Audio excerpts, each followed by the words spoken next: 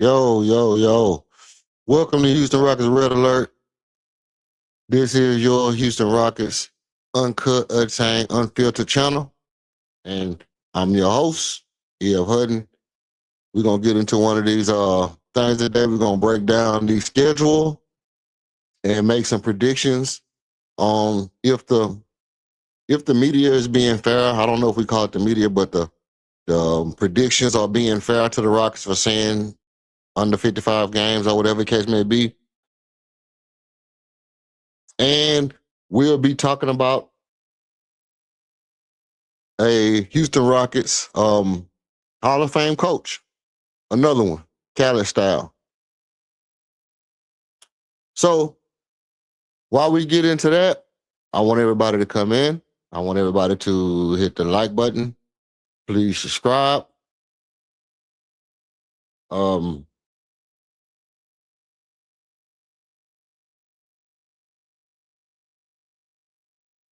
And let's talk about I'm gonna give y'all a little rundown on what I think about Mike D'Antoni's Hall of Fame nomination and induction. All right. Cool beans, cool beans. Look, most people know Mike D'Antoni as the orchestrator of Phoenix's 7 seconds or less offense. Don't worry about defense.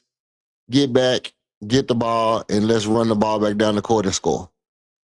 You know, you play defense, you be in the right position, you're not going to overexert yourself, but the main thing we want to do is get up as many shots as fast as possible and just kind of push the pace of the game to the actual absolute max. Mike D'Antoni actually won the Coach of the Year twice. One year was the year with Steve Nash in 2005. Another year was 2017, which he was a Houston Rockets and he coached James Harden.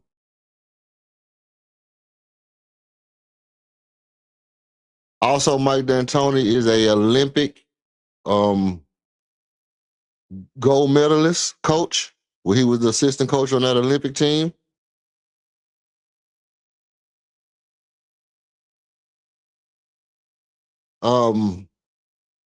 With the Rockets, he had a high percentage rate of almost 70%. And I think the thing that stands out the most about Mike D'Antoni is the thing that Rockets fans always talk about without saying it. Because, I mean, as Rockets fans, we always say this. We say, man, he should be watching film of this person. He should be watching film of this person. Jabari should be watching film of Dennis Rodman. Reed Shepard should be watching film of John Stockton. And that's pretty accurate. That's a pretty accurate way to develop a superstar player is by saying you have these same exact things in your tool bag. You don't have to you don't have to play the exact same way, but this thing that he did is in your tool bag and you can do it as well. And I want to put you in this position to do it. And that's what Mike D'Antoni did with James Harden when he got here. James Harden was still playing the shooting guard. They was consistently trying to find point guards to play with him. And Mike D'Antoni came directly in. He said, hey, look, I'm going to give you these film. I want you to watch these film. And they watched film of, they watched all the film of Steve Nash. And he showed James Harden the pocket pass, the skip pass, cross court, back passing, all the things he showed James Harden, splitting the defense, how to run the pick and roll like Steve. He showed James Harden all these things that James Harden eventually would use to go on to be, one of the best offensive players, a top 3, top 4 offensive player of all time. Right? And that's largely contributed to Mike D'Antoni. think my mic a little hot. Let me see if I can get it down a little bit. All right.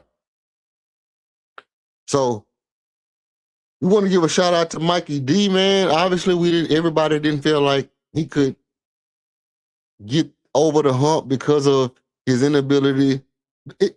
People say he couldn't coach defense. Coaching defense ain't a thing. Like, it ain't a thing you can't do. It's a thing that doesn't go with your philosophy sometimes. What people have to realize about defensive and offensive coaches is a defensive coach is a person who says, hey, we're going to play with a certain tempo. This tempo is going to allow us to get back 3-4 people in transition defense. From our offense, when this play is over, we're going to crash the boards. We're going to make them commit people to the rebound. And and if they get the rebound, we're still going to be able to get 3 and 4 people back on defense. Our offensive coach says, when we shoot the ball, we're going to commit a person to the rebound and see if they can get it back. But we're going to get back down the court, try to get the defensive rebound so we can run back up the court full speed. We're not spending a lot of time, trying to get offensive rebounds and trying to stop guys on the defensive end. We just want to get back and be in position and get your legs back under you, because as soon as the ball come off the rim, we finna zoom back down the court full speed. And I often tell people that Mike D'Antoni's genius of one of the reasons James Harden was barely hurt was because of Mike D'Antoni's coaching.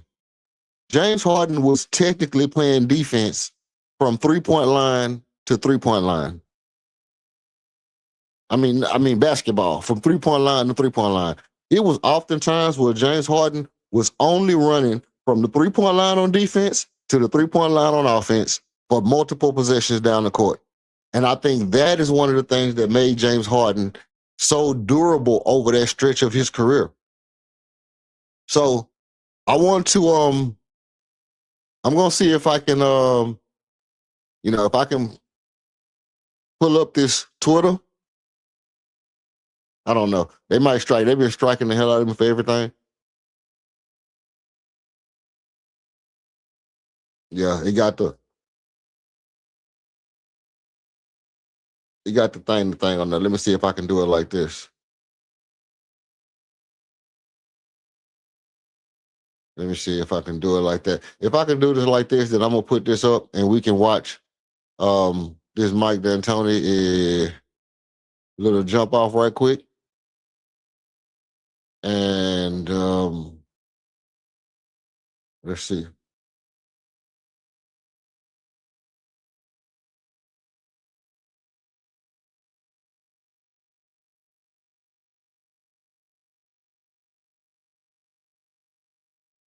Okay, let's see if we can get this on the screen without.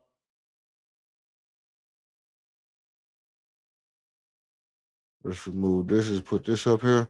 All right, let's watch and see what Mike D'Antoni had to say. You can't see the bottom because I had to try to do that, but let's. But my philosophy had to change to maximize this guy, James Harden.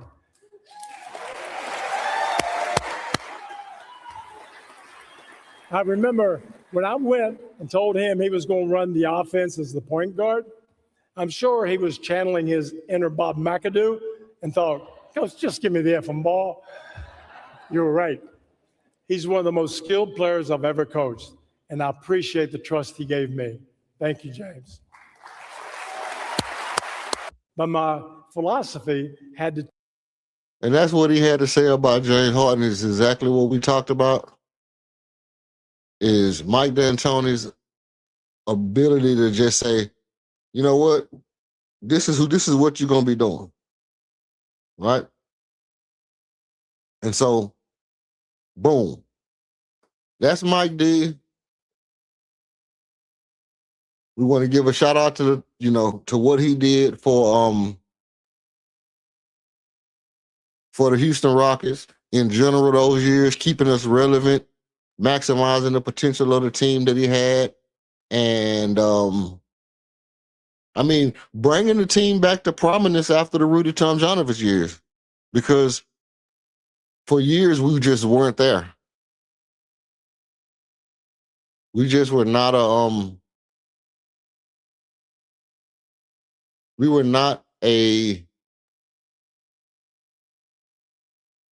you know, not that team. We was not that team that was going to be thought of as the let's see something.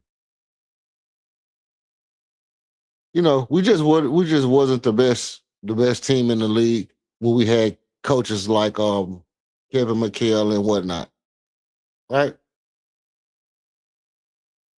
I think we all can agree to that.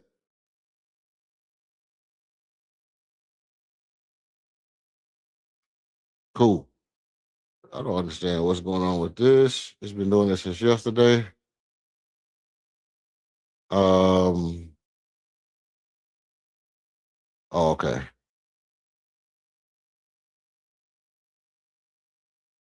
No, that's not it. Okay, let's try that. Well, let's get this up. We're gonna take this off now. I'm screen sharing that. And I'm gonna get up on here and I'm gonna go ahead and get to these trying to get my other presentation ready.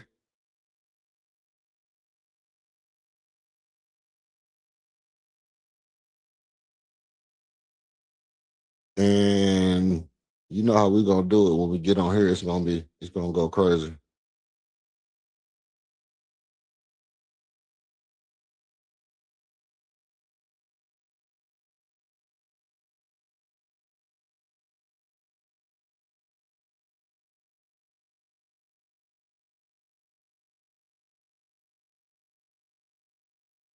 What in the Sam sneeze is going on?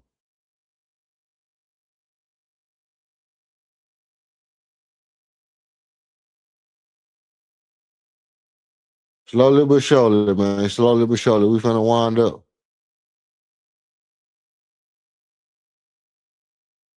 Why is it doing that? Let's go. Let's see. Share screen. Uh, that's what we want.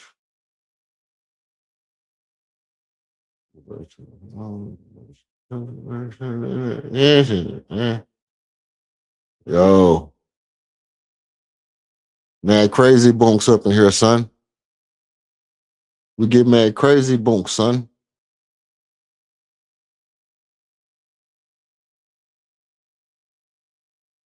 There we go. Now we get mad crazy bunks. All right. Now,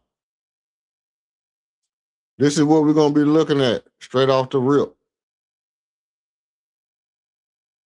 This, we're gonna start with the preseason.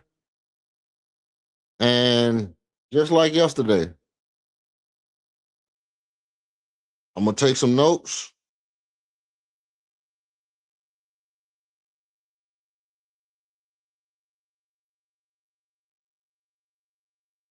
I'm not just gonna look at it and say, "Oh yeah, that's a win, that's a loss, that's a win, that's a loss." I'm gonna actually go over some breakdowns. I'm gonna be looking at one, last year's head to head, see how we fared against the other team.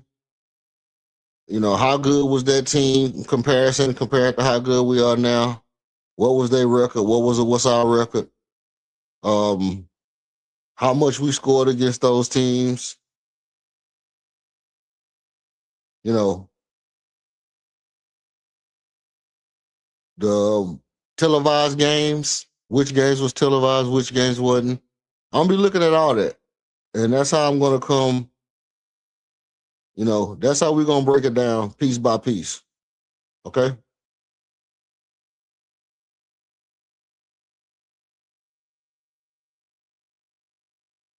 Basically what I want to find out is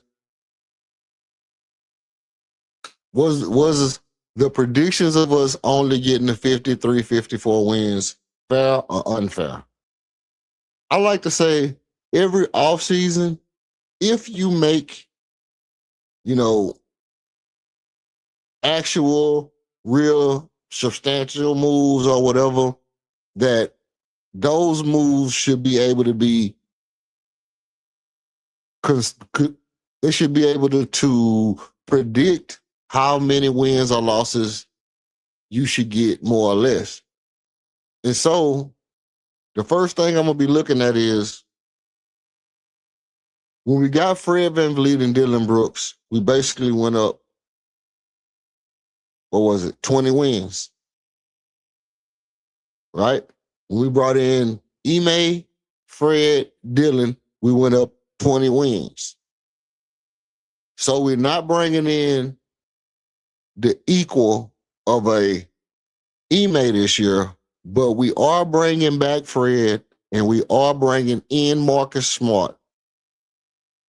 So I'm not going to say we're going to go from 50 to 70 wins. That would be a little bit ridiculous. But I'm going to assume off the bat that each one of those players should give us, 2 wins, 3 wins apiece. Right? So on just that alone, just from Fred coming back and bringing in Marcus Smart, I would assume that we're 5 games better. Despite who else is doing what, I would assume we're 5 games better than we were last year, just based off of Fred coming back and bringing in Marcus Smart. Mind you, Alperen Sengun is going to be healthier. Amen Thompson is looking like Thanos. It's going to be a lot that contributes to our wins and losses this year, not just the schedule. Right? Not just the schedule. So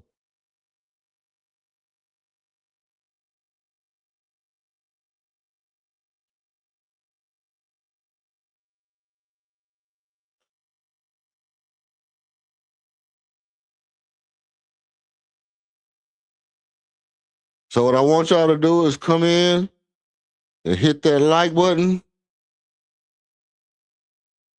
for your boy. All right. Now,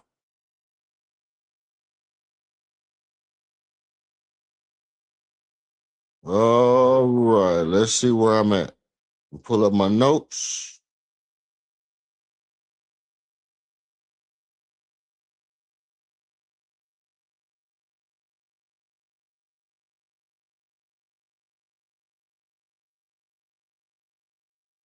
Let me get my notes together.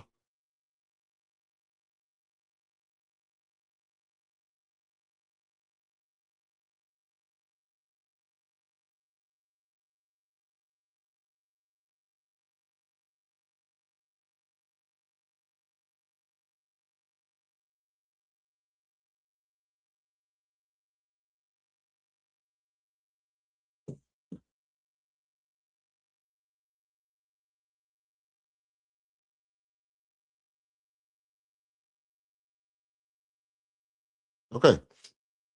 Now, the first thing we want to do is we want to say, from the preseason, obviously the preseason don't count as much as the rest of the games, but we are going to count, what the preseason actually feels like. What does it feel like in the preseason? Because look, we don't have a ton of rookies. We don't have a bunch of guys that we want to, let's see how he plays. Let's see how the next guy plays, or this, that, and the third. We don't necessarily have that. What we have is guys we want to get warmed up, guys we want to get in position.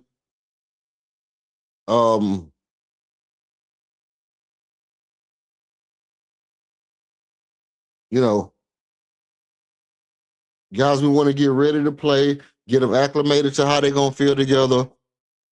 Kevin Durrant and Fred VanVleet has never played together before, so we want to get those guys used to playing together and start to build momentum to come out and set the league on fire. So this won't be a regular preseason where it's like, hey, Reed, hey, Bruce Thornton, hey, Copeland, let's see if y'all are stars in the making or anything like that. It's not really going to be that. They'll get some burn. Obviously, they'll get some burn, but we're not going to be just looking in the preseason to see, if we have a star and how that star is going to look on the team. So the one thing we know is that Cooper Flagg is going to play for Dallas, right? So I would actually put Dallas as a loss.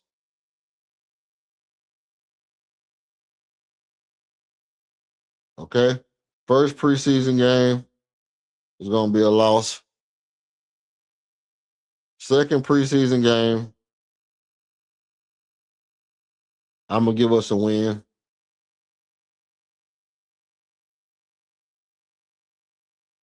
Because I don't think, by the second preseason game, we'll start playing for real. The first preseason game, I think, is going to be like getting warmed up. Oklahoma City, that's a loss. Okay. Now,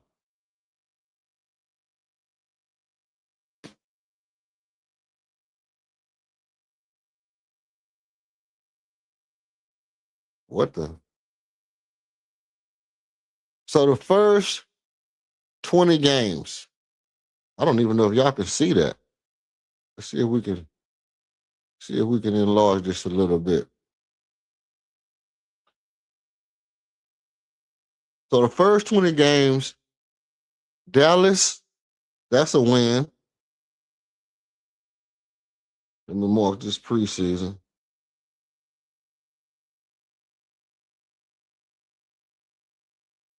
I'm giving us a win for Dallas. And San Antonio, I want to say we get the dub here.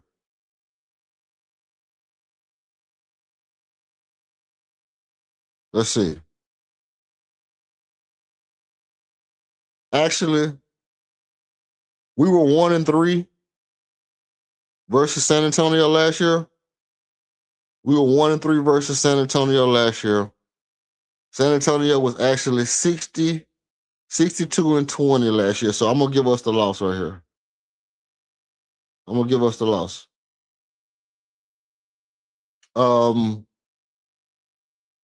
Atlanta, we was 2-0 against Atlanta last year. We scored 110 points. I don't really think they can keep up with us.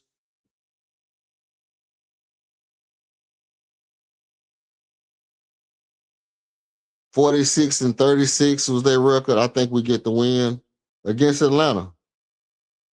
I think Atlanta is a dub. Okay.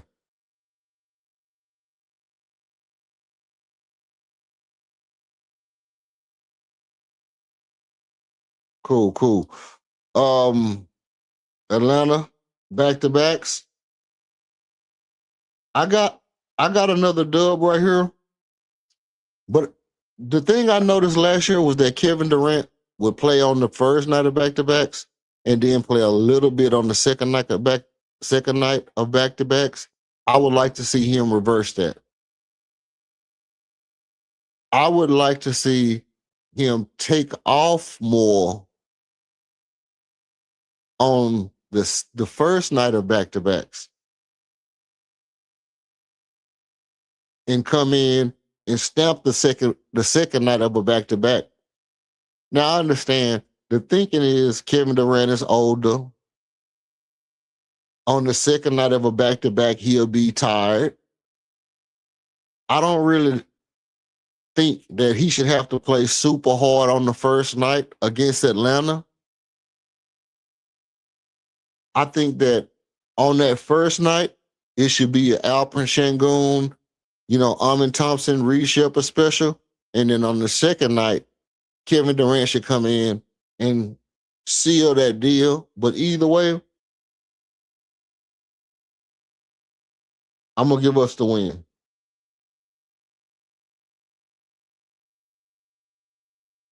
Okay? I'm gonna give us the win. Um, I should have did them like this. Let me say something. Anyway, Milwaukee win. Dallas win.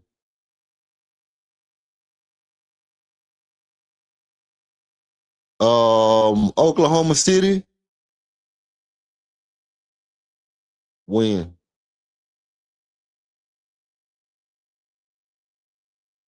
Actually,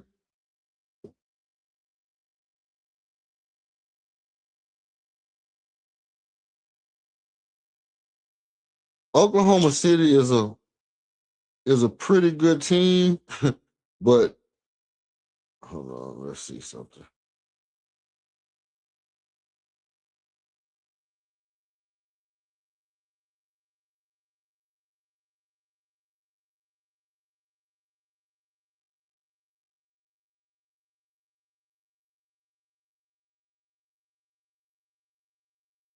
Okay, look, Oklahoma City is a good team. They could be on a decline if Jay Will don't get healthy.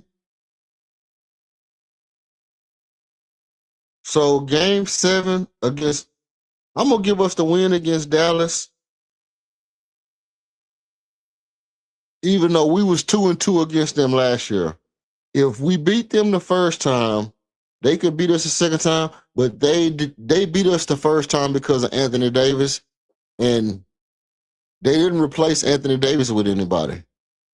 They did get a draft pick, but they didn't really replace Anthony Davis with anybody. They got rid of Clay.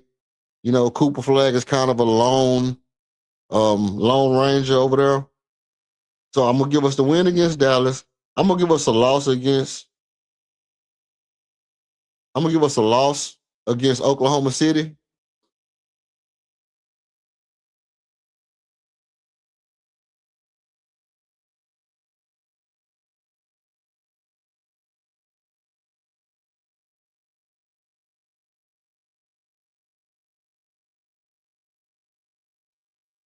And let's see. Okay. Boston.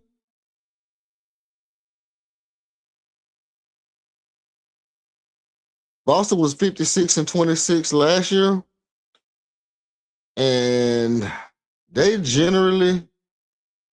Let's see the score. Hold on. We actually scored 110 against Boston. Um,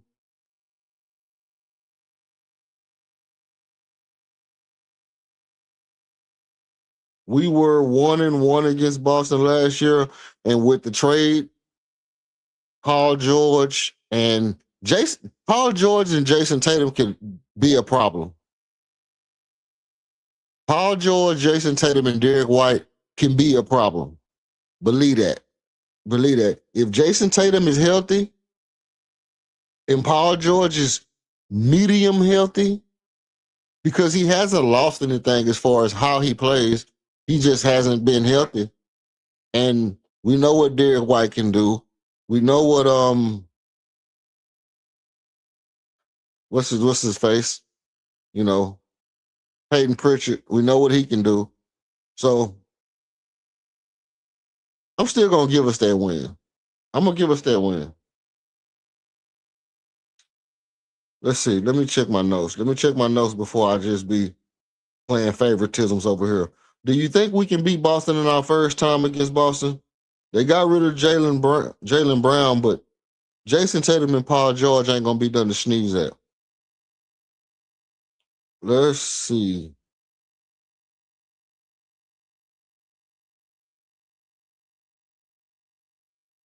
Okay. Okay.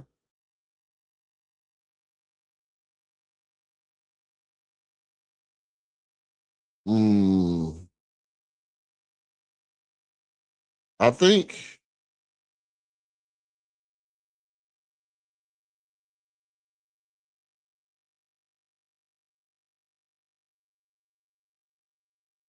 I'm gonna go win against Boston for now. I'm gonna go win against Boston. I'm gonna put a little because you know I always assume we should beat the teams we're supposed to beat, but barring any injuries or you know bad games from players because of mental stuff or whatever the case may be, you never know. You never know. But Minnesota, I'm giving us a loss against Minnesota. I would almost go down the line and put 0-4 against Minnesota this year. Okay? So I don't think we're going to beat Minnesota one time this year. Reason being is because who you going to put Armin on? Who you going to put Armin on? You going to put Armin on LaMelo Ball? You going to put Tari on LaMelo Ball? Going to be hella fouls. You going to put Armin on Anthony Edwards? That means Armin not going to have a good offensive game. So, anyway, I'm going to go. What in the hell? Oh, yeah. I'm going to go loss against Minnesota.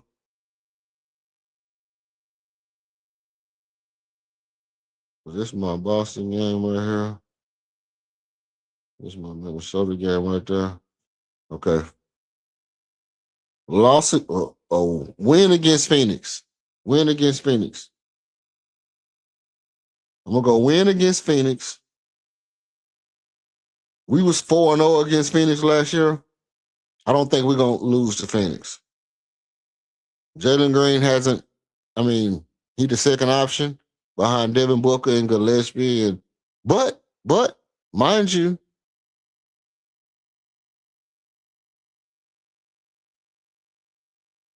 come on, Mollywop. Come on, Mollywop. Could be the second coming of Joel Embiid over there. Not really that good, but he could definitely be, you know, the Kemba Mutombo with a decent 3-point shot. He could be the Kemba Mutombo with a decent 3-point shot. I mean, he's 7'2"? I think he is like 7'2". And if Kamal Maliwash could have a big leap this year for Phoenix, Phoenix could be a loss, but for right now, I'm gonna give us the win against Phoenix. Also, Denver is a loss. As long as they got Jokic, I'm gonna say that it's a possibility we take that loss against Denver. Golden State Warriors is a loss. Uh, you know what? I'm gonna say we win that. I'm gonna say we win that because yeah, no. I think we beat Golden State. We was 2-1 against them last year. We scored 111 points against them, and they was 37-45. I think we can beat Golden State at game number 12. So yeah, I'm gonna give us the win against Golden State Warriors. The Utah Jazz, on the other hand, could be looking better. But we did score 130 points against Utah last year. They was 22-60 in a tanking year. I don't think they're going to be that bad this year. They have Jaren Jackson. They have Larry Markkinen. They have 3 good rookies.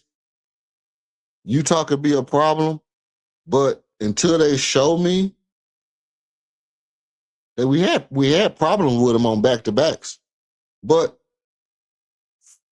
first game of the season against Utah, I'm gonna give us the W. Okay, where we at? Oh, we're not at 20 yet.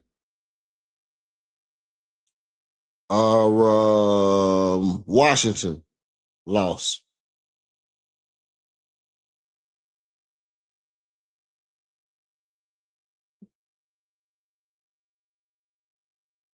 I'm giving us a loss against Washington because I think Trey Young, Anthony Davis, AJ DeBonster, Alex Saw, they just have a strong team over there. And I don't know if Trey is actually playing like Trey. He got a chip on his shoulder, and AD is inspired to really want to play ball, and he's making Alex Saw better because obviously playing with AD is going to make Alex Saw a lot better. They got Champagne brother over there. They got good, nice talent over there in Washington. I think Washington could be a problem. So for that Washington game at Washington, I'm giving us a loss. All right.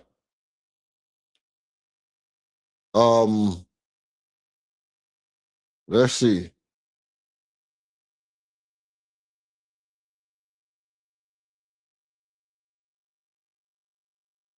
Now, Miami lost.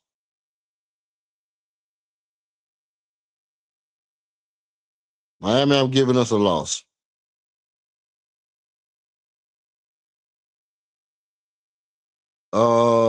Indiana, if Bone is back, I would give us another loss right here.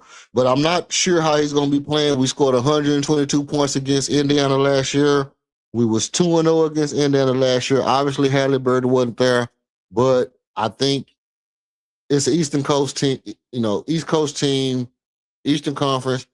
Not strong defense. Pascal Siakam, Halliburton. What else do they got? Zubac is on that team, right? Halliburton, Pascal Siakam, and Zubac is a good team.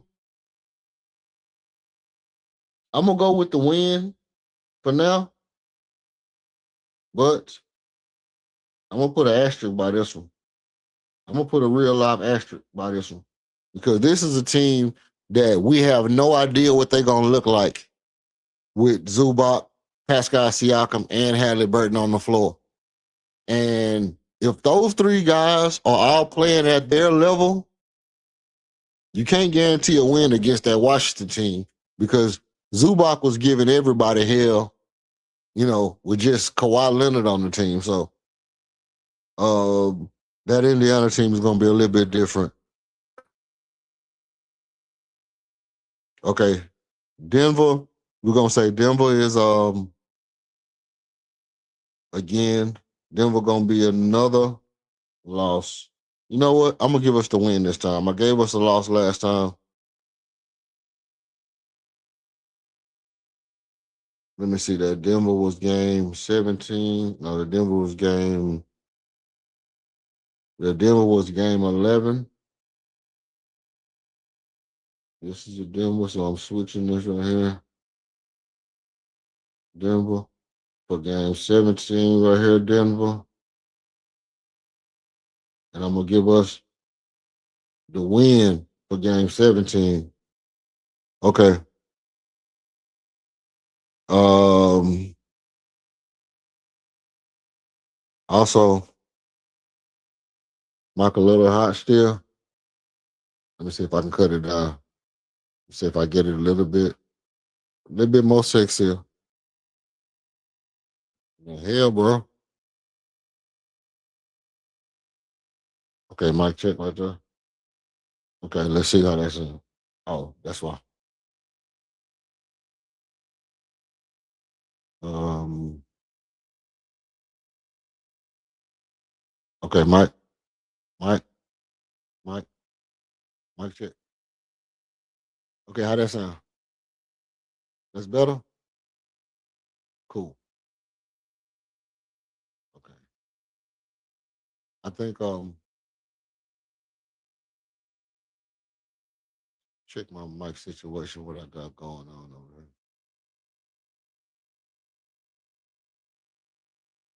Okay. How this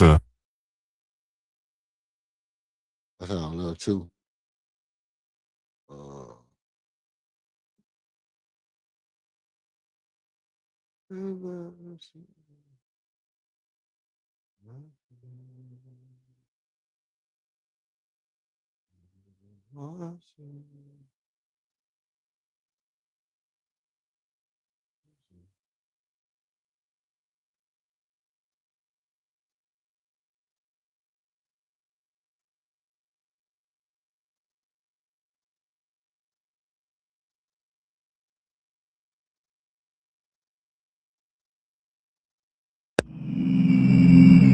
Gone.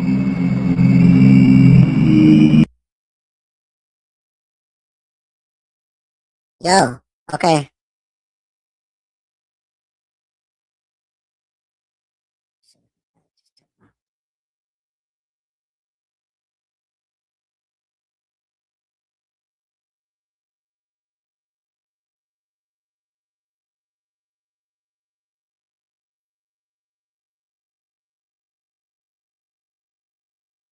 Okay, my check. Yo, somebody in my. Okay, hold on. Let me get my.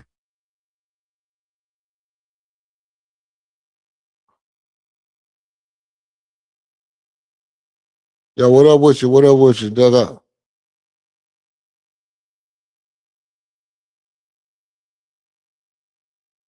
Shout out to you. Shout out to you, brother.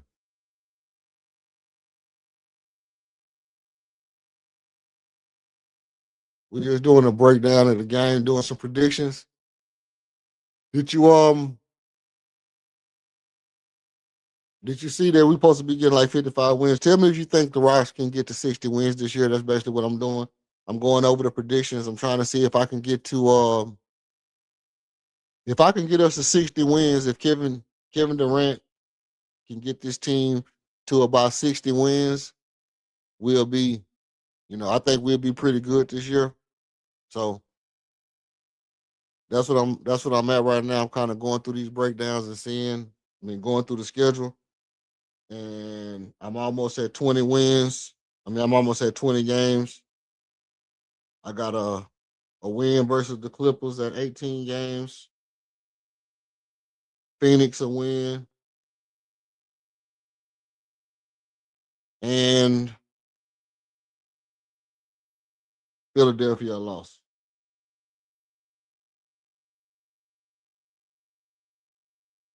And I got a loss for Philadelphia. That's kind of where we at, man. Hey, I hope you subscribe, man. Hope you like the video and subscribe. I'm glad you like the content. Also, the link in the chat. If you ever want to come up and give a take or just talk chop, you know what I'm saying? Always open panel. Now, that being said, let's see if we can get into the next 20 games.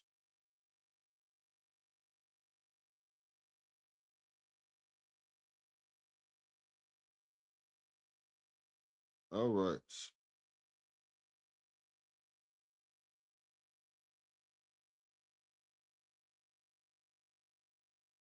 LA Lakers. What happened?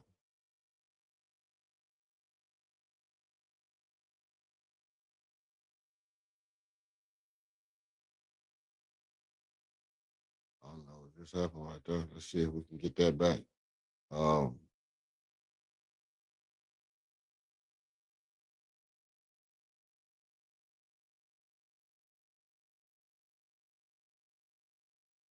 okay. Let's see. Okay, LA Lakers. It's on NBC. The Rockets usually play good when they on TV. So I'm gonna actually give them the win against the Lakers. Um Toronto, win against Toronto.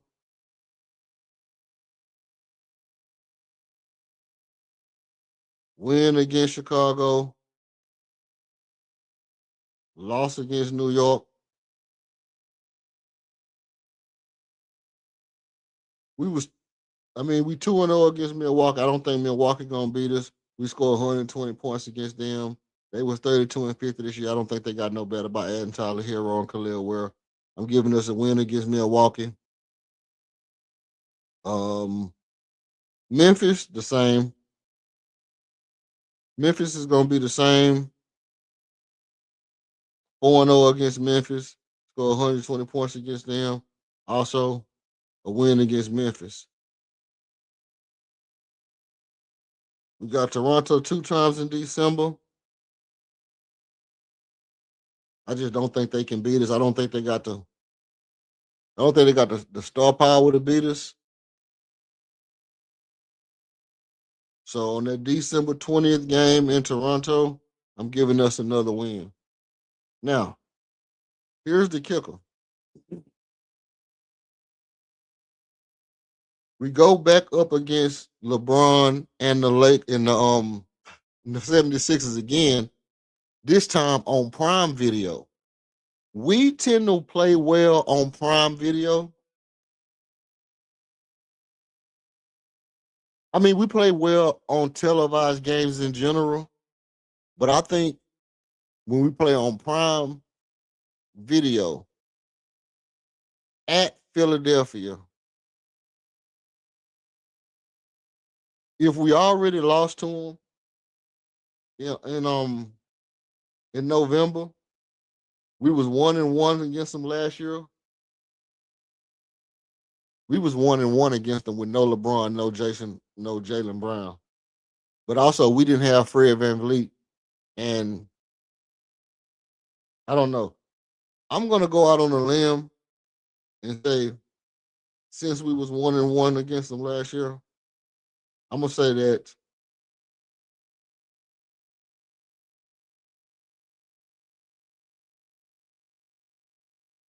we get this win. Because ultimately, they got Jaylen Brown, we got Kevin Durrant. They got Tyrese Maxey, we got Amen Thompson.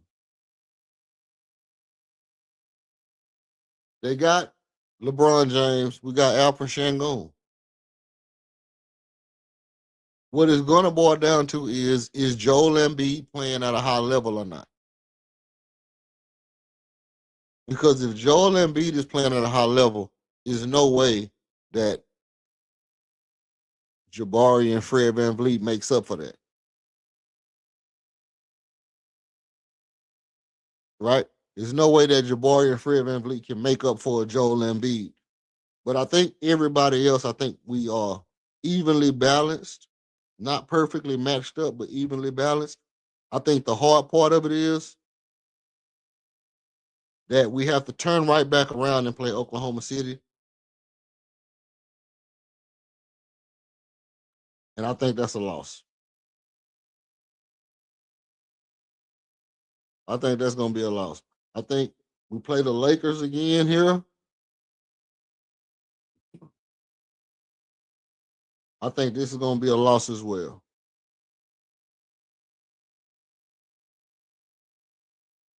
Yeah, I think this is also going to be a loss. Then we play Golden State. I'm going to give us 3 losses in a row. No, I'm not going to give us 3 losses in a row. I don't think I can do that. I don't think it makes sense to give us 3 losses in a row yet. This is a nice win streak. 3 and a loss. 4, 2 losses.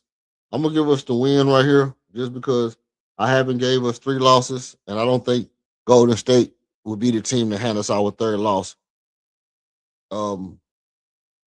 Okay. 32.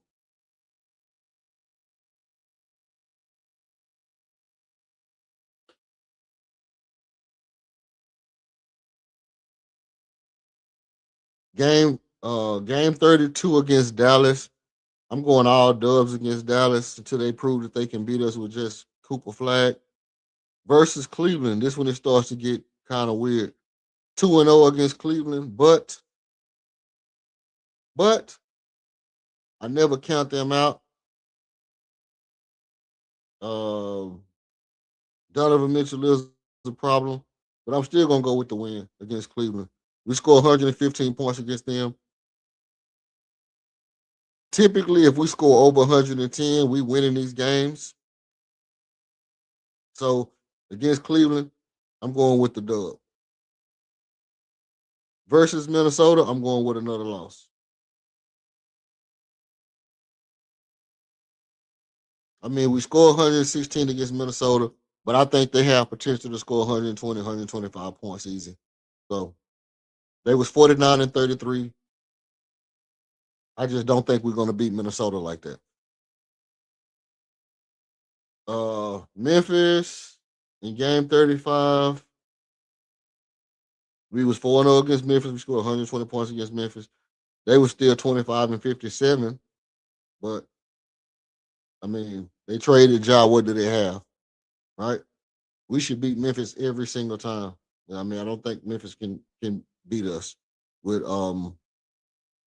I forget old buddy name, but I like him. The little point guard Spencer, little Spencer dude be balling. Brooklyn, y'all already know that's an automatic dub. Boston,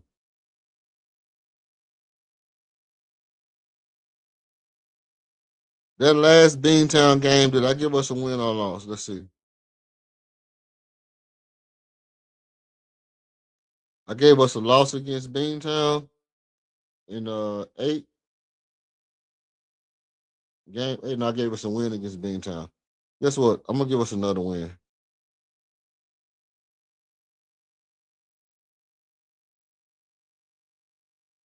I'm gonna give us another win for game 37 against Boston.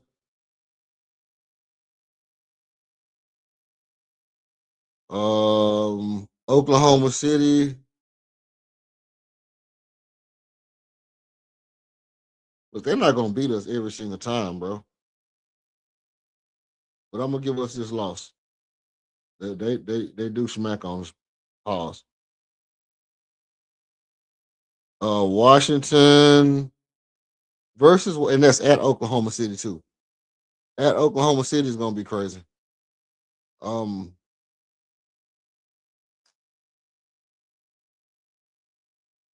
and when is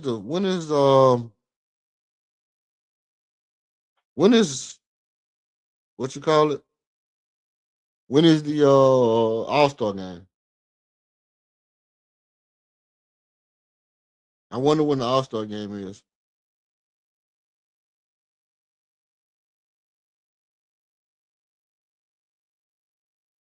$38. Let's see, 39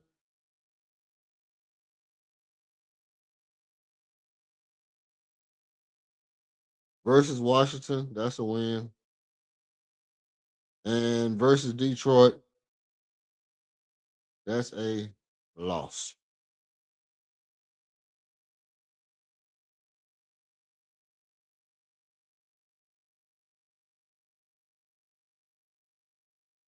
Where's the All-Star break, bro? Let me check when the All-Star break is. Let me check when the All-Star break is.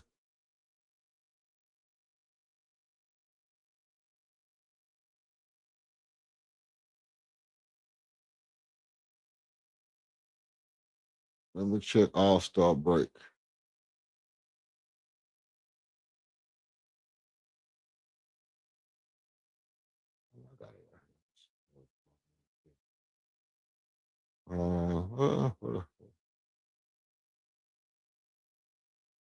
Don't say. Well, you know, ESPN don't have when the All-Star break is right off the bat.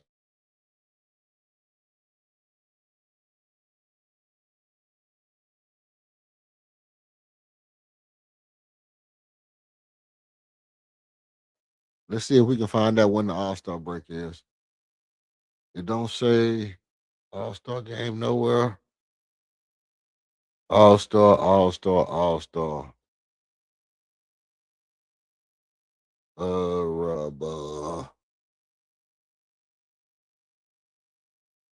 Let's see.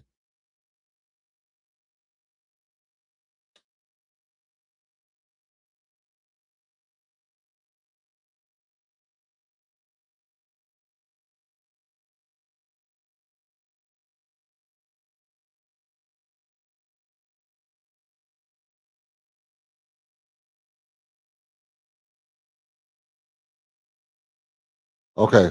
The All-Star game is gonna be February 21st. Okay.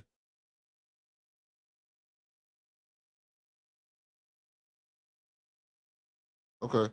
So that's about game 50. So we'll stop when we get to like 57. We'll stop when we get to like 57 and we'll review the wins and losses up into the All-Star break.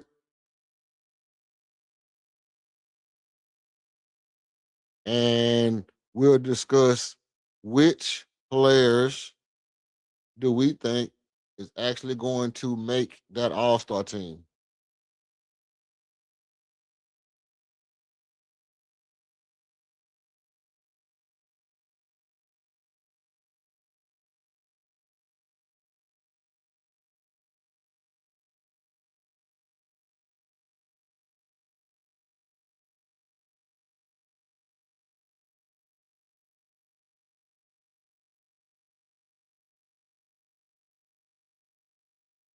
Okay, let's see.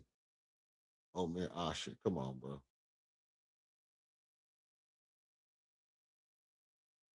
Um, okay, let's get back to this right here. Share the screen over here. Let me pull this back up. We'll go back into the videos. Where they at though? Where they at though? Where they at though? Oh, okay. All right. Let's get back to it. What was this game? 40. So we on game 41 through 60. We're gonna stop at the All-Star break at game 57, which is February the 21st. So around February, yeah, after February the 18th, which is game 57, I'm gonna stop. I'll give it a little review as to where we feel like the Rockets will be at that point, and then we'll proceed from there. Okay, boom. Game 41. Is that a win or a loss? Memphis, I think Memphis for sure, like I said before, is a win. Memphis is a win. Again, game 42, Minnesota is a loss. Game 43, this Charlotte game. Hey, is this our first time playing Charlotte? I'm gonna give us a win over Charlotte all day, every day. Orlando, we don't know what Orlando gonna look like. We never know if Pablo Banchero is gonna actually play well or not. What is up with this dude? Like Pablo Banchero, I'm gonna tell you who he's starting to look like to me. Pablo Banchero is starting to feel like Andrew Wiggins or like Tyreek Evans. Like this dude is a legit superstar. This dude is a legit superstar. And it makes me wonder what Cam Whitmore would have been if he would have went higher in the draft and went to a team by itself. Because Paulo Banchero and Cam Whitmore kind of got the same, I want to say, kind of like demeanor. They're happy, they like to play, they want to play, they real special talents, athletic wise, but at the same time, it's like you never know what you're gonna get from them. Whatever their coach is doing over there is like sucking the potential right out of their future. It's one of the most random things I've ever seen in basketball. Is how Paulo Banchero lights up the league, but absolutely cannot put it together. He is so close to being a Carmelo Anthony type player that it's ridiculous. But nothing. Just burned through his whole career. What was that? I'm on game 43. 44. That Orlando game, I'm gonna say we win that 45. San Antonio, definitely gonna be a loss. New Orleans, 46. Win that. Orlando again, 47. Win that. We got a Dallas game right here at 48. Win that. Utah at 49. Win that. I'm gonna say we're gonna lose that game. I'm gonna give us that loss right there against Utah. Because I gotta calculate for the fact that they're not gonna be trying to lose next year. And with Larry Marketing, Jaren Jackson, Ace Bailey, Darren Peterson, we never know what the hell they're gonna look like. Keontae George or whatever his name is, we never know what they're gonna look like. I'm gonna assume from the way they played us last year at the end of the year that they can get off for a win. So I'm gonna give Utah that win. Even though we was 3-1 against them last year, I'm gonna go 2-2 against them this year for Utah. Just because of the fact that I don't think I think they're not gonna be trying to lose as much this year. Game 50 against Phoenix. I'm going to win against Phoenix. Sacramento, I'm going to win against Sacramento. 52. Who was game 50? Utah, I'm going to win against Utah in this game. Sacramento again, I'm going to win against them. I'm going to the All-Star break. I mean, we killing going into the All-Star break.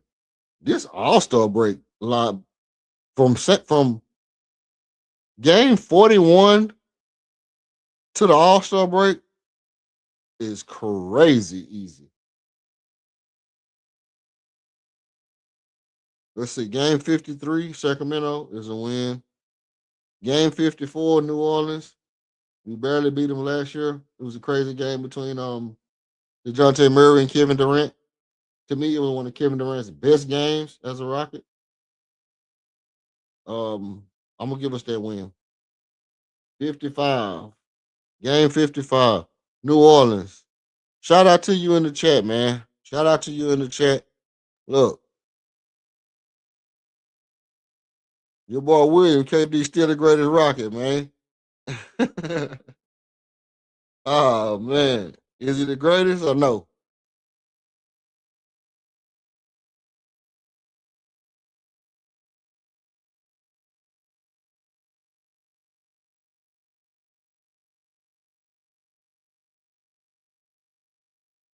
Chill, bro. Chill. Um, where we at? 55. Game 55 versus Denver.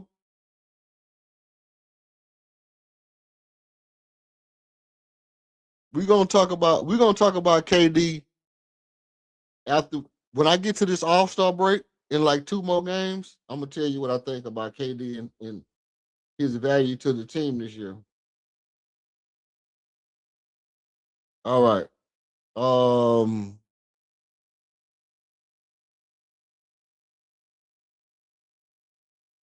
let's see. This is 55 against Denver. I'm gonna give us I'm gonna give us a win against Denver this time. Did I give us a win against Denver over here? No, that was Dallas. All right, 56, game 56. LA Clippers win. 57, LA Lakers. I got no respect for this team right now. And it's not just because of all the white boys on there, because the white boys they got is some goons. They got some goons over there. Because Walker Kessler is a goon. He actually get a chance to not be on the bench, whatever. Um,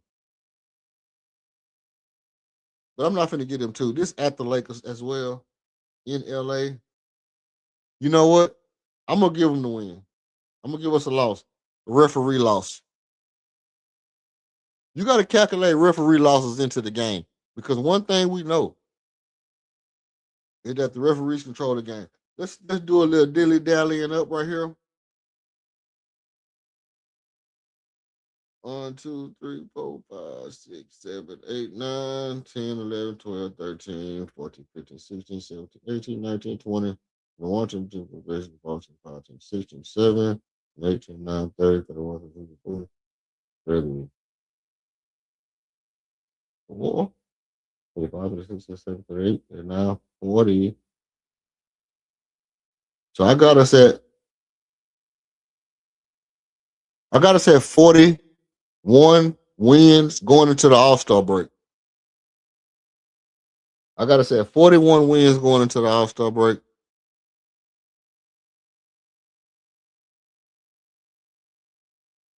And maybe that's a smidgen high. Maybe that's a little smidgen high. But I think 41 wins going into the All-Star break is a good record.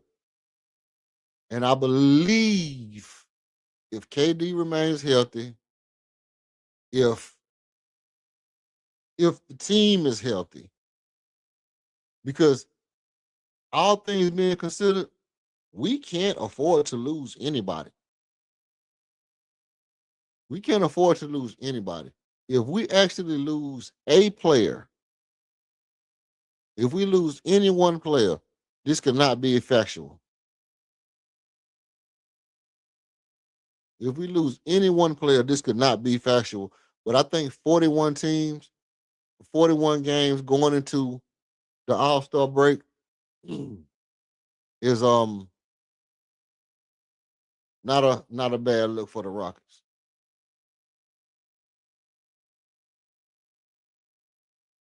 Are there any players that we assume is going to be an actual All-Star this year?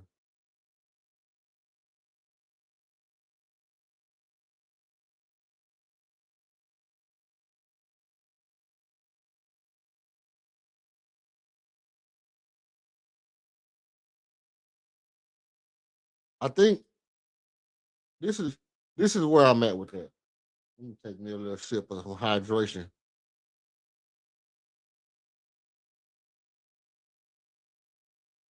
Excuse me. Slightly parched. Hey, look, I think ultimately, if this Rockets team does this, in order for us to do exactly what we did on this paper right here, if we get to 40, if we get to 40 wins by the All-Star break, that's 57 games. It's only 22 games left in the season, or whatever the case may be. 25 games left in the season. I think the Rockets will be poised to have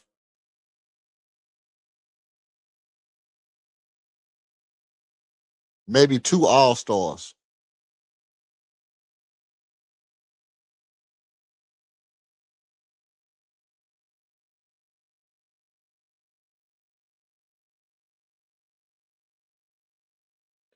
The only thing is that I think Alfred Şengün has been making it to the All-Star game. And chances are, because of how he played last year, they're going to get a little LP fatigue. It's going to be a little bit of LP fatigue this year. And maybe he won't make it to the All-Star game because of how he didn't do shit last year in the All-Star game. He didn't do nothing last year in the All-Star game. Last year, I was like, if LP just throw a behind the back pass, just throw it. Just do it. He didn't do nothing.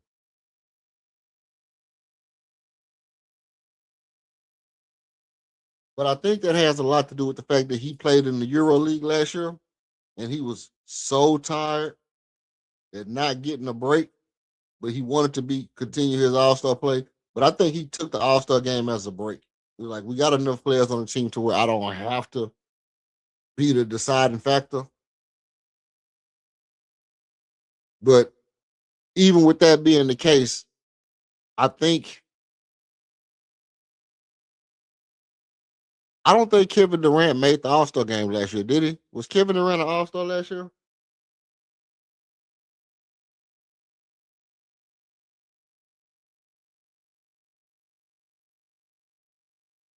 Let's check. Let's see if KD was an All-Star last year. Because I don't remember him being an All-Star last year, which is absurd. Kevin Durant not being an All-Star last year is insane.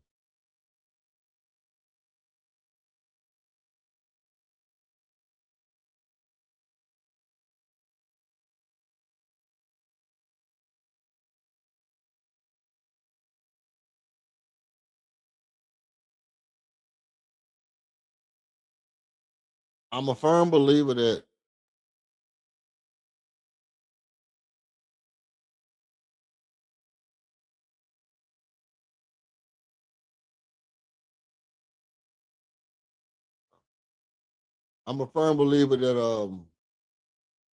KD, Alper Şengün, and Armin Thompson could all be All-Stars this year. On poise to have a great season. Because look, listen, a lot of times you will have 2, 3 All-Stars if you won the championship last year. And it's like a reward for your team being good the year before.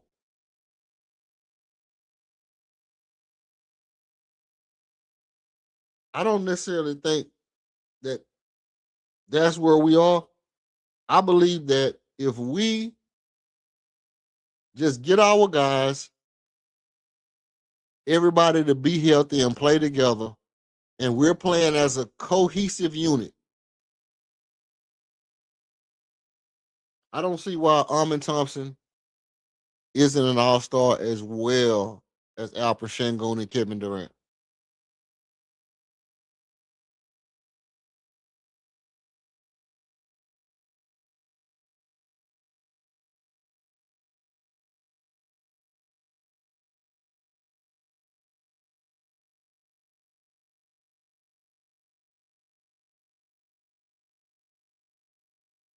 Tell me what you think. Do you think KD is an All-Star this year?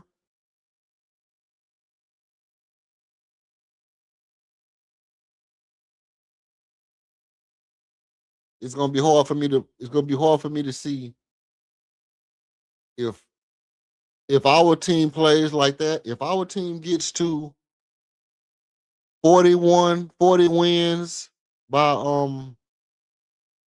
if the team gets to 40 wins by the All-Star break, it'll be hard for me to believe that KD is not gonna be an All-Star. It'll be hard for me to believe that Armin would not be an All-Star.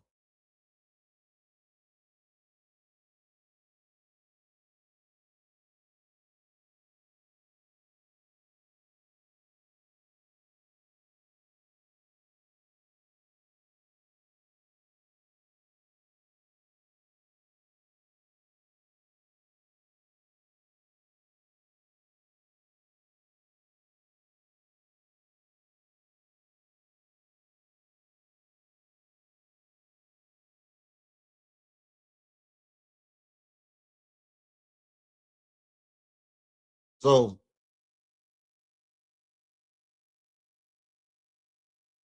hmm,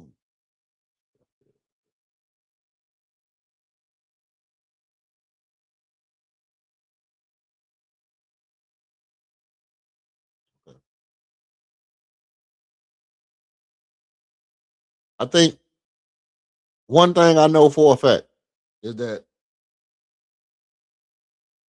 see, people mistake me for what I say for, like, I got a problem with Kevin Durant and I don't see his value or this or that. No, that's not the thing. That's not the thing. I think responsibility and blame go together. Something like that. So like when I start talking about basketball, I'm gonna start from the top, from the head of the snake. I'm gonna initially start with Raphael Stone, not really from Timmy Fertitta, because basically, Timmy Fertitta is he just, you know, he just the guy that owned the game. It's like if you buy 2K27, I can't blame you for losing if you're not playing the game. You just bought the game so other people can come play a tournament. And that's kind of how I feel about Tim and Fertitta. I mean, if you stinking up the joint and you being a bad owner and you don't want to play players and you can't hire the right GM and all this and that, then yeah, we'll eventually look at you. But we have to look at who's in the position to constantly be moving and making an impact on what's happening on the court. Tillman bought the team. He already had a general manager in place.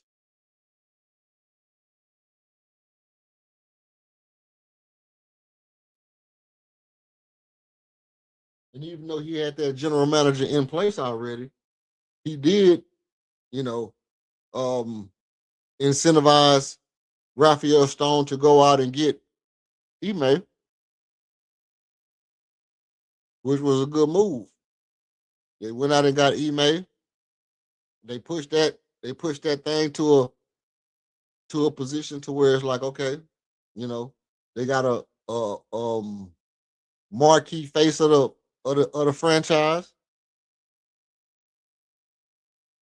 and to where you don't look at the team and say, hey, this is Kevin Durant's culture, or this is Armin Thompson's culture. You look at the team and say, this is Houston Rocket culture. This is Houston Rocket basketball. The culture, the brand of the team right now is Ime Udoka. You know that this team is going to be feisty. You know that they're going to play with a lot of high energy. They're going to be physical. Physicality is going to be high every game. It's going to be, it ain't going to be no tit for tat going on without somebody getting riled up. There's going to be some cuss words on the floor. Somebody going to be some B's. It's going to be some MFers out there. There's going to be some rah-rah. Going to be some rah-rah. That's part of what the Houston Rockets are now. And that's largely because of Ime. So, but when I start to look at who's to blame for this or that, the proper order is Stone, Ime, Durant. Stone, Ime, Durant. I can't put the blame on Alperen Sengun before I put blame on Kevin Durant. If Alperen Sengun is not as good as he was last year, because I heard this a lot last year, Alperen Sengun took a step back. And people say, well, Alperen Sengun took a step back from where he was last year. And I say, well, if Alperen Sengun took a step back from where he was last year, I can't put the blame on LP. I got to say your superstar is supposed to make the players around him better. Your Hall of Fame player is supposed to make the people around him better. If you're not making the people around you better, then ultimately I got to attribute some of that blame to you as a superstar player. Right? So that's one of the problems that I have. I don't think Sengun defense is horrible. See, if you'd have been on the stream last year, well, let me ask you this: did you watch the playoffs? Did you watch the playoffs last year? Sengun, okay. If you watched the playoff last year against the Lakers, what I want you to do is you're a Lakers fan. Okay, you're a Lakers fan. Shout out to the Lakers fan. My brother's a Lakers fan. Great. Let me ask you this. Who played better defense on LeBron, KD or Sengun?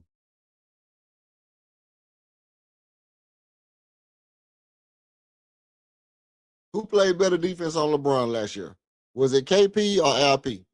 KD or LP? You a great person to have in the chat right now. You a Lakers fan.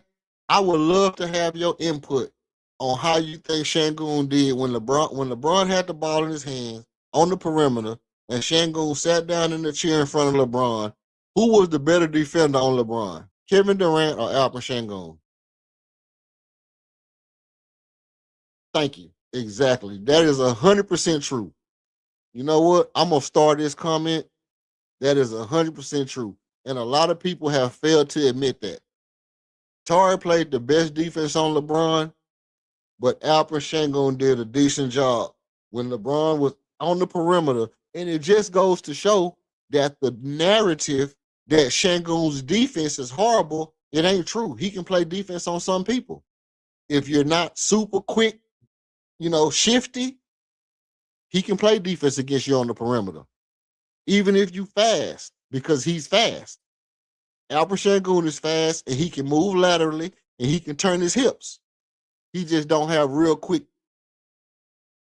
he don't anticipate real quick and he don't have real quick feet as far as once he anticipate getting his body into that position. He's 7'2".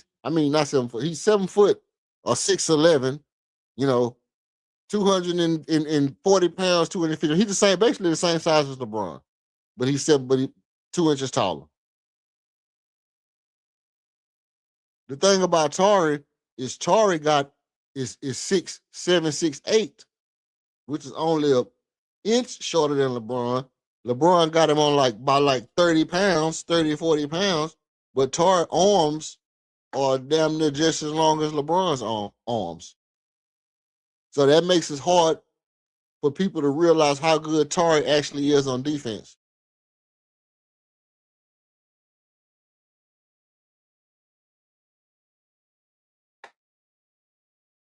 I'd like to know what you think about your team this year. You rocking with it? You rocking with the Luka, Walker, Kessler, and Austin Reeves team? Looking like the 1980s Boston Celtics?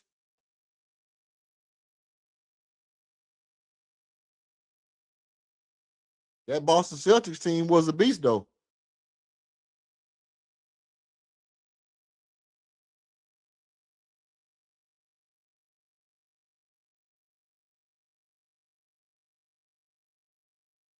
Let's see. I think Alperen's defense is way, way underrated. Way, way underrated. When he first got into the league, he wasn't as smart defensively as he is now, but he was always a committed defender. One thing Alperen has always been able to do defensively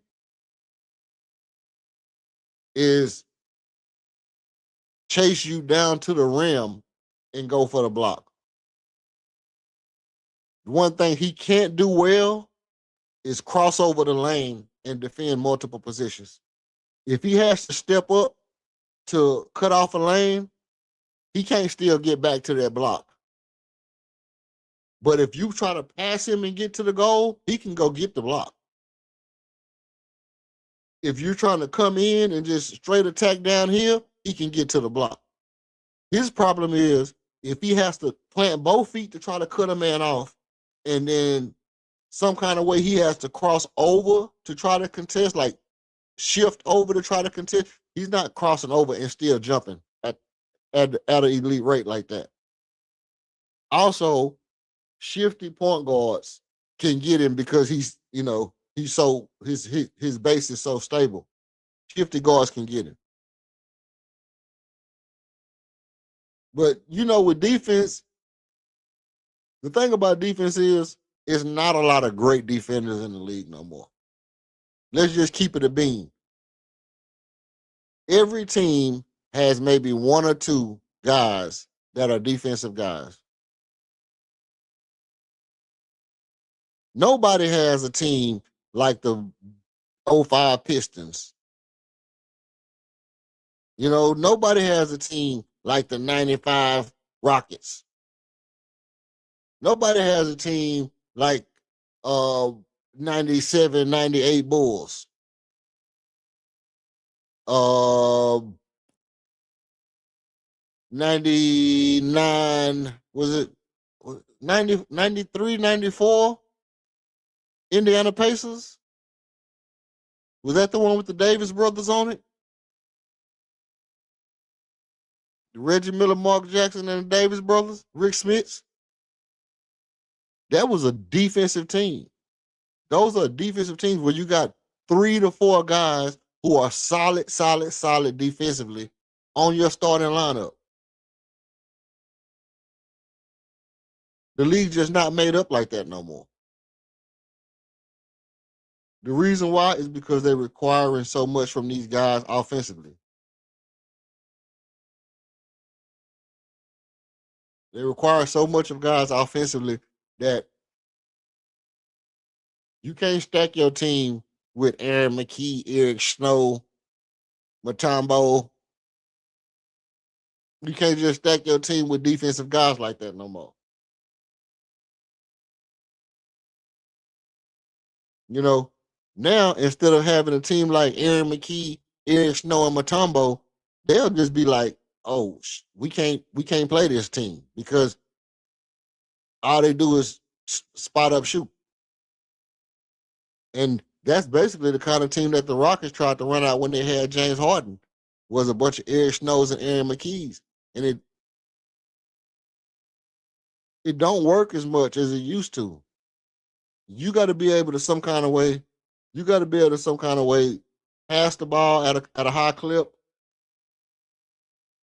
Yes, you got to be able to shoot the 3-pointer, but it's almost getting to where now you have to be able to put the ball on the deck. You have to be able to put the ball on the deck, and you have to be able to make that skip pass. Because putting the ball on the deck and getting the ball to the corner 3 is almost one of the most valued things in the NBA right now. Since with the advent of the spacing era and this positionless type style basketball, putting the ball on the deck from the wing position and being able to get the ball all the way to the corner, bro, that takes a lot of pressure off your point guard. It allows for the coach to be more dynamic in his play calling and not to always have to put the ball in the hands of the star on consecutive possessions. It allows other players to get the ball, draw the defense, and get to start the ball on the back end.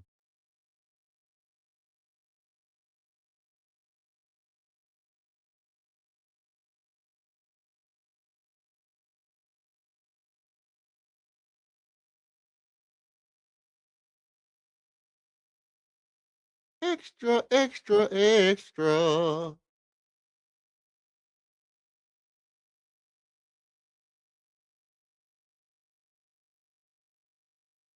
All right. So what I want everybody to do, man, we're gonna keep it going. I'm gonna jump back in a little while and tap into the. Y'all let me know if y'all want me to keep going with the schedule. Or we'll bring that back tomorrow and we'll do the back half of the schedule after the All-Star break. You know what I'm gonna do? I'm gonna go ahead and knock this out. And then I might clip this up and put this into some clips. But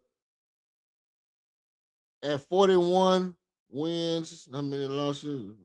Well, we'll do the losses by how many wins we got, won't we?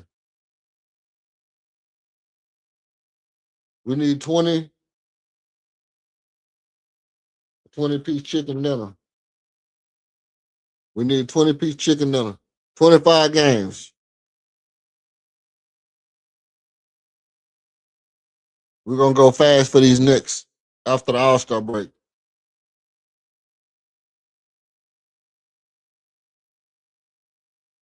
Lost to the Lakers.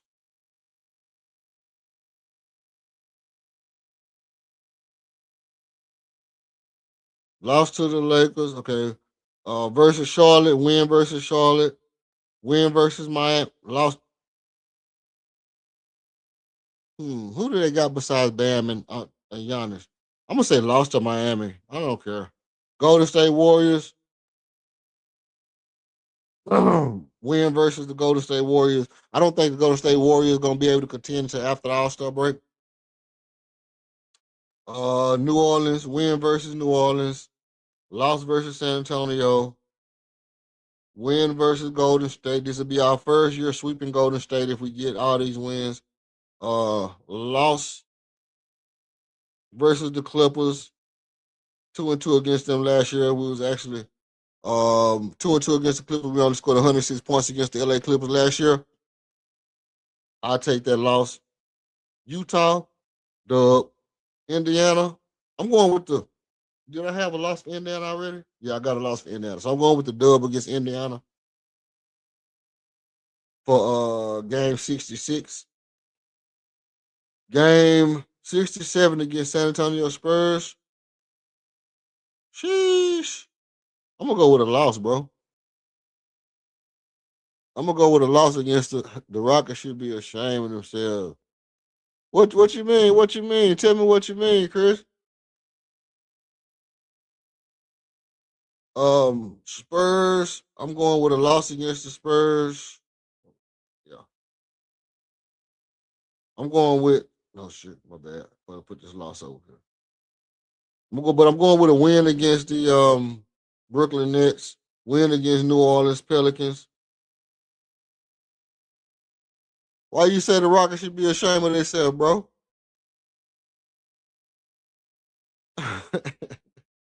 You mean because we didn't go get Russ? Or because we're gonna have 3 All-Stars this year in Phoenix? Um,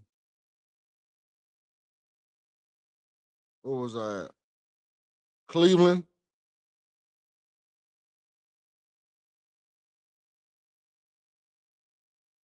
Win against Cleveland. We're gonna be a win against Cleveland.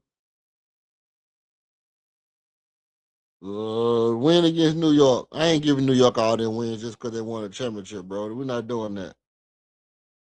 I'm gonna say we're gonna beat Detroit. Kay Cunningham gonna be hurt by the time we get to Detroit in game 72.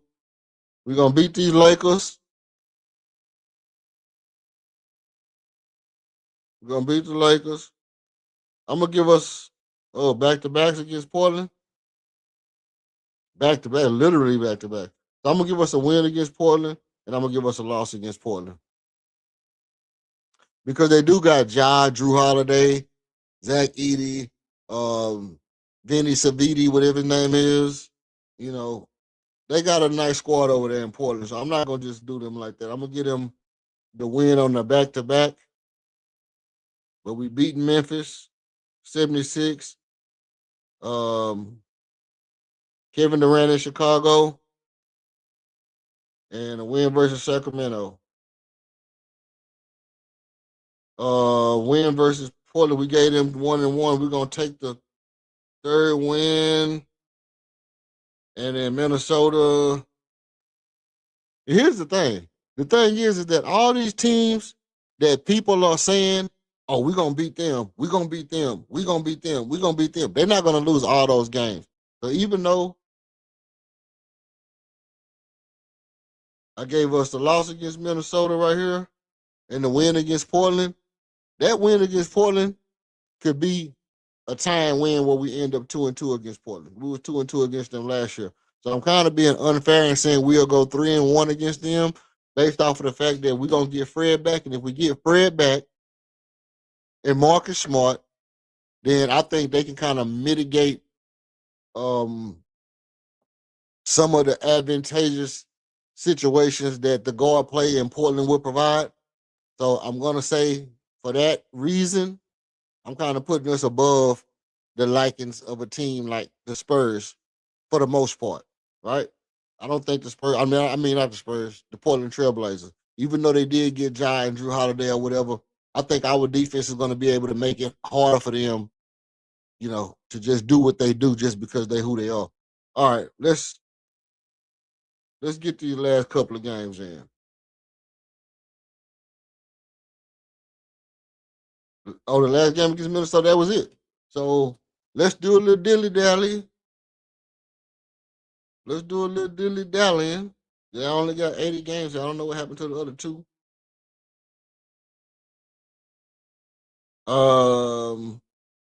Let's do a little dilly. Oh, I got him in the front side. Never mind. 41 plus. I got 16 right here. I got 41 plus 16. So shit, y'all know. Y'all already know.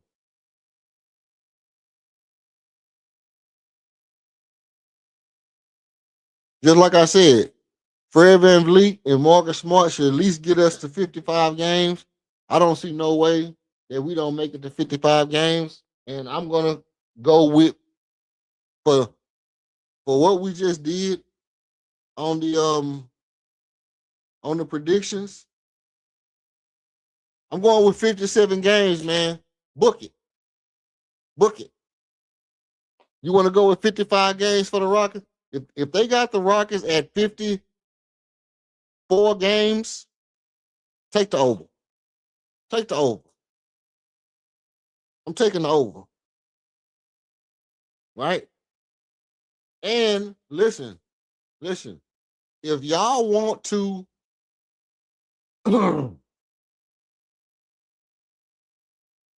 sub up, like, and subscribe to this, because I have my predictions for every game. And if y'all want to come back and check my predictions before every game, before you make your little bets, if you want to get what I have right here, based off of my stats, my analytics, my wins and losses, whether or not we play good on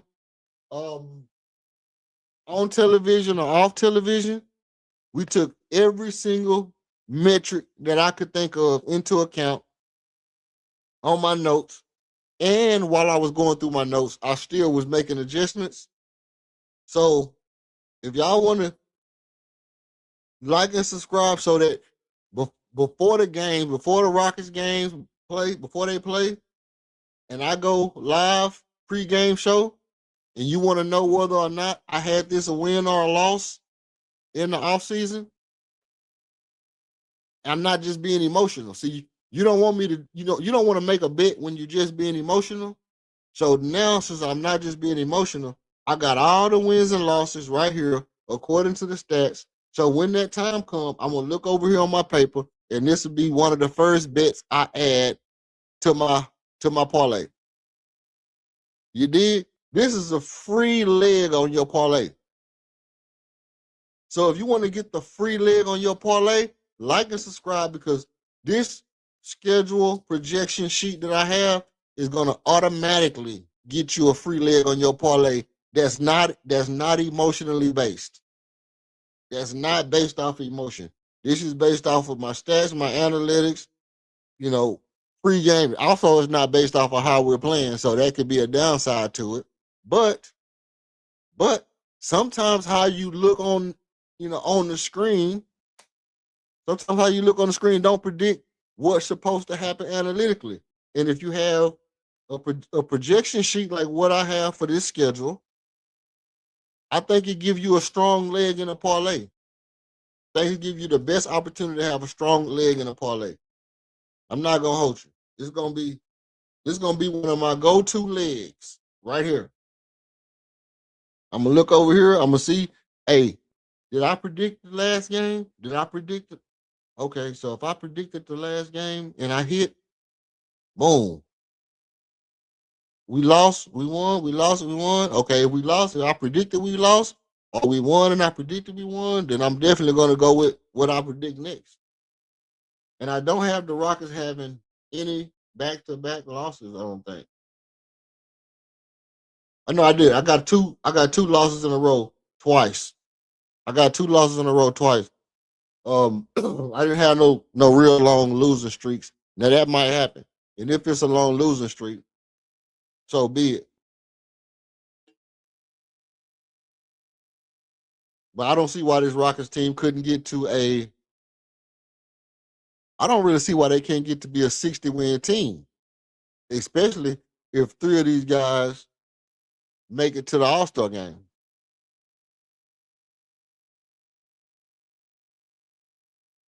Your boys get the ball and they get to playing like they supposed to. One thing about it is you have to believe. I mean, even if you believing in that your team is going to have some problems, you still want to believe that your team is going to live up to who they supposed to be. What they said, not just their potential, but who they supposed to be as a unit, right? So just like me and William was talking about Alperen Şengün's defense, even though he has some flaws to his defense, we pointed out one of his strong suits in his defense is that he can literally hold your power forward on the perimeter. First of all, I mean, I've said a million times that Alperen Şengün is a power forward, not a center. That goes without saying. But I think his perimeter defense makes a big difference as far as when he gets switched on to players that's supposed to be orchestrating the offense at that position. When you look at guys like LeBron James and Paolo Banchero and Chet Holmgren and guys like that who's supposed to be orchestrating at that position, and they supposed to really be the guy that can move the ball, that can draw the double team, and Alperen Şengün can sit down in the chair and use his size and GURPS to, negate the penetration from a bigger player and kind of stop them from orchestrating the offense at a high level. I think that make a big difference.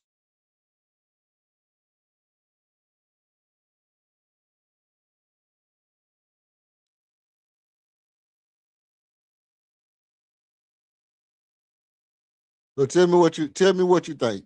57 wins, is it low enough? Is it high enough? Right now we got the Rockets at 57 wins. Matter of fact, let me put a little poll in the chat.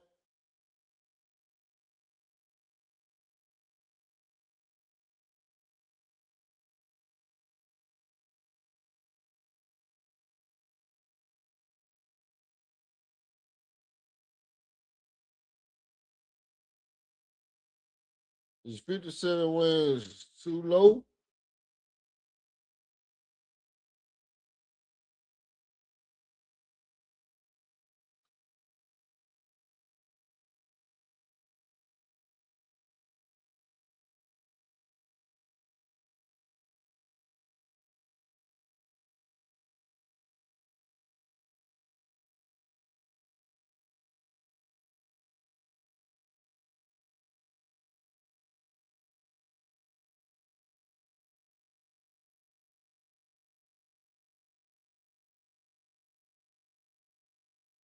Too high.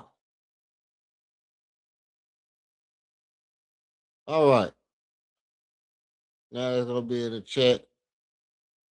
It's gonna be the poll. We're gonna see how it pan out. I will add another option. Let me see. Hold on. Let me edit that. Let me edit that.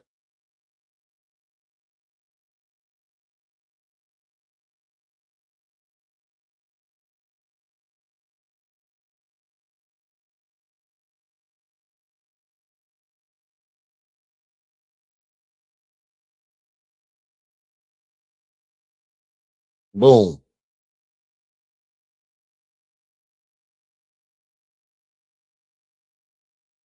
Yep.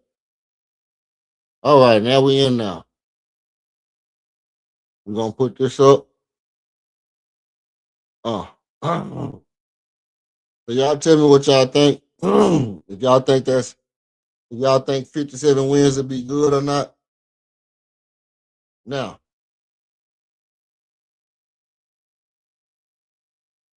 this is what I think about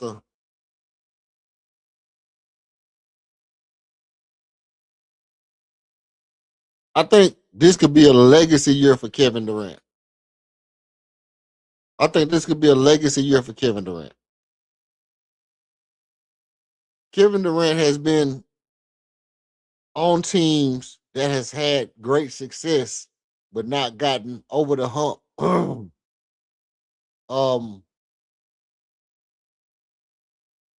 While depending on him the most. That's what people mean when they say bus driver, bus rider, bus driver, bus rider. It sounds kind of, man, you know what I mean? Kind of rainbow colorish, but what they mean is when your team depends on you the most, more than anybody else, every other body, can your team win a championship? And this could be a legacy year for Kevin Durant, not by winning a championship, but just by getting into the Western Conference Finals. If Kevin Durant gets this team into the Western Conference Finals, this could be a legacy year for Kevin Durant. You know, one of Chris Paul's biggest moments in his career to most fans? Ask any fan about Chris Paul and say, hey, do you feel like what Chris Paul did with OKC was one of the best things he did in his career? And they'd be like, what you mean? Well, the fact that he went there and took that team that was supposed to not be good, got them into the playoff, kind of showed them how to have that fight and kind of catapulted that team into what they became. And if you sit there and think about it, what Chris Paul did with the Oklahoma City Thunder when he went to OKC and got that young scrappy team to scrap that was supposed to be a nothing burger, got that young scrappy team to scrap their way into that bubble playoff run, that's what made the Oklahoma City who they are. And I think that's largely a contribution to who Chris Paul is. The question you have to ask yourself is Kevin Durant that same kind of leader? I have defended Kevin Durant by saying this. Kevin Durant is not that kind of leader, but he's the kind of leader that if you watch what he does and you mimic it on the court and how he practices, work ethic type situation type thing. If you mimic that, he's a great leader. Now, if he doesn't get your team to the Western Conference Finals, you can't mimic that. That's not what you want to mimic. You want him to get your team to the Western Conference Finals, get your team over humps, beat guys, beat teams that you're supposed to beat, teams that you're not supposed to beat. That's what you want to be able to, because when you say Kevin Durant is a leader by example, well, practice? We're talking about practice? We're talking about practice. Leading by example because of practice? No, we're not doing that. I gave Kevin Durant that pass last year. When people were saying Kevin Durant, I said, man, look, he looked like a great leader to me.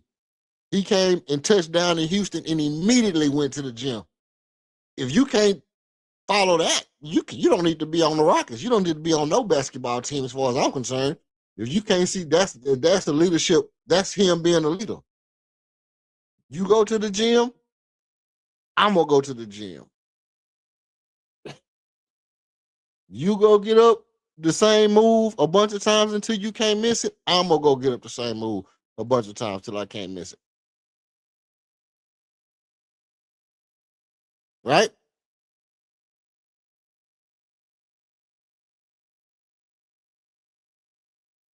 Look at it. So I said Kevin Durant is a good leader. I said Kevin Durant is a good leader. I protected him on that front. What's up? What's up with you, KOD? Y'all already know what time it is. I said Kevin Durant is a good leader on that front. I protected him on that front. But here's my thing. If Kevin Durant leads by example and he can't get the team into the Western Conference Finals, then I can't call him a good leader no more because I gave him the he leads by example pass. So therefore he can be a good leader. But if you can't get your team to the Western Conference Finals, I don't know if we want to follow your lead.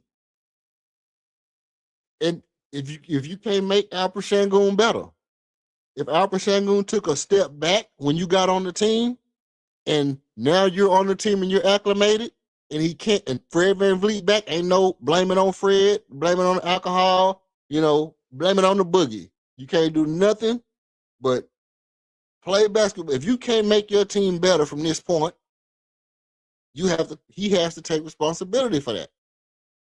I can't give him the good leader pass on lead by example. If the lead by example don't get you to where what you want to follow, right? I mean, like if I don't want to follow that lead, then okay, lead by example don't work. Right? Like if I say, well, I lead by example, and I'm riding down the street kicking over trash cans, but I lead by example. I don't know if I want to ride down the street kick over trash cans. Well, I lead by example.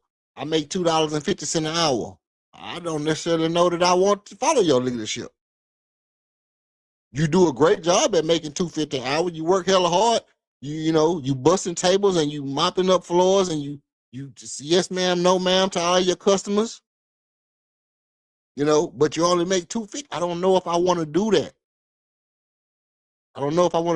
So that's the lead by example problem that I have with Kevin Durant. It's not necessarily a problem. It's me saying ahead of time, this could be a legacy year if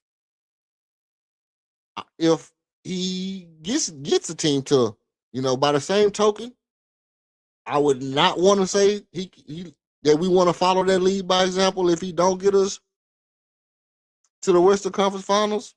By the same token, if everybody healthy and we do get to the Western Conference Finals, then I'm gonna double down and say I told y'all he was a great effing leader. Told y'all he was a great leader. All the Twitter stuff, man, I told y'all he didn't do that. Told y'all it don't make no sense. It took him a little while to get acclimated. He had to tell some people some stuff they didn't want to hear. Bump heads with email according to what I believe. And finally, the things gelled and he got us over the hump. Because we're putting the responsibility from the head down. Stone, Ime, KD.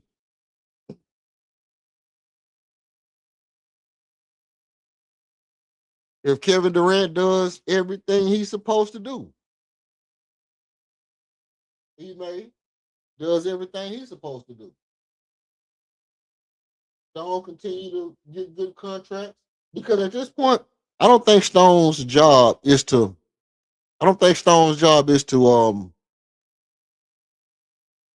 like make trades and do all this and that. I think Stone has solidified himself as I'm gonna make sure the contracts is tight.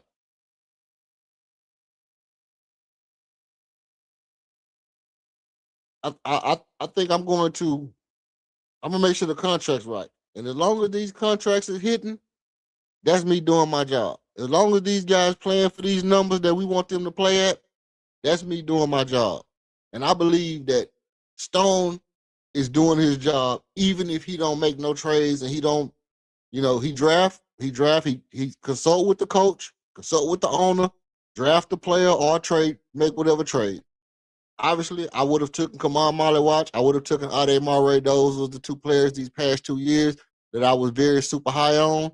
Both of them are looking like they're going to be problems for the Rockets in upcoming years. We're not going to talk about that right now. We'll wait until we see them in the season. But Stone is doing his job. Ime is doing his job to the best of his ability, being as though he only got the players that he's supposed to have.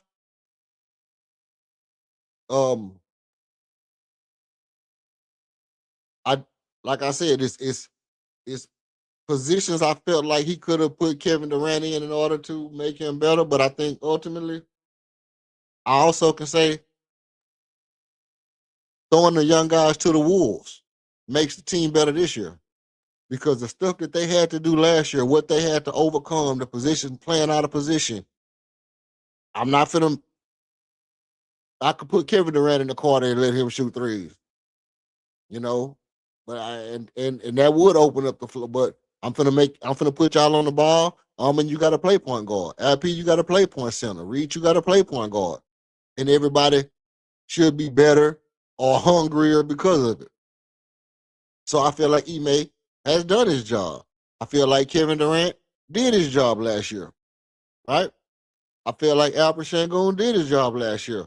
But ultimately, if the top four people, if the Stone, if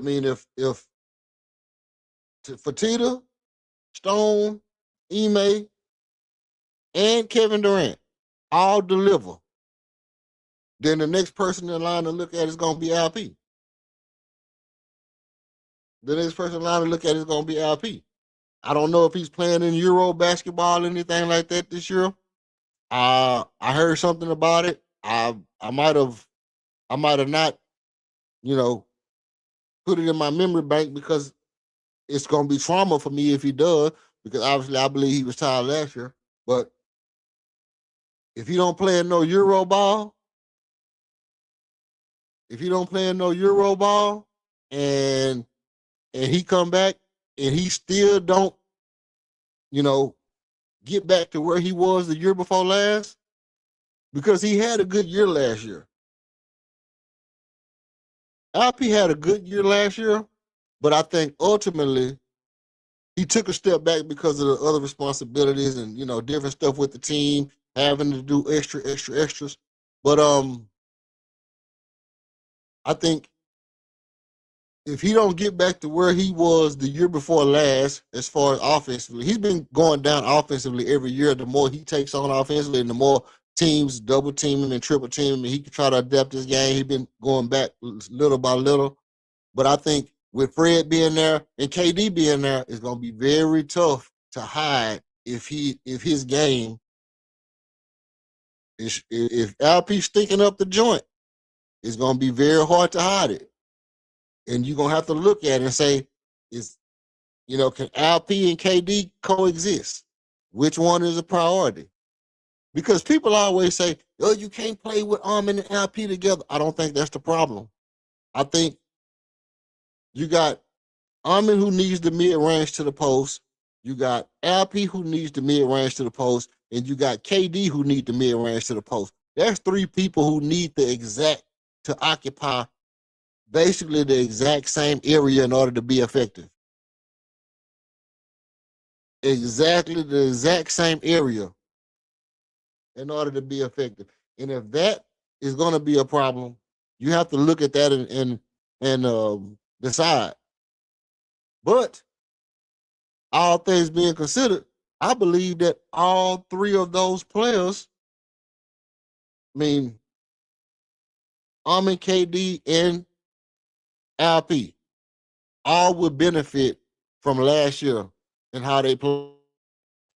I don't think the shooting woes are going to be as significant a problem as they was, because ultimately we found out we can contend with all the crime people did about the shooting last year. And guess what? Reed didn't even get to his full potential last year. Reed was only really on his second year last year. We got a guy that's a budding, blossoming star that's on his second year last year. And with all the shooting woes, he wasn't one of them. So that addition alone should make us better. That addition alone should make our big three better. Then you say, well, Fred is going to be back. Now, if Fred is going to be back, how valuable is Fred going to be? Whatever goes on, you can't blame everything on Fred. This is the comment on the screen right now. We can talk about it. and then we'll get back into whether or not. Well, I'll tell you. His leadership in the gym. His leadership is in the gym, working on his craft. His leadership is in the gym, working on his craft. But see, I know how to get to. But he's never been able to lead a team to higher heights than expected. Exactly. And like I said earlier, you can have your leadership be working on your craft. But if you working on your craft don't help me get to where I need, like, if I follow your lead, this is my analogy. If I follow your lead and your lead is working on your craft, and I go in the gym and I do what you do, and we still stink it up in the playoffs, then I have to say, well, working on crafts don't get you to where you need to be. Working on crafts, arts and crafts, you want to go to Michael's? What you trying to do? Working on craft macaroni and cheese. This ain't it. Damn the craft singles. I don't care about the craft. I want results. I want results. And sometimes working on your craft, you can be crafty man. You can be the craft. You can be the three little girls in the coven, the craft, you can be them. And if that doesn't correlate to team success, it's all for naught. It's all for naught. And I think that part of the problem, that part of the problem is where I draw the line at. Shangoon definitely didn't do it. Yeah, he did do his job last year. We're gonna say that for later, man. False premise: a player can't be held responsible for team success, bro. No, he absolutely got to be responsible for team success. Because that's what we talking about. We talking about. For one, let me ask you a question. Did KD make the All-Star game last year? I don't remember. I think no. I didn't look it up. But the exact point I'm making is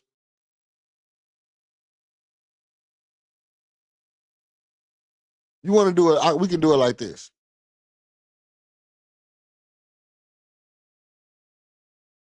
Let me see. Premise one. KD is a good leader because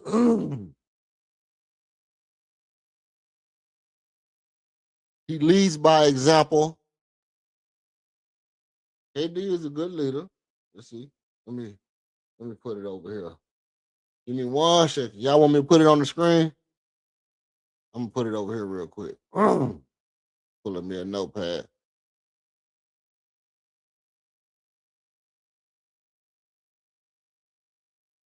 Okay, here we go. Oh, that's fresh. Okay. KD is a good leader because he leads by example and you can see the results. Premise two. Let me ask you this. Are you saying that you can't blame a player? A player can't be held responsible for the team's success? Why?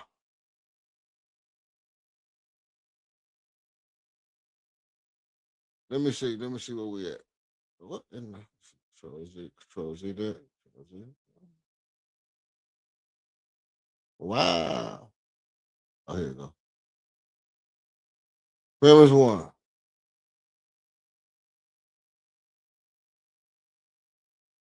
Here we go. Premise one right here. KD is a good leader because he leads by example. You can see the result. Premise two.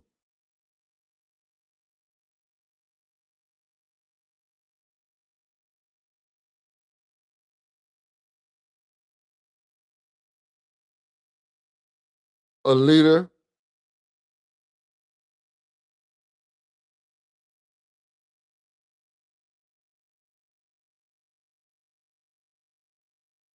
makes the team have good results. Premise 3.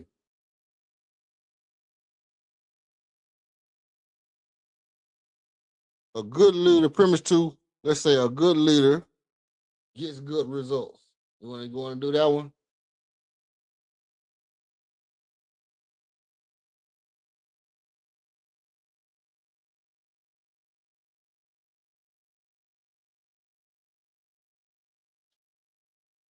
And then premise 3.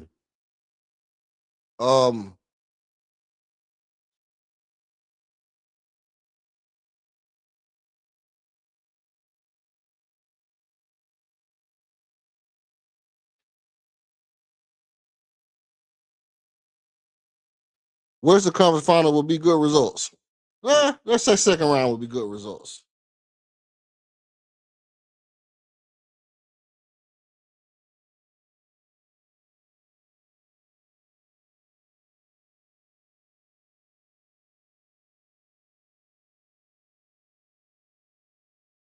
For this year. All right.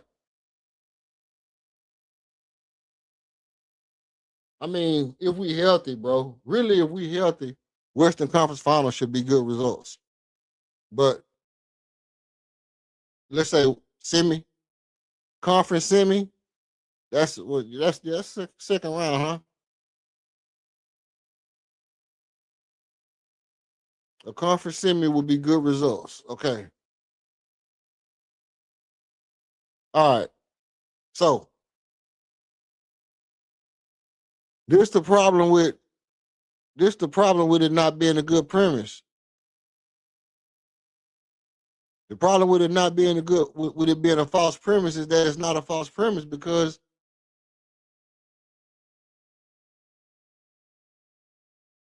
something that he does has to result in good results. Something that he does has to bring good results. And if he's not able to bring the good results, then it's like, can you still say it's a good leader? Can you still consider it good leadership if it don't get the results? Right? At a point, you have to look at it and say, in order for it to be good leadership, you would have to see the results.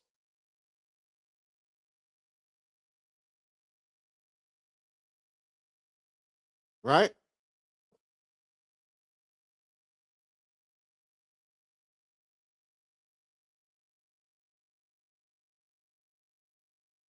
Oh, because he leads by example.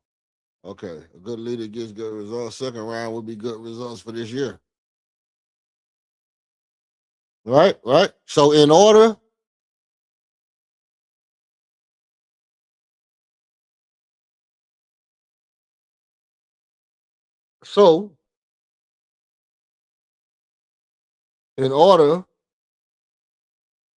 for him to be a good leader, you would have to see good results. Boom.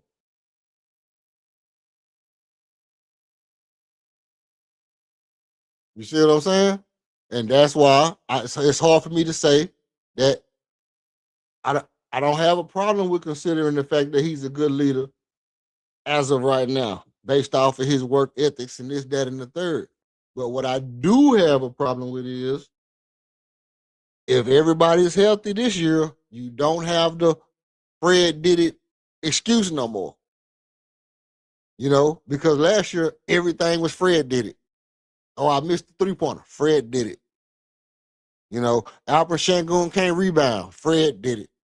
Amin Thompson defense took a slip. Fred did it. Reed Shepard can't play, not playing defense. Fred did it.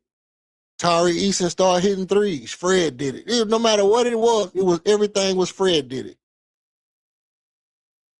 Fred did everything. Everything was Fred VanVleet's fault.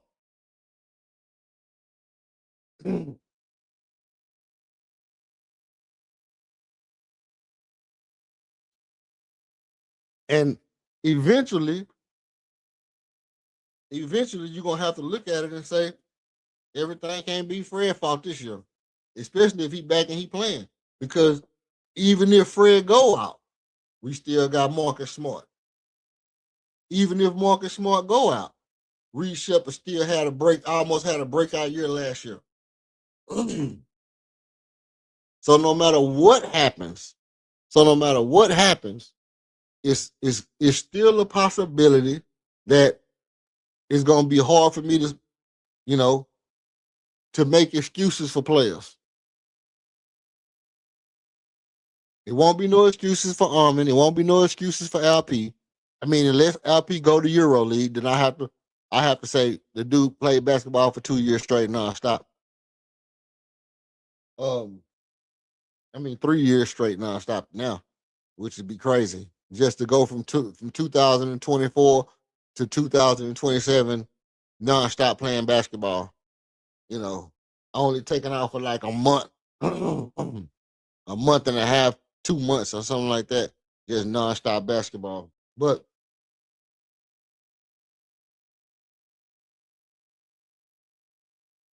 it's hard for me to say that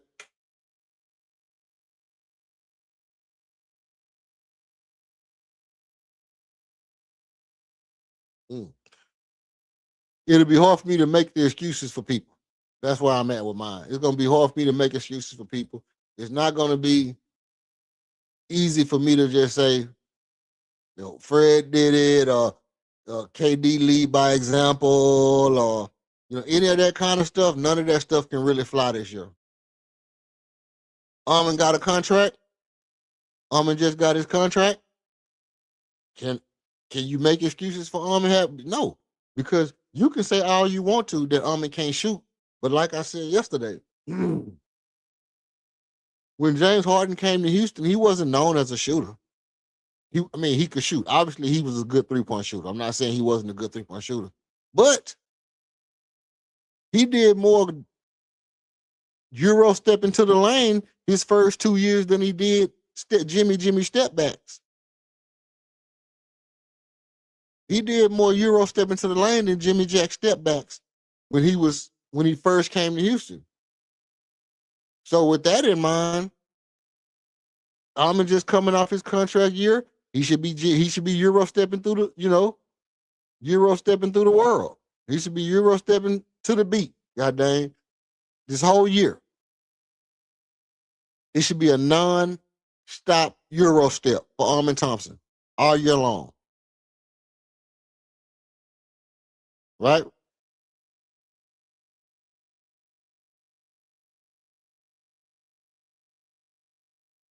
And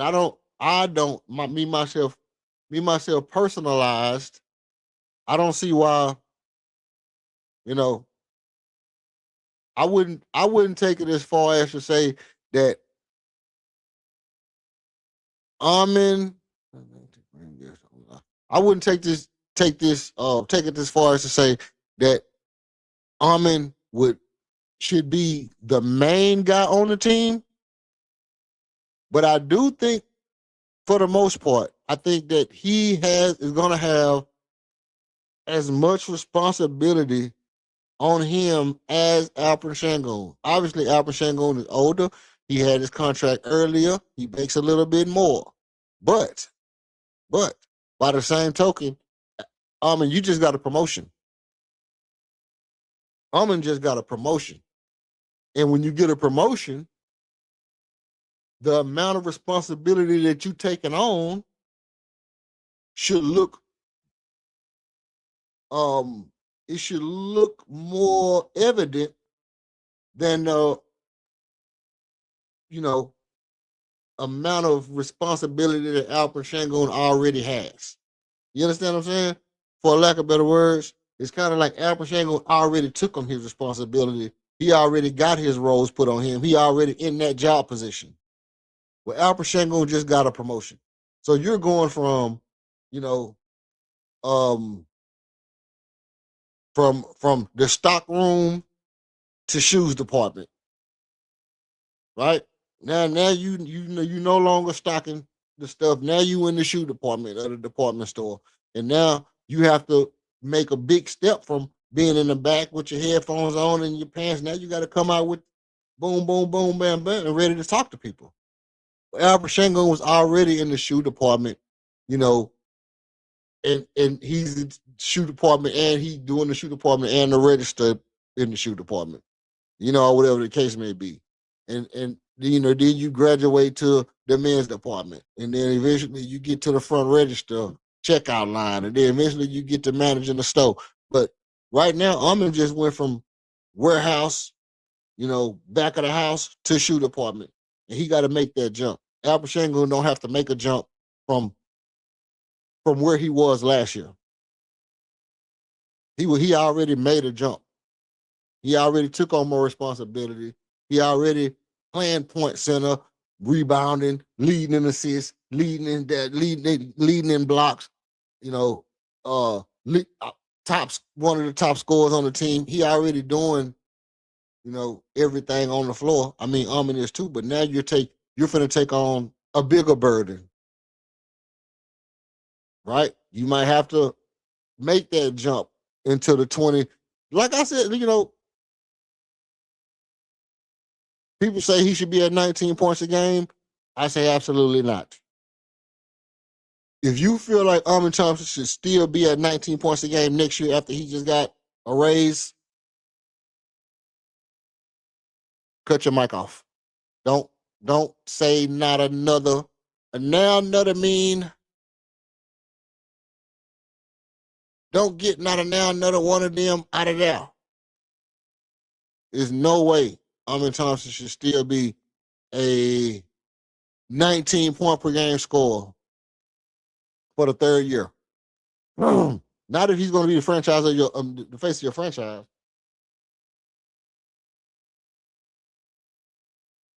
Mind you, by Shai Gilgeous-Alexander. Matter of fact, Shai Gilgeous-Alexander's stats went up every year significantly. He went from 14 to 19 to 23 to 27 to 30. Year for year. Like year for year. Every year he got better. And I think Armin Thompson has the work ethic. I think he has the ability and the skill set. If he don't make a 4 possession and 4 point jump this year, we got to go back to looking at Ime. We got to go back to looking at Ime. He should make a 4 possession jump this year. Or we got to go back and look at Ime. Because you say, who's running pick and roll with Fred VanVleet? LP. If LP running pick and roll with Fred VanVleet,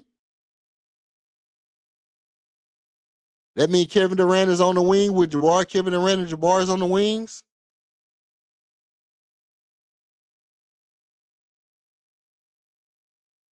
Hey, listen. That means Armin got open, just door ajar. He got door ajar. Runway to the rim all game long. No way. There's no way he don't get to 22 points a game this year. There's no way Armin don't average 22 points a game this year. If Armin don't average 22 points a game this year, one or two things need to happen. And I'm going to tell you right now, you already know what I'm going to say. If Armin don't jump to 22 points a game this year, here's what we're going to do. We're going to write a letter to the Houston Rockets. And it's going to go like, if y'all don't want the dude to be a star, just send him to another team. We do not want to glorify Robert Covington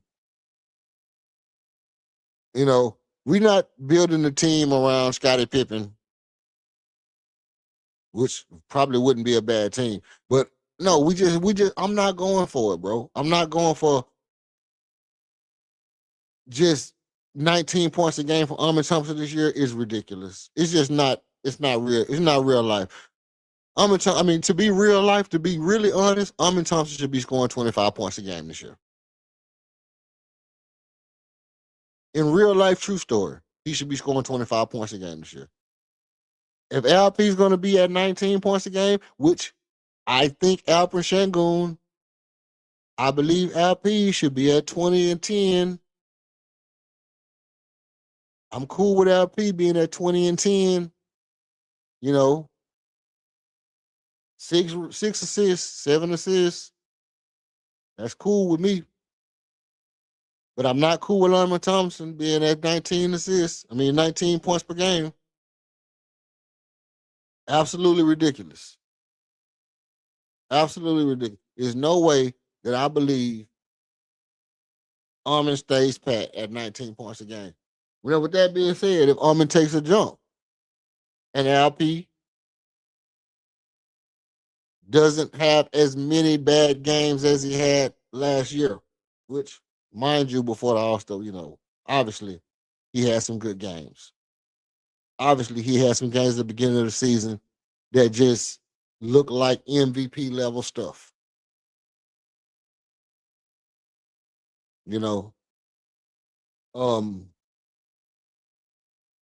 But if LP plays at his potential and Armin play at their potential and Kevin Durrant plays not all the way to his full potential, but he's that perfect third piece. If he's not the head of the hierarchy, but he's the perfect third piece, which means they all should be like 1A, B, and C.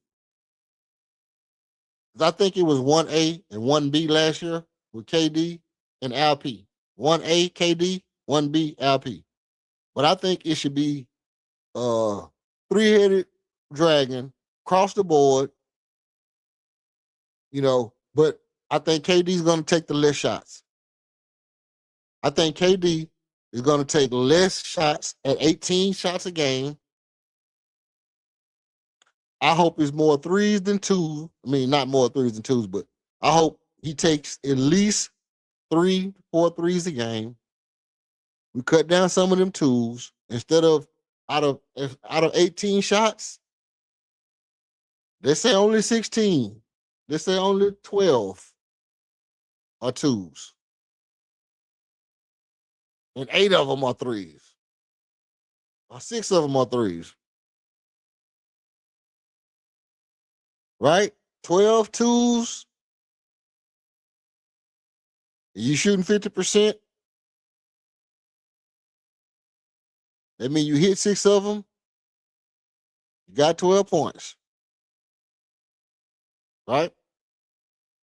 They give you 12 points. Let's say you get fouled 3 times. They get you to 15 points. You want to make it to 25 points? Get it out the mud. You need to hit some of these threes, buddy. You want to make it to 25 points, you need to hit at least 3 of these 6 threes you're going to take. Can you dig that? Can we get a big heaping spoonful of 6 threes from Kevin Durrant? If you want to get to your 24, 25 points, let's see you shoot these 6 threes a game. Shoot these 6 threes a game, get it out the mud. You finna get 12 2-point shots.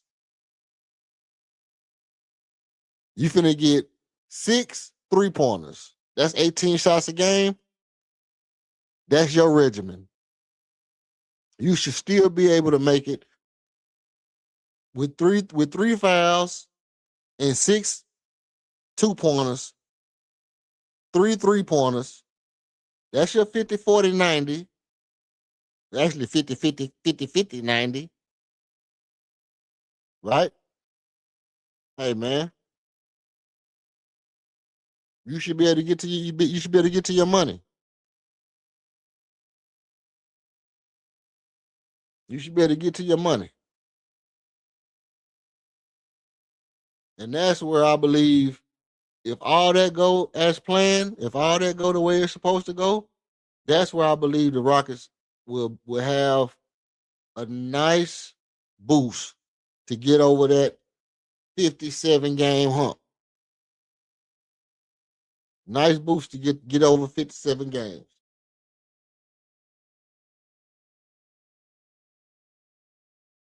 Now I would like to incline. I would like to incline you to do yourself a favor and hit the subscribe button so you don't miss anything that I, might do or say that could help your parlay going forward. I might always drop a little something like I did today.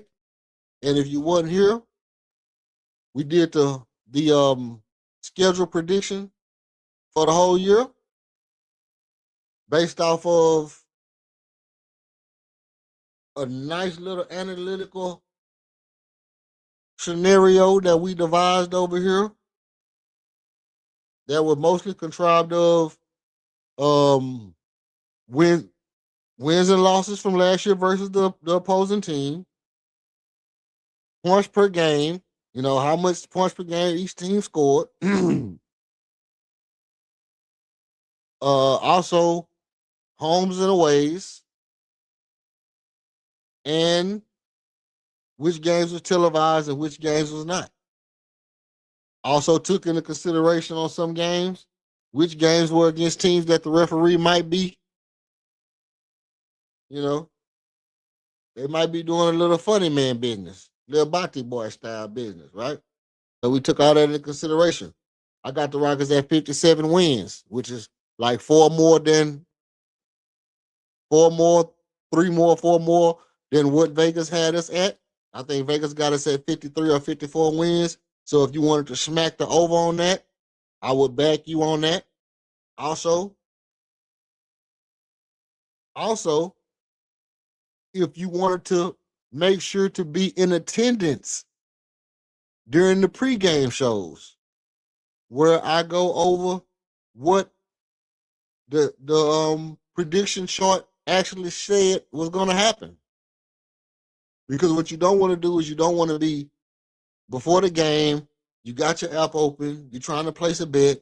You looking at all the things. You're like, Rockets might win this one. And then because it's a team like Portland, you be like, oh no, the Rockets got Kevin Durrant. They're supposed to win, and you forget that. Hey, well look, we was X and X against Portland last year. They scored this amount of points at this time of the year. And we suspected early on, without the emotions being involved, that they were going to take a loss on this game against Portland, right? And the reason why we would make that prediction would be based off of, was this a back-to-back game? Did we expect Kevin going to play on the front end or the back end of back-to-backs? Right? Did we consider the fact that Ja Morant is on Portland now? And not just look at it and say, hey, Portland, or they got Ja Morant, Andrew Holiday, and maybe Damian Lillard back. So we took all that into consideration when we made these predictions. And I won't be emotional before the game trying to make my bets. I'll just come look over here and I'll be like, okay, this is what I predicted when I was at home chilling, when I looked at the stats and the numbers. And I don't have to look at it and say, well, Houston Rockets scoring such amount of points per game.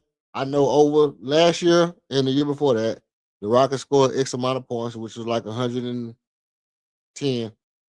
And then you look at the right here against the Utah Jazz, the Rockets scored 129.8 points against the Utah Jazz. So that was last year, but it was during the scheduling predictions when I was going through. I say, well, they got these amount of players. The last game that they beat us, was probably one of the only games that they tried to win last year. So even though we scored 130 last year, we are going to give them a win here and here because we're going to assume that they're going to be better than they were last year. So if they beat us one time last year, we give you this extra win because we assume they're going to be better, right?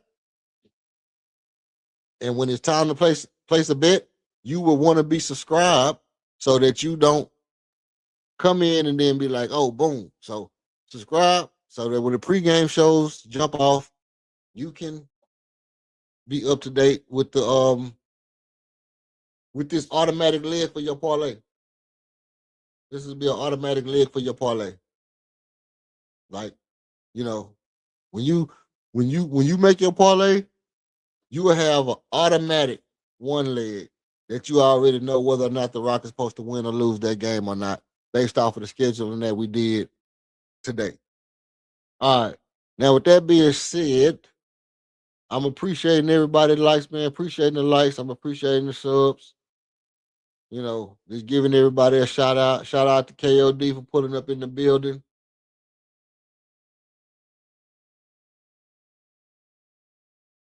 Shout out for KOD for putting up in the building.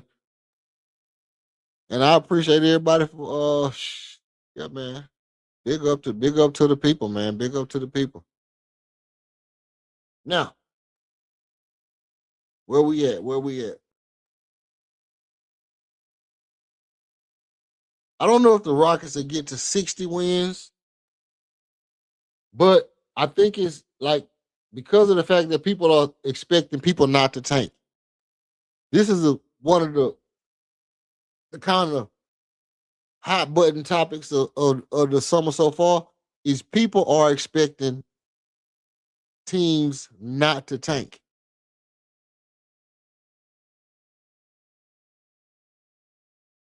Problem with that is, I don't think it makes a difference if you take 2% of chance away from me of getting a high draft pick. If I need the draft pick, then I'm gonna tank. I'm gonna roll the dice and try to tank. Like your little stinking tanking rule ain't doing nothing to prevent nobody who want to go out and get you need a big man and it's no big mans in the league. You need a center, you need a guard, and there's none in the league that's gonna be available. Like, and your team is cheeks. Your team is cheeks. It don't like. I'm still gonna tank. I'm still gonna tank. I'm just gonna tank a little bit easier. I'm gonna tank a little bit. I'm still not finna try to play Jaren Jackson, them guys, and let them go get hurt when I'm trying to build a dynasty. I'm trying to build a roster up of guys that already been hurt and they might be hurt again or this, that, and the third. Like you look at Boston. You think Boston didn't get Paul George and say, hey, we might be balling, we might be tanking. We already tried to reset. We traded everybody off the team except for Derek White and Jason Tatum. What we got to do? What do we have to do to lose? Do a little soft reset. We'll keep Jason Tatum. We trade Jaylen Brown. We bring in Paul George. He gonna be hurt. You know what I mean? He gonna be hurt. We already know that's going down. And little soft, little nice, soft little reset right there. And so when you look at teams like Golden State, and Golden State has been excellent at tanking while still being good. Golden State has done an excellent job of tanking and getting picks while Steph is on the team because he'll be hurt. He'll just be gone for half a year. He'll just be gone for half a year. And they'll stink it up. They'll come out with a good draft pick. And like this year, they had the 10th overall pick, right? The 10th or 11th overall pick. Well, they already drafted Andrew Wiseman, which was a bad pick. I don't know how you messed that up. You know, obviously, I think Steve Kerr has something about Steve Kerr has proved that within that first little span of a player's career, he's not going. You're not blowing up. You're not blowing up messing with Steve out the gate. You gotta be. They did try to play Andrew Wiseman. They tried to play him. And they tried to play Kuminga, but he's not making no bunch of mistakes while he got Steph on his team. He like, you got to be able to play. You got to come in and be able to play. If you can't play, we'll send you somewhere else where you can play. But we're not finna let you be on the court messing up what we do as a team. You should be able to do this. And if you can't do it, you get your ass and get your shit and go to a team where you can learn how to do it.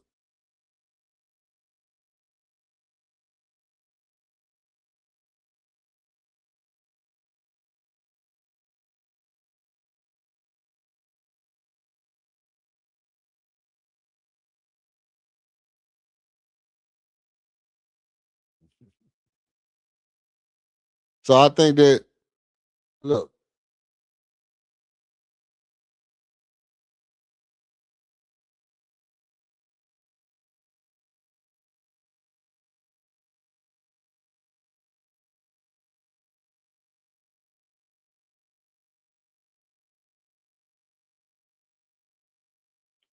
all right.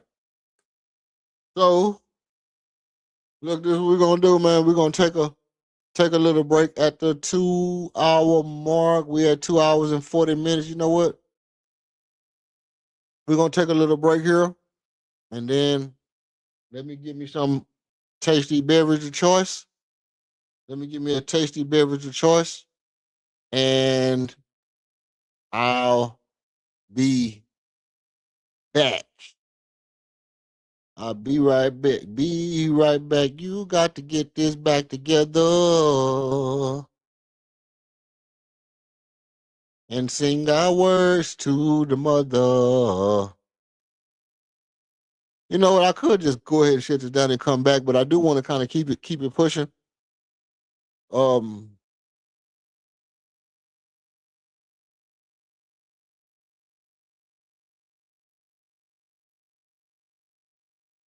This is what we're gonna do.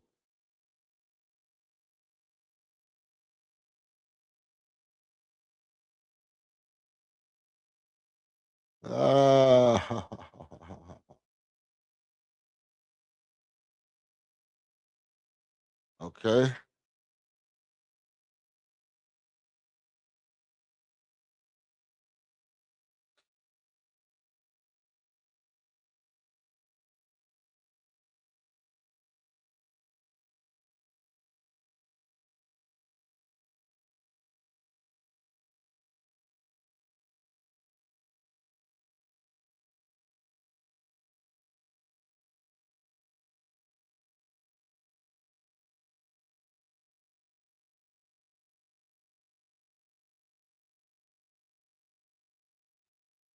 All right. So let's see.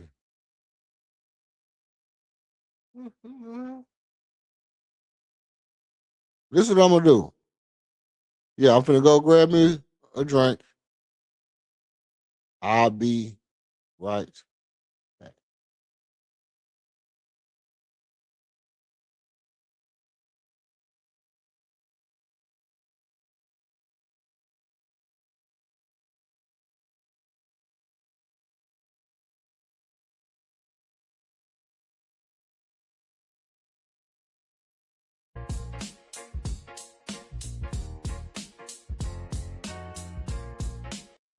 Well, yeah, people wonder where have you been?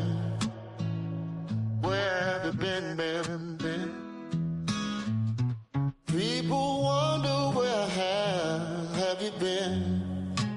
Echoes in the dark, we lose time when it bends. I got bored in my mind. feel like a black hole in space, yeah. It all in my mind. I swear it feel like a black hole in my space. You hear echoes in the dark now. I'm losing my mind, not my faith. 'Cause most of us just trying, still trying to figure out cosmic, just trying together now. The things we don't know nothing about.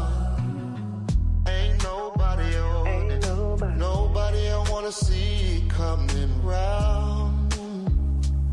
Oh no. Nobody, oh, but it now. Oh no. Nobody I wanna see coming round. Feel like I've been stargazing too long. Looking ready to hide, be feeling down. Ooh, is most of us just trying, still trying to figure out cosmic, just trying together now. The things we don't know nothing about. Ain't nobody on it. Nobody I wanna see cut around. Nobody on it now, no. Nobody I wanna see come around. Feel like I've been stargazing too long, looking way too high to pin it down. 'Cause most of us just trying, still trying to figure out cosmic, just trying together now. The place we don't know nothing about. Ooh, And I've been stargazing too long, and I'm way too high.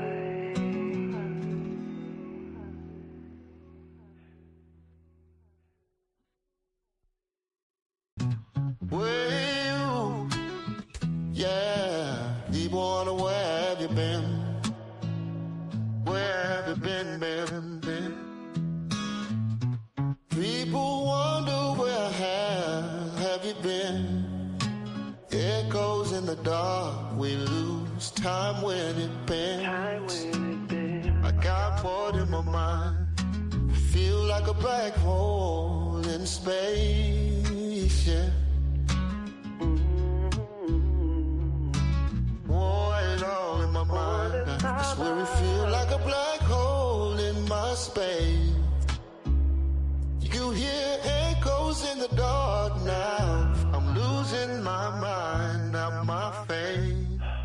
'Cause most of us just trying, still trying to figure out cosmic, just trying together now.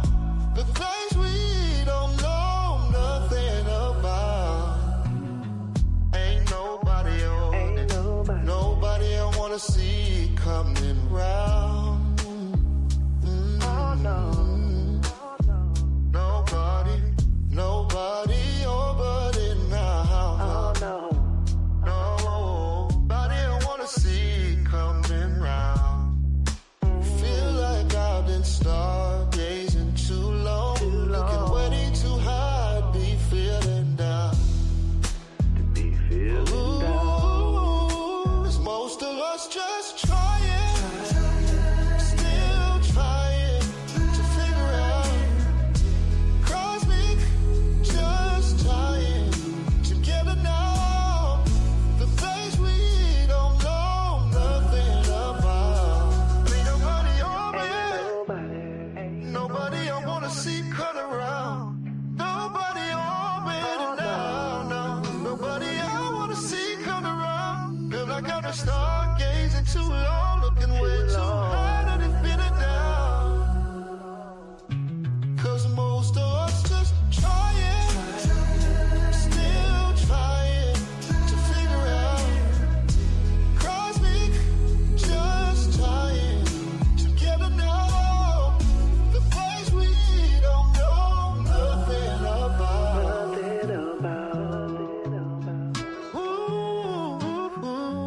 And I've been stargazing too long, and I'm way too high.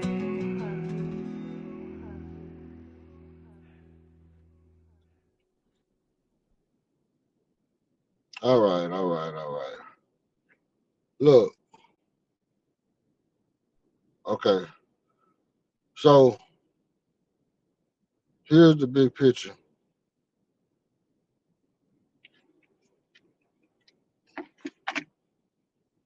Oh shit, let me.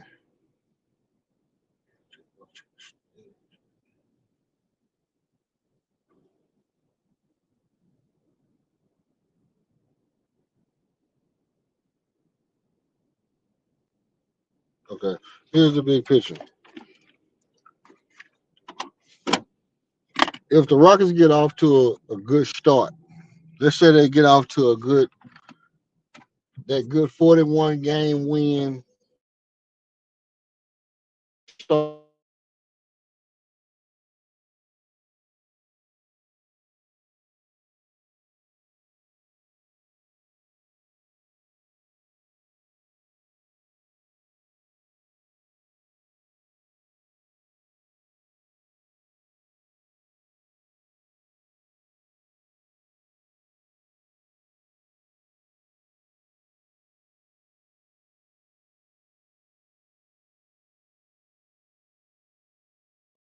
I would like if they go back over now, we can know what you got to do to be on the All-Star team, right? Back in the old days, you can figure out whether you're supposed to be on the All-Star team based off of who was in your, who in your conference or whatnot. But now you can't really tell.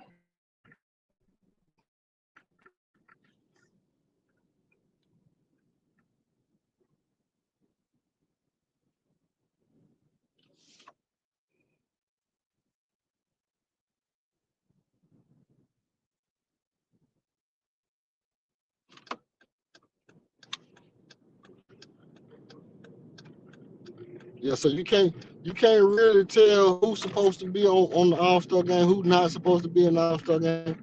You know, you just kind of have to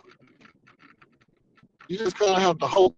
Like, thing is wishful thinking now.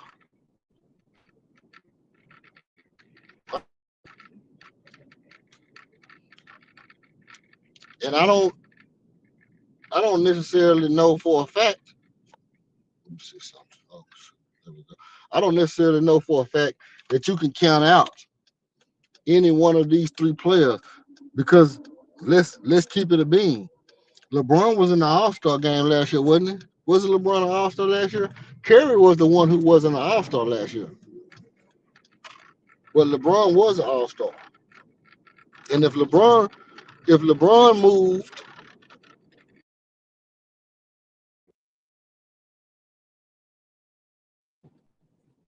Hi, I'm Tara Oates. It's Sunday, what? August 16th. Today, thousands are back to a Nobody. Oh, my bad. Nobody moved.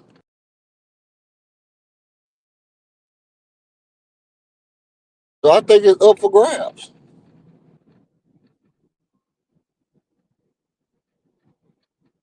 right?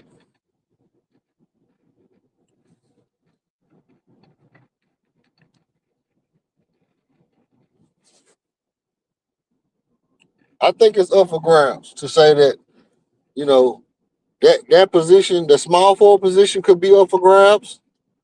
And I mean, the East is gonna be hard to get into. And that's why I'm saying, like, if they had West Coast, hey, it's a cakewalk for the Rockets to get in the playoffs. I mean, get in the All-Star game this year. That being the case, how do you know who's gonna be an All-Star?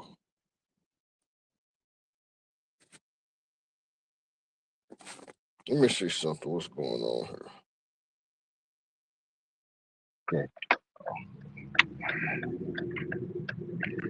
Okay. So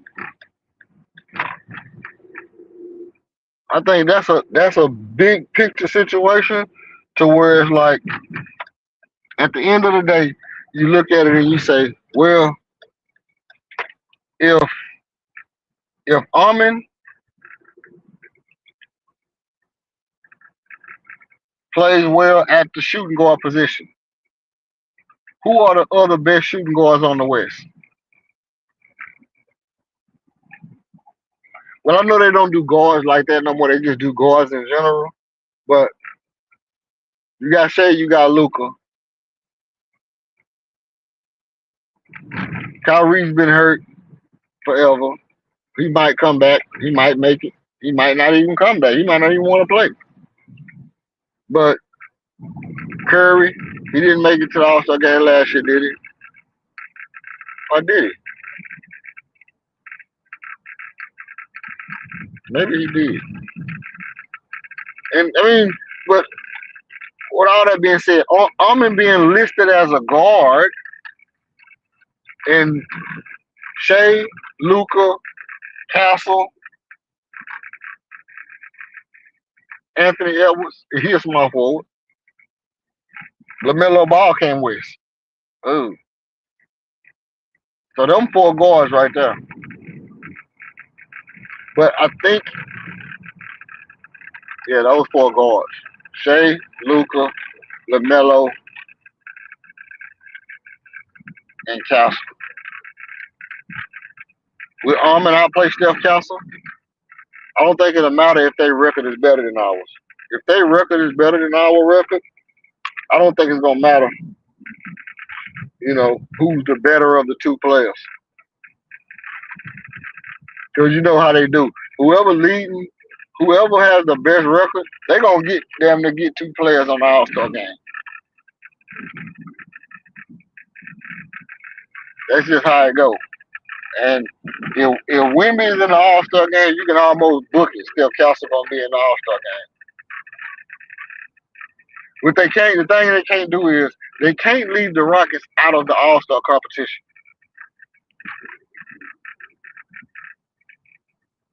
Right? But with the All-Star game being set in Phoenix, Arizona, who's to say if Devin Booker gonna be, how he gonna be in the All-Star situation?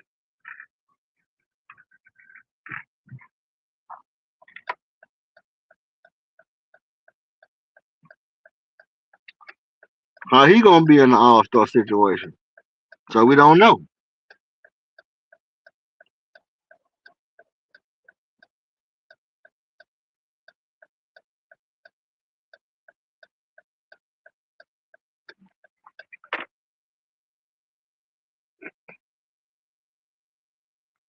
So I can't tell you right off the bat if both Rockets players will make it, but I think it's a high probability that at least two will be in the All-Star game next year. Whether it's Kevin and LP or LP and or Kevin and Armin, LP and Armin, I don't know. It's really hard to predict it from that, to that degree, but it's a high possibility. It's a high possibility. It's gonna be very hard to say that you can't put at least two of them in there.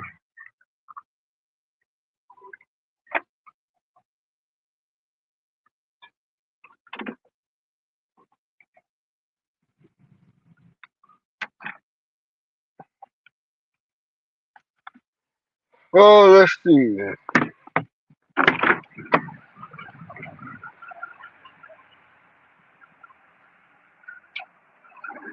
The only thing I ask is I would ask,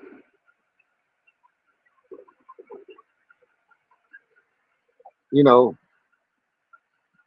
is it beneficial for us to have multiple guys in the All Star break, or is it even better if you go underneath the, like beneath the radar? You don't really have a big showing or whatever. You guys just kind of gel together over the All Star break and get that rest. But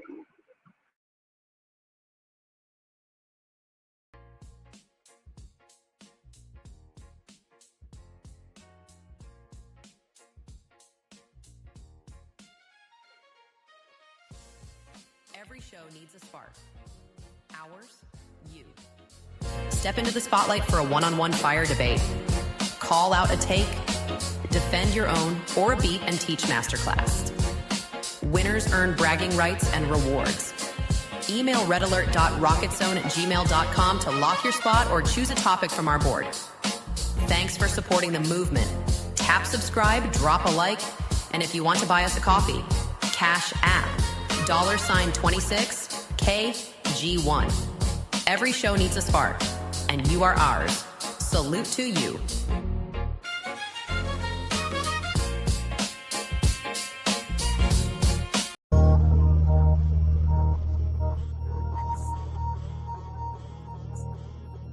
Red alert, red alert, red alert, yeah. Well, yeah. Deep water, where have you been? Where have you been, been? People wonder where have you been? Echoes in the dark, we lose time when it bends. I got bored in my mind. Feel like a black hole in space, yeah. It all in my mind. I swear it feel like a black hole in my space. You hear echoes in the dark now. I'm losing my mind, not my faith. 'Cause most of us just trying, still trying to figure out cosmic, just trying to get it now. The things we don't know nothing about. Ain't nobody on it. Nobody I wanna see coming round. Oh no. Nobody over it now. Oh no. Nobody I wanna see coming round. Feel like I've been stargazing too long. Looking way too high, be feeling down.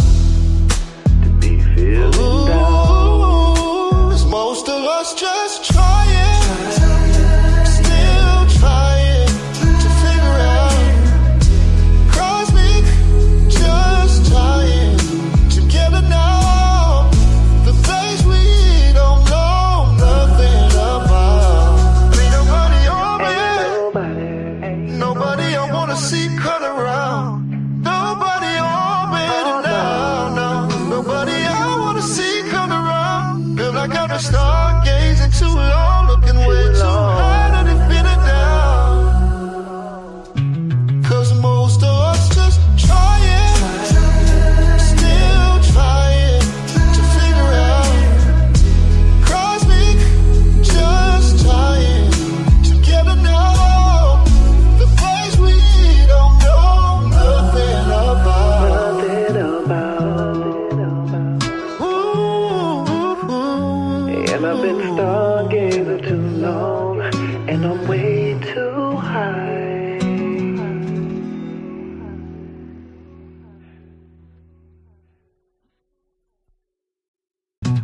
Well, yeah. Deep water, where have you been?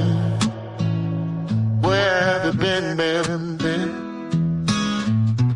People wonder where have you been? Echoes in the dark, we lose time when it bends. I got bored in my mind. Feel like a black hole in space, yeah. It all in my mind. I swear it feel like a black hole in my space.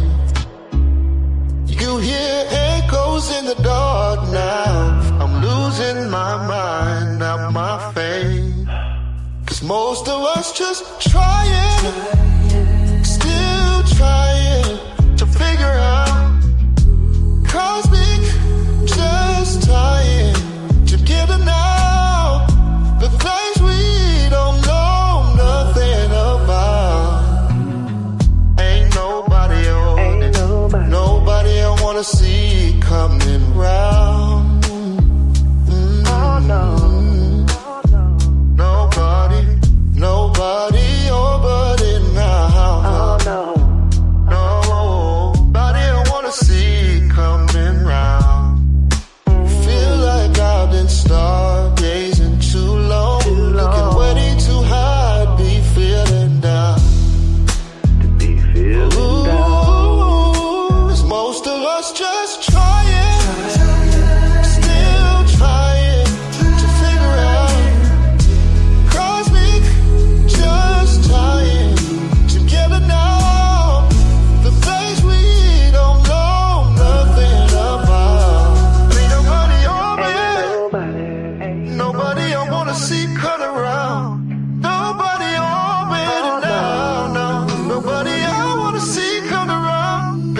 been stargazing too long, looking way too high to defeat it down. 'Cause most of us just trying, still trying to figure out. Cosmic, just trying to get to know the place we don't know nothing about.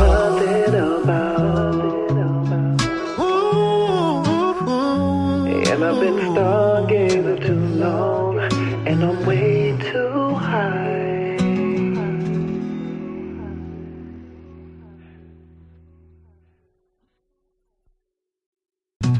Well, yeah, people wonder where have you been? Where have you been?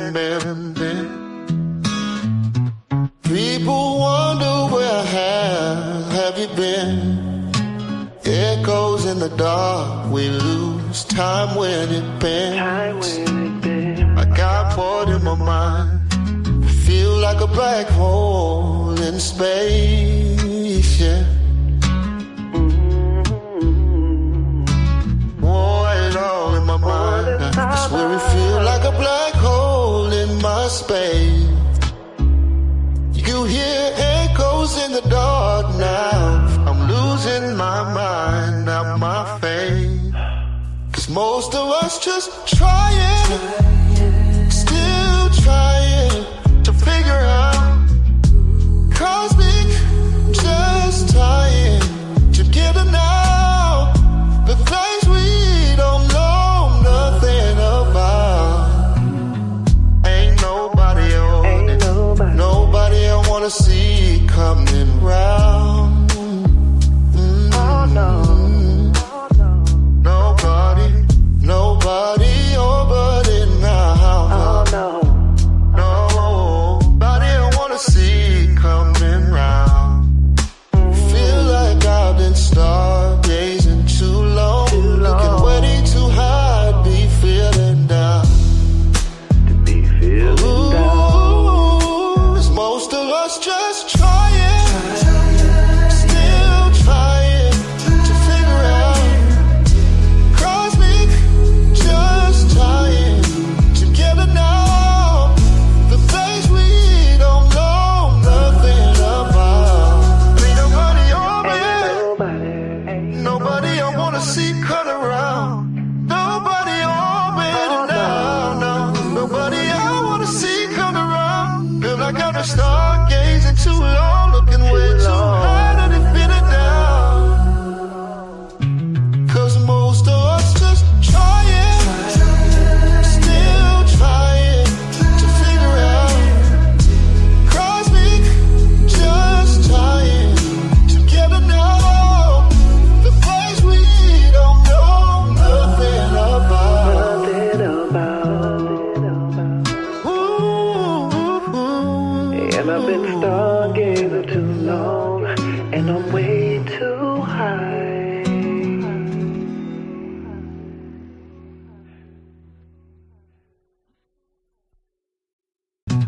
well, yeah, people wonder where have you been? Where have you been? People wonder where have you been? Echoes in the dark, we lose time when it bends. I got bored in my mind, feel like a black hole in space, yeah.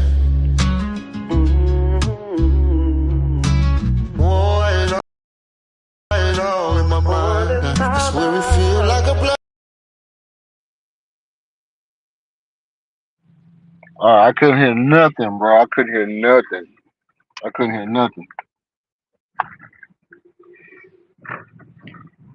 Now I can hear again. I think I can hear again. Y'all let me know. I have to check it. While I'm going. But look, we out here, man. Hey, it's crazy. Y'all think, man, look, y'all don't understand what it takes to do this right here. I'm sitting here saying to myself, You think you got everything situated. You think you got everything situated, everything calculated, every single, I dotted, T, cross, P, curl, Q, click, everything. You got everything lined up the way that it's supposed to go. And then right when you think it's supposed to go one way, if it ain't one thing, da da dee do. You can never sing the last eighth of a bar. If you sing the last eighth of a bar, they might strike you. So you only can do like an eighth in two, you know what I mean? Like 2/3. You get that last eighth, then they might hit you with the flag. But look, this where I'm getting at. This is where I'm going with mine. It's only one or two ways to me the Rockets don't do better than 57 wins. Injuries, incompetence. Injuries or incompetence. It's nothing about this team. I mean, it is. But we don't have glaring holes in our roster right now. If you be 100%, like I said yesterday, Steve Adams is a top 5 backup center. You can look around the league if or watch the stream yesterday where I did just that. Um, Shout out to everybody who tuned in yesterday for that stream. That stream was crazy yesterday. Boy, I got love. Show me love. Um, Steve Adams is a top 5 backup center, and it's very, very hard to put 7 guys above Steven Adams. So even with people talk about Clint Capella, well, Clint Capella is supposed to be the 3rd string center. Clint Capella is supposed to be the 3rd string center. And if he's the 3rd string center, and all he got to do is come in and get his little doggy bottom 2 points, a block, and a rebound, or 4 points, a block, and 2 rebounds. Hey, that's it. 4 points, a block, and 2 rebounds, and you good. Go back to the bench. That's all we needed from you. We didn't ask no much more of you than that. 4 points, a block, and 2 rebounds. We didn't add nothing more of you than that.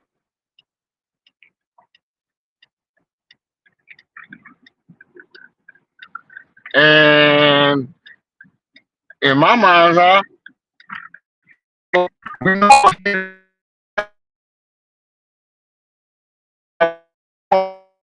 he come back, no different.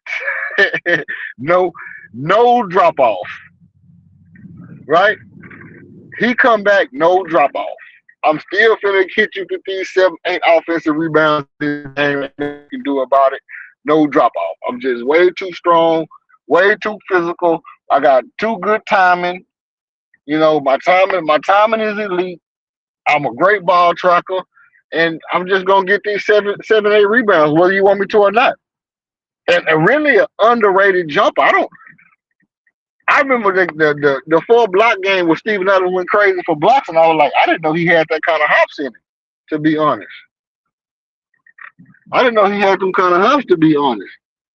But still being the case, I say we got guards. We got guards. We got centers. We got centers. We literally got everything that we want, to be honest. We got shooters. We got shooters. Like people say, we don't got no shooter. Well, we got shooters. We got Fred VanVleet back. We got Marcus Smart, who not a good we got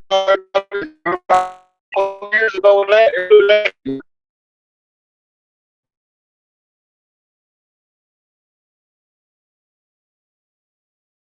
With that notion that he's an impact player, but You want to talk about a nice pair of cheeks for to shoot threes that you could expect to be a good 3-point shooter? Bogdan Bogdanovic is it. And it got to be better 3-point shooters than Bogdan Bogdanovic in the G League or somewhere, man. Just somebody with some young, fresh legs that can shoot the ball better than Bogey that would have played for the same amount of money. But I guess you never know how good these players are, man. Like, you never really know how good a player is until you see some shit like that. Like, out of all the players the Rockets could have got in the world, like, when people was talking about getting Luke Kennard, I'm all for that. I've always liked Luke Kennard because he runs off screens, he plays hard, he play like the old white dude in the rec center. He play like the white dude in the rec center. He always have, always will. You know, you're not gonna really look at Luke and be like, oh, this is flagrantly bad. You know, but he gonna do exactly what you expect him to do. He gonna get to the cup when he got to get to the cup. When you don't close out, he gonna get to the cup. When you let him turn the corner, he gonna turn the corner and run to that spot and hit that three on you. He gonna do the stuff he's supposed to do. What I believe is that Bogdan Bogdanovic has made a career off of looking like players who can do stuff that he was mid. He wasn't a bulky knockball type player or a Pedro Stojakovic player, even in JJ Redick, even in his prime. Not a Kyle Korver, none of that. You know, I think Bogey just kind of was a good shooter for a while.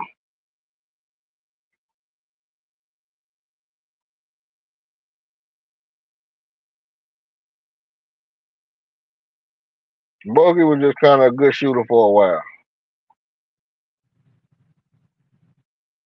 Now, I don't know if Bogey gonna be a factor, but you still got Bogey, you got Reed, you got Bari, you got Fred, you got Tari when he on. That's not a bad, you know. You can say that you don't have shooters on the team, but you kind of got shooters on the team. You don't got daggers. You don't got just darts all over the place. You don't got snipers and riflemen all over the place. But you do have decent shooters on your team.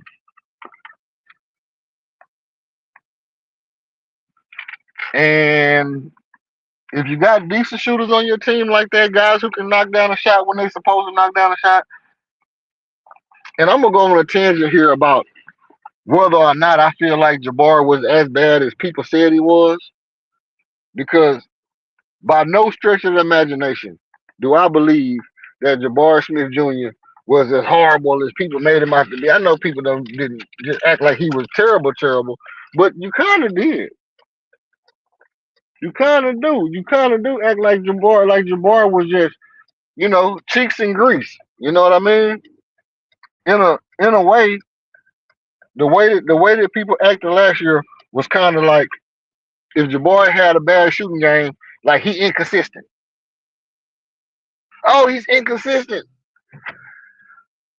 He's inconsistent. He got to be more consistent. If you're more consistent, your freaking average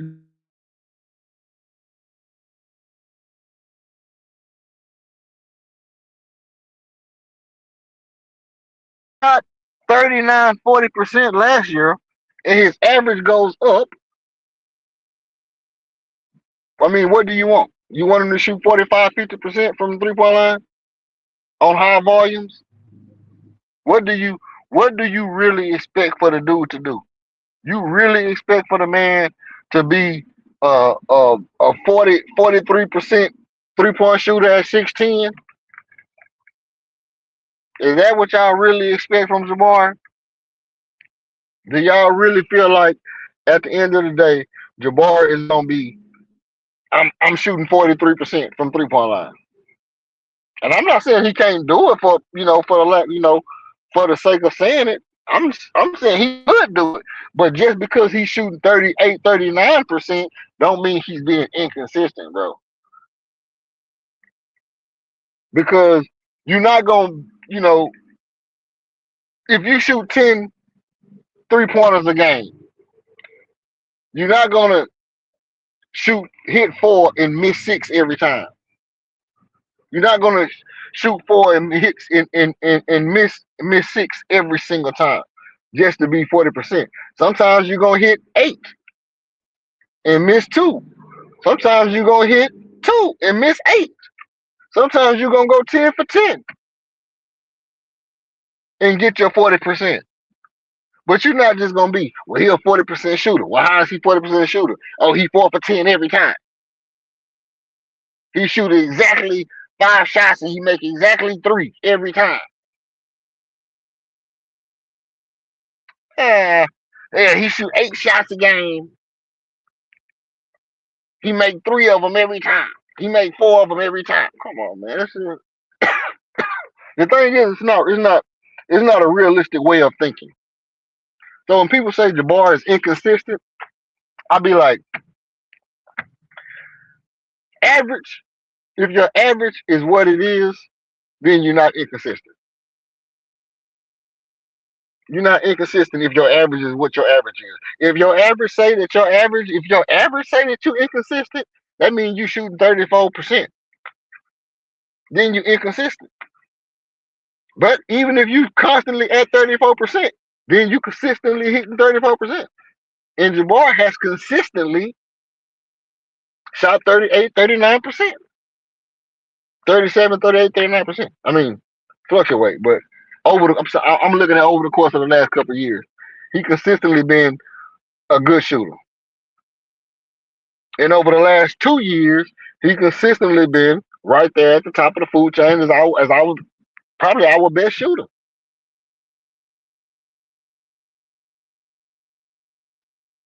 So if you look at it and you say, what about Reed? What is Reed? Is Reed our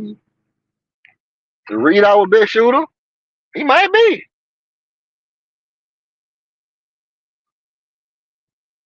He might be. He might be our best shooter. Right? Reed might be our best shooter to the point that he might shoot 43% this year.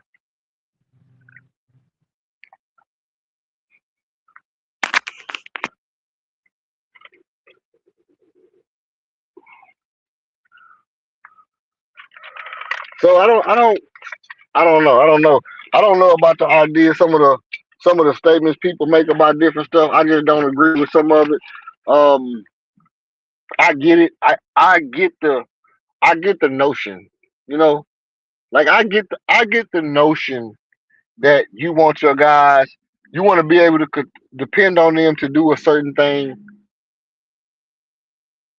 You know, clockwork. You want certain things to be clockwork, but that's kind of not really how basketball is, man. It's kind of not really how basketball is.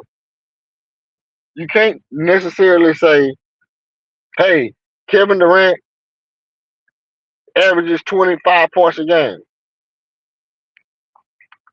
So therefore, he's going to score exactly 25 points a game. If that was the case, everybody would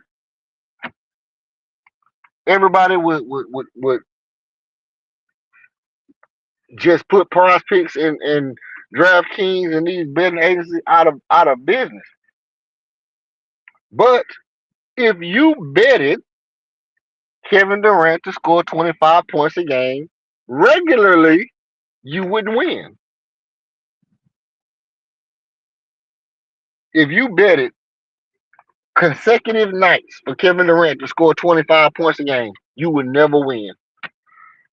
Because he'll score 14, he'll score, 20, he'll score 23, 23, 24, 23, 24, 23, 24, 40, 30, 32. Then 24, 24, 23, 24, 23, 22, 23, 24, 24, 40. 42, 36, 22, 24, 23, 24, 40. See what I'm saying? And it's not that he's scoring 25 points a night. It's the other side of it. So by the metric of saying Jabari is inconsistent, you would have to say the same thing about Kevin Durant. You would have to say, well, he don't consistently score 25 points a night.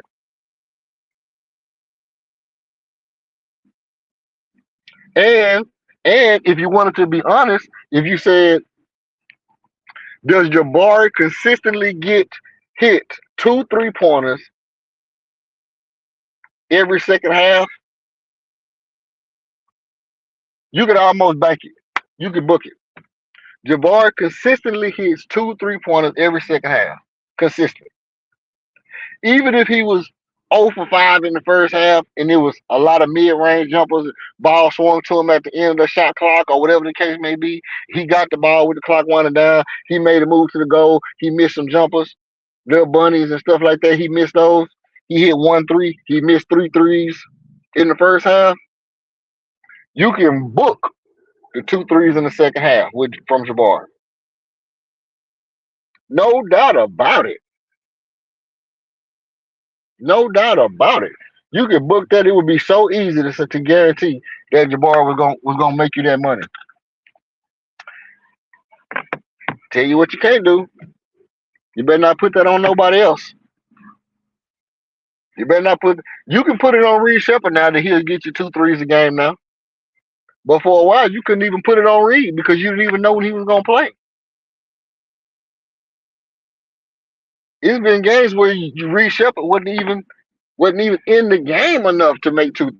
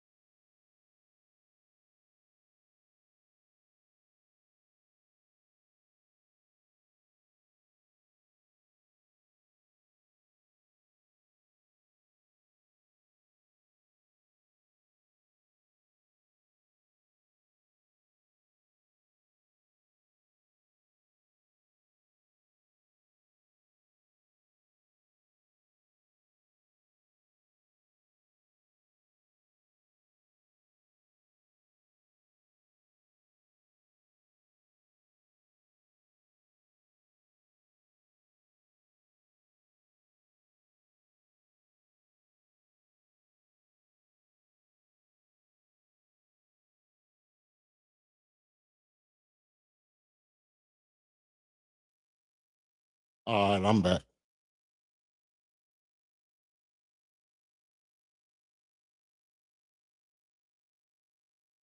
Dang it.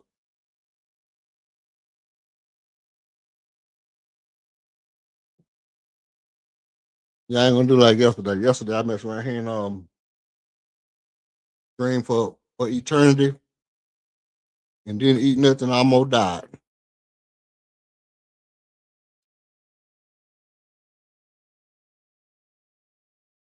But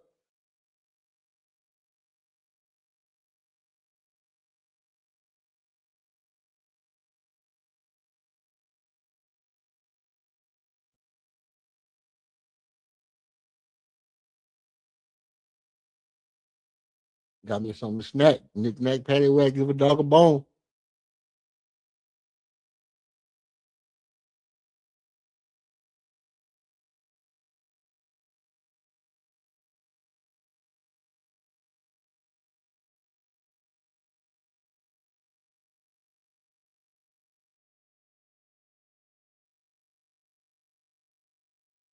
I've been thinking about this right here for a minute.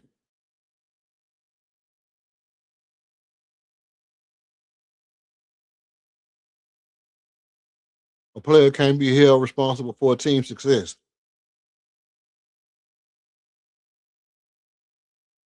Y'all in the chat, y'all tell me what y'all think about this comment. OG triple triple.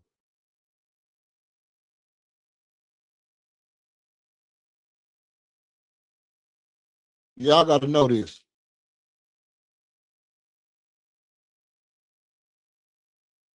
I understand what he's saying.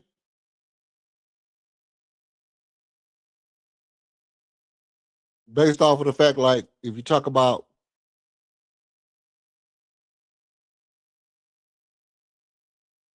let's look at it, if you got a good player like Allen Iverson and they never get over the hump.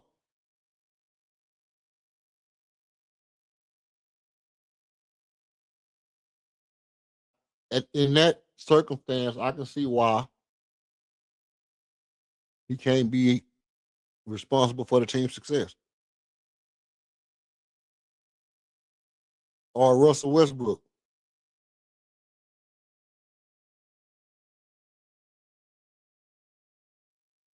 But as a player, maybe not. But when you're supposed to be a leader and a player, I mean, even if you're supposed to be just a player, you can be held responsible for the success of the team. But if we're giving you a pass, if we're giving you a you lead by example pass, then your leading by example should result in people getting the result that you get when you example.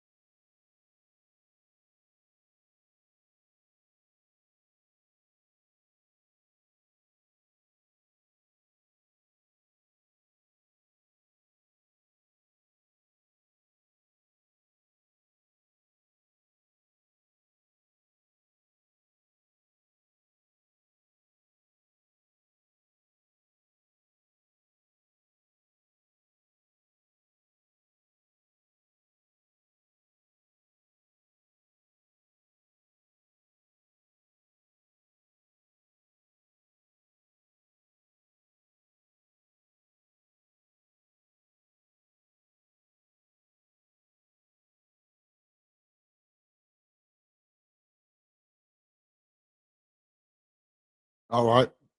So y'all tell me what y'all think about that. Can a player be held responsible for success?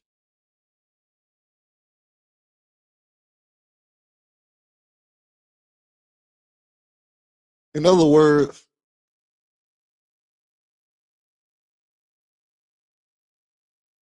is it did Fred Van Vliet do it? Is it Fred Van Vliet fault? Everything Fred fault.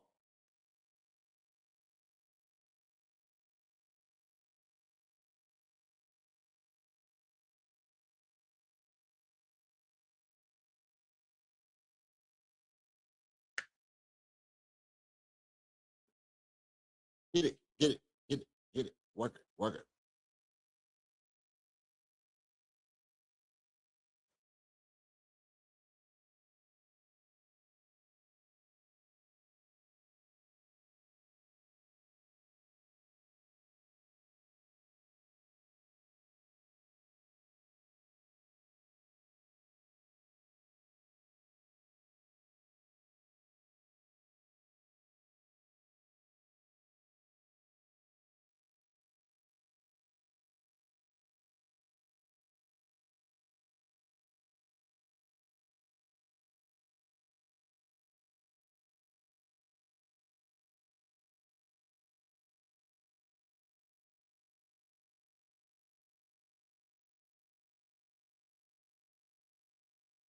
All right.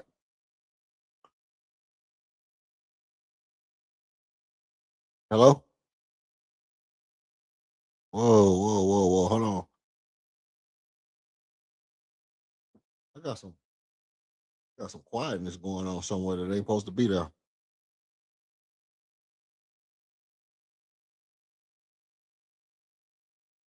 Yo, cheese and rice people.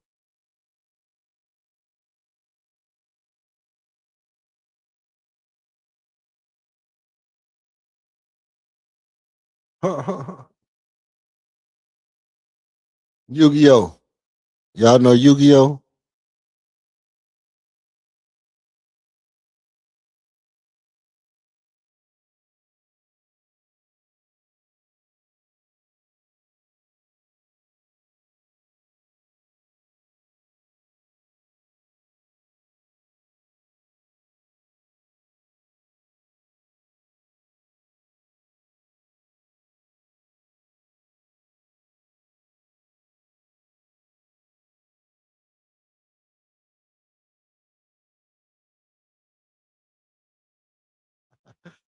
Ha ha ha ha.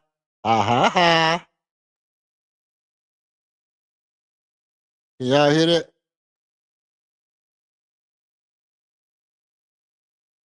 Ha ha ha. Yo, what is what we gonna do?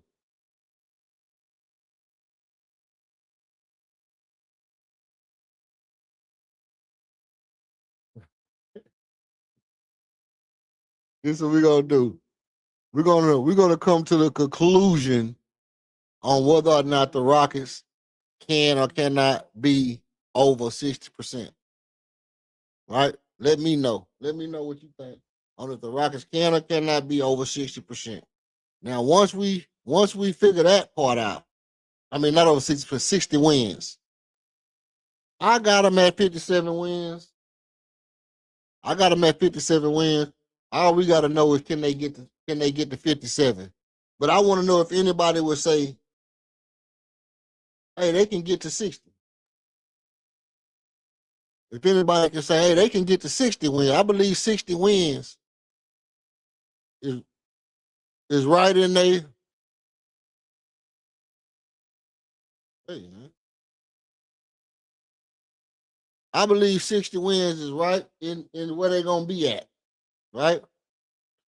And then if you can imagine that the Rockets can get to 60 wins, you can imagine that they get to the Western semis at least. They can at least get to the Western semis.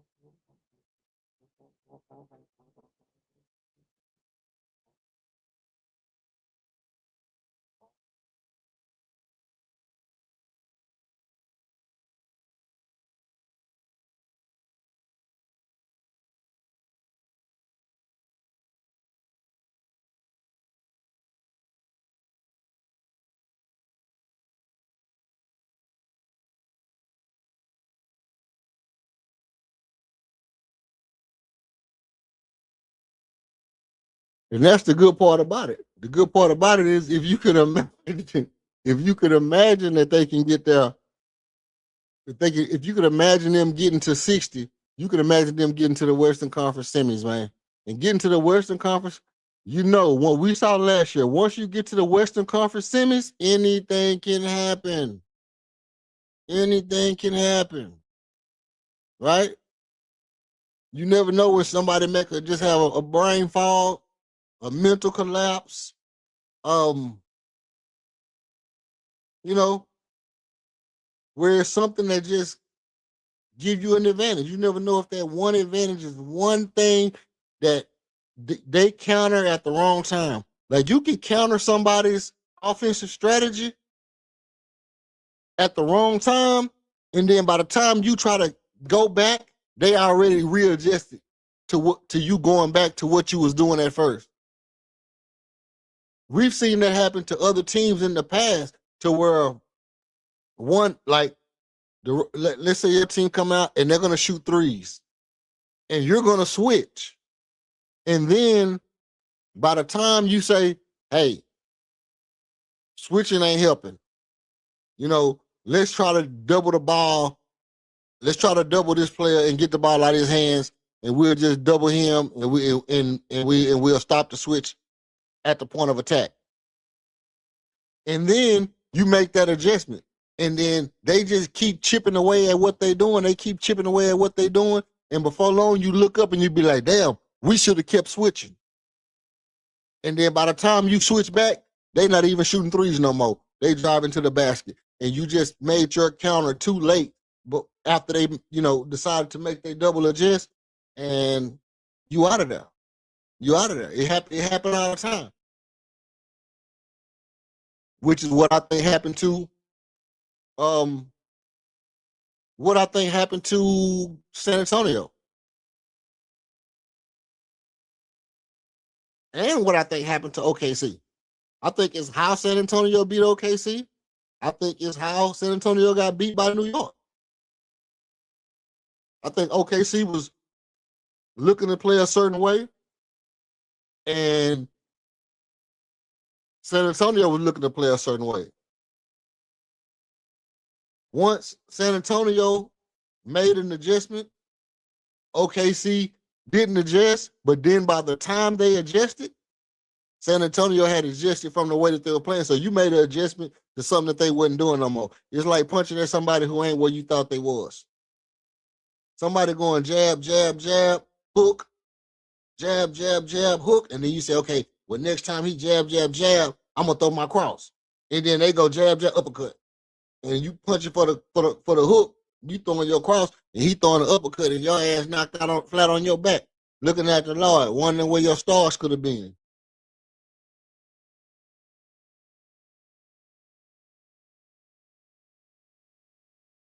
And that's how you can steal a championship. I'm not a proponent of stealing championships. That's the thing about me, is I don't really want to steal a championship at the expense of the future, of being able to legitimately contend. Like, for example, the Minnesota Timberwolves have been in a legitimate contention position. The Minnesota Timberwolves has been in a legitimate contend position the whole time. They've been in a position where it's like, I can legitimately come out here game for game and know that we can beat anybody. Game for game, we can beat anybody. And have done it. And did, like they say, like they be saying, and did. They literally have beat Some of everybody. They beating the Spurs, they beating the Sun Thunder, they beating the Warriors, they beating the Lakers. You know, they didn't beat some of everybody. Definitely beat the Rockets. We ain't even counting us. But what happens is they're in contention because they got a great player. They never really was like, you know what? We got Anthony Edwards. Let's just go ahead and be bad for about 3-4 years to get him some good help and then rebuild. They stayed right in contention the whole time. They stayed active, they stayed in contention, and they kept fighting the whole entire time. And then ultimately, what happens is they show that by the time you think that they're not in contention, they might sneak and steal a championship because they stayed in strikers' distance. They stayed in the strikers' range.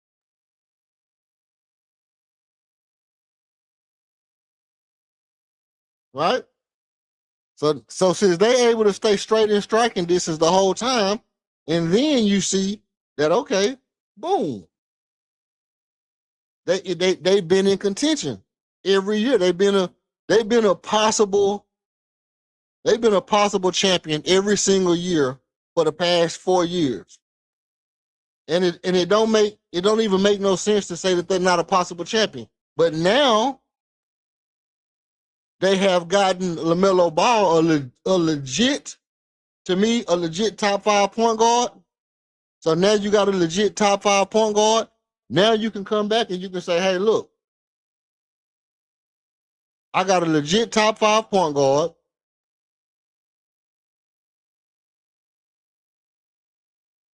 We've been in contention for X amount of years, back to back in contention. Now, if we win, it's not like we stole a championship. Now, if we win, we actually deserve this championship for drafting a superstar player, staying in contention, building a team around him, and finally got the right piece to go with our star. That's totally different than what the Knicks did. Totally different than what the Knicks did. The Knicks got Jalen Brunson. They got their star out of a free agency. They got Cat, which was like getting LaMelo Ball. And they played good, but not good enough to win. And it didn't look like they were supposed to win. Nobody never really thought the Knicks was going to beat Boston, Milwaukee, Philly, and Indiana, and Miami. When you look at those teams and you say Boston, Milwaukee, and Indiana, just them 3 teams alone, you would be like, I don't know if I don't really think New York is going to beat these teams, but if it rained perfectly, if it rained exactly 3 inches in water on a Tuesday, no clouds and the sun come out, the news don't predict it, and the traffic ain't long, and the weatherman got on a blue tie, then maybe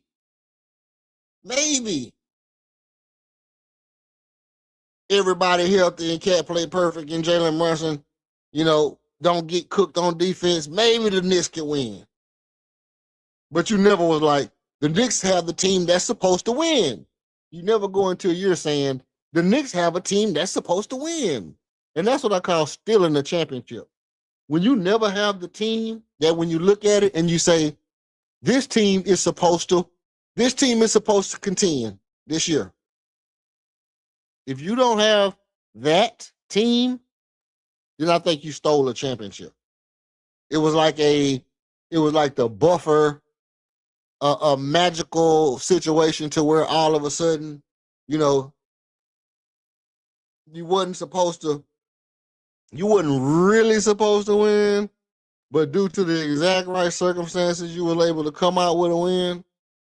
And now the likelihood of you winning again is super, super low because that really wasn't supposed to happen. But I want a team that if we win this year, the likelihood of us repeating is still high. Somebody just got to beat us. Like the Oklahoma City Thunder was this year. They went in and they was like, you know what? Hey, we're the best team. Somebody just got to beat us. And if you don't beat them, then ultimately it's like, hey, they're going to win. And that's the kind of team you really want. You want a team that has to be dethroned, not a team that accidentally got the belt. You know? And so I said all that to say this. Is that if you really think about it, what kind of team do you really feel like we have? Do you feel like we're building a team that where if we keep going the direction we're going, we'll have that team that's just good enough to where we're supposed to contend? Or do you feel like you make a mistake or two and you end up with a team that can steal a championship? You might can steal a championship if you know, everything go right. That's not the way you really want to play.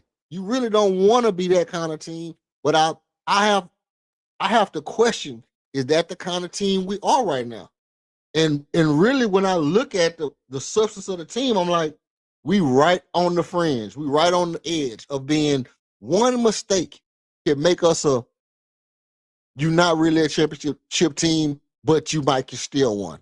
One mistake can make us that team. Right now, we are a contender every year. Every year, people look at our team and say, hey, man, if they healthy, they can be right there. If they healthy, they can be right there. That's a good team. But never being healthy is one thing. Going out in the first round 2 consecutive years is another thing.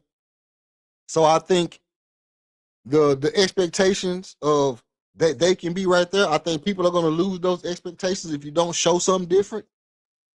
If you don't show something different, people are going to start to look at it and say, no, they can't make it. No, they can't. They can't be right there. But the bigger thing is you don't want to start adjusting your team and become a team where it's like I was, like the point I was just making. You don't want to start adjusting your team and get to be like, okay, you trade Durant you trade Armin off the team, and you trade Barry off the team, right? And now you got Kevin Durant, and let's just come up with somebody good. Give me somebody that's good, that's a little bit long in the teeth. Let's say Jason Tatum. Let's say a player like Jason Tatum is still kind of good, but I'm going to just say Jason Tatum for the sake of keeping LP on the team. Let's say you get a player like Jason Tatum, and now I'm not even going to say Jason Tatum because that would make you a team that's supposed to win. Well,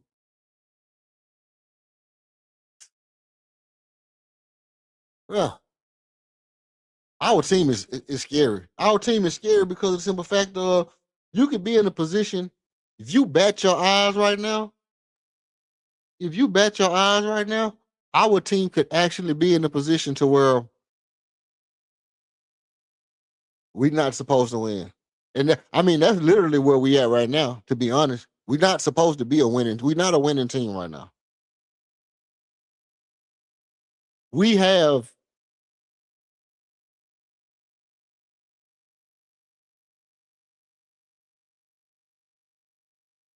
We don't have the speed to match up with other teams right now.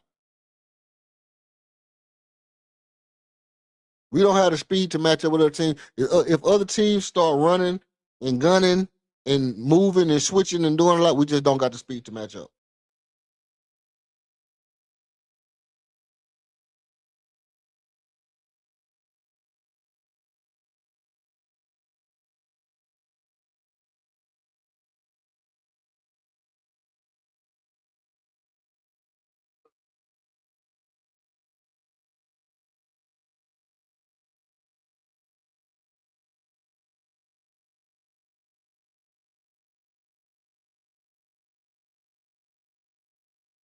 But I believe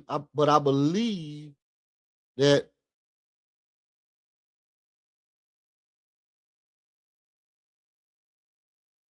we have the kind of team that we can build because of the draft capital we still have. I believe that we can fill in the spots and keep our revolving door going to where we can start to look like that permanent contender. Like we can start to look like that, you know, whoever the number one team is, we can look like the number 2 or number 3 team. And that's really, you know, that's really all you can ask for unless your team becomes a solidified, well-oiled machine.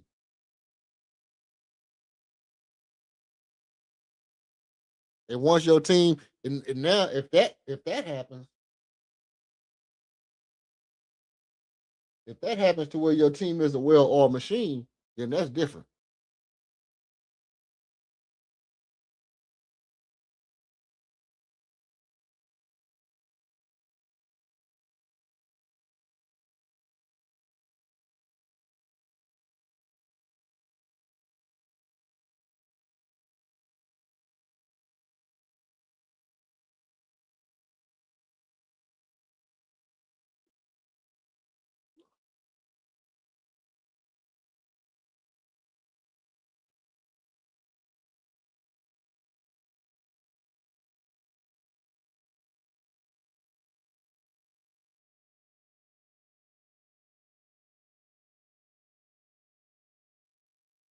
Now I think that's the key part. The key part is at what juncture do you? Cause first of all, I don't really believe you have to destroy, and rebuild every time. Like I hate when people say blow it up. You know what I mean? I hate when people do this. Man, if the Rockets don't win this, we got to blow it up. We got Abrashango and Armin Thompson. We got 2 players that's close to being an all-star. We got an all-star and a player that we think is our franchise player. But if we don't win this time, blow it up. What are you talking about, blow it up? It ain't no reason to blow nothing up. It ain't no reason to be blowing nothing up, bro. You got 2 players on your team that are right at NBA caliber, right at, our NBA caliber players. Is absolutely no reason to be blowing nothing up. But I guarantee you that if the Rockets don't go like, if the Rockets don't go, I'm gonna say if they don't go 6, if they don't go 6-4 in the first 10 games, blow it up. It's gonna be players saying blow it up. It's gonna be players saying blow it up. If either or, Armin or LP misses 2 3-pointers in the game, blow it up. It's the first thing people say. It's always the answer to this social media kind of generation. The answer is always this: I don't like it, undo it. And to be honest, that's a very weak mindset. I don't like it, undo it. Blow it up, mess it up, change it up. Well, change it up is different. Change it up is different. But messing up something that you work to try to get right, just because it ain't right, don't mean blow it up. It just means that sometimes you just gotta make the necessary repairs to it. Make the necessary fixes to it. I don't like it. I can fix this or that. Let me try to fix this or that. And the answer ain't always, it can't be fixed, start over. And I don't like to seem like, because I do watch, a lot of YouTube and stuff like that.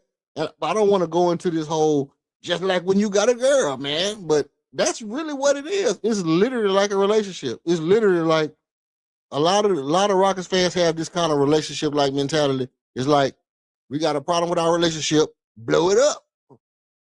Not what can I do to fix it? How can we fix it? What needs to be fixed? Small adjustments to repair that was marginally was marginally okay. For the most part, a lot of this is cool. But because a small portion of it ain't exactly like I like it, we need to mess the whole thing up. We need to destroy the whole entire thing. Right? That's a very, very, very ridiculous way of living. So imagine you building a car, and you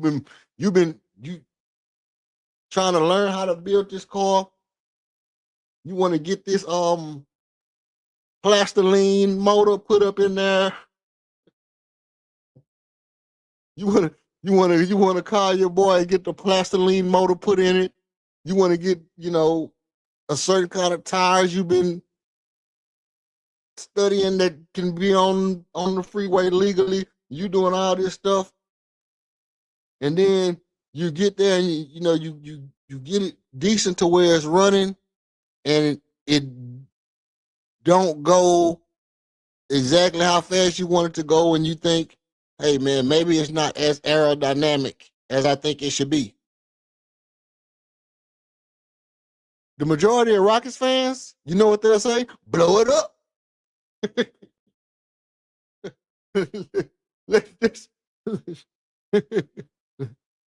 What we gonna do? We gonna blow it up. You know what I mean? Let's see. Do I gotta blow it up over here?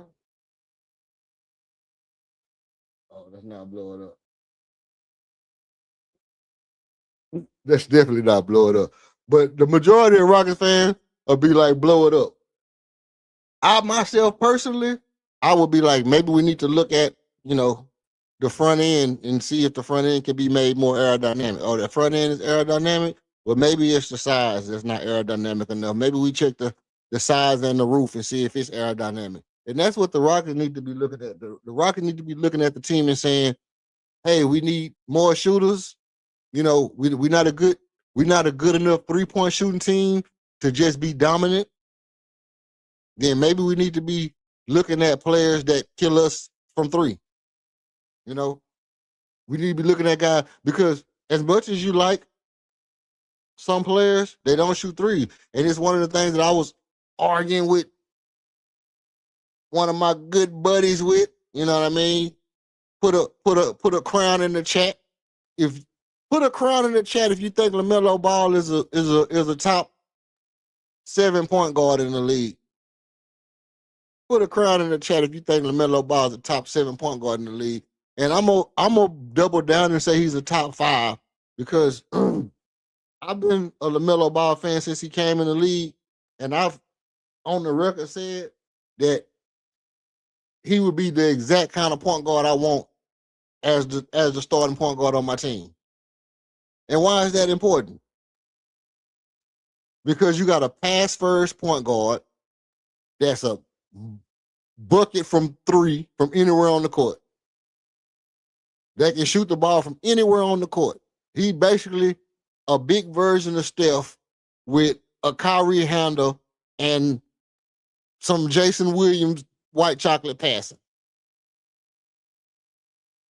He don't have obviously he don't got the, the structure, the mental structure and stuff like that to say, he's going to continue to be a good player because his mind is on right. But I don't have a problem with the stuff he's saying and do. I don't run it. You see what I'm saying? So now I don't have a problem with LaMelo Ball. I think LaMelo Ball is an excellent 3-point shooter. But the reason why I brought that up is because you should look at the players who bust your tail, and then you should say, should we go out and get those kind of players? Is that a player we should go get? So you look at a player like Devin Vassell, who constantly busts our, living, what, and then you should say, is Devin Vassell, is that the kind of player we need to be looking at? Because he's a shooter.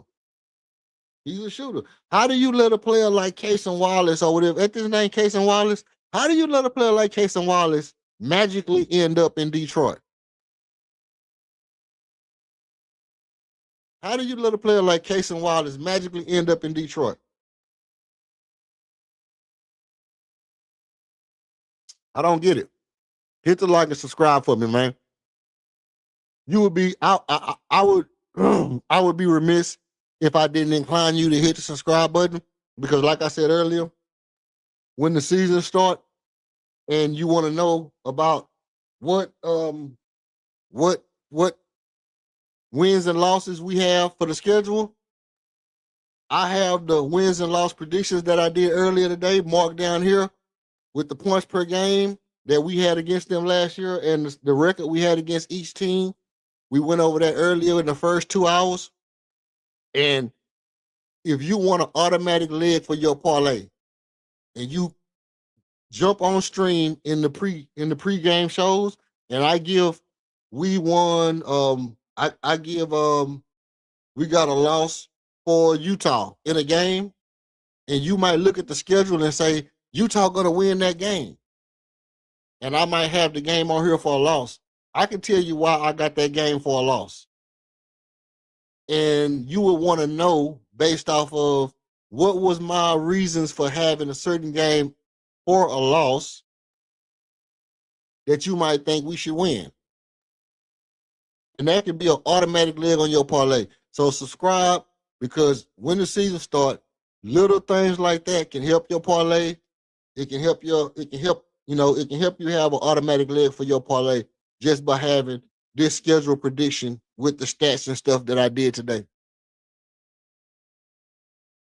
So, and then, I appreciate everybody for pulling up, man. Y'all some real ones today. We're going to keep it going. The other part of not just getting players for the sake of getting them. Not just getting players because, like, I like Marcus Smart, but let's be real. Would you rather have had Cason Wallace or Marcus Smart? That's like a real thing. Like, would you rather have had a player that won a championship, almost won 2 with Oklahoma City, a player that's been on team that's been the best team in the league consistently for 3 years, that practice with your rival, practice with a team that you're going to have to go up against, that got some insight, you got some inside information, intel, if you will. Would you rather have that, or would you rather have Marcus Smart? I played for Ime Udoka before. I also was Defensive Player of the Year for Ime Udoka. I mean, this is just a question. Is which one is the type of player that you would have went for this offseason? Marcus Smart, Cason Wallace. Marcus Smart, Cason Wallace. Where you say you need shooting, why did you get Marcus Smart and didn't go after Cason Wallace? You need shooting. Why did you not end up with a player like Devin Vassell? You say you need shooting. How did Marcus Smart become the first player that you got? The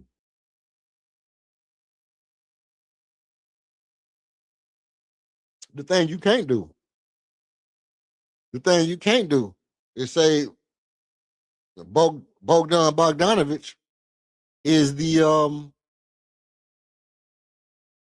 end all be all. These the answer to my prayers.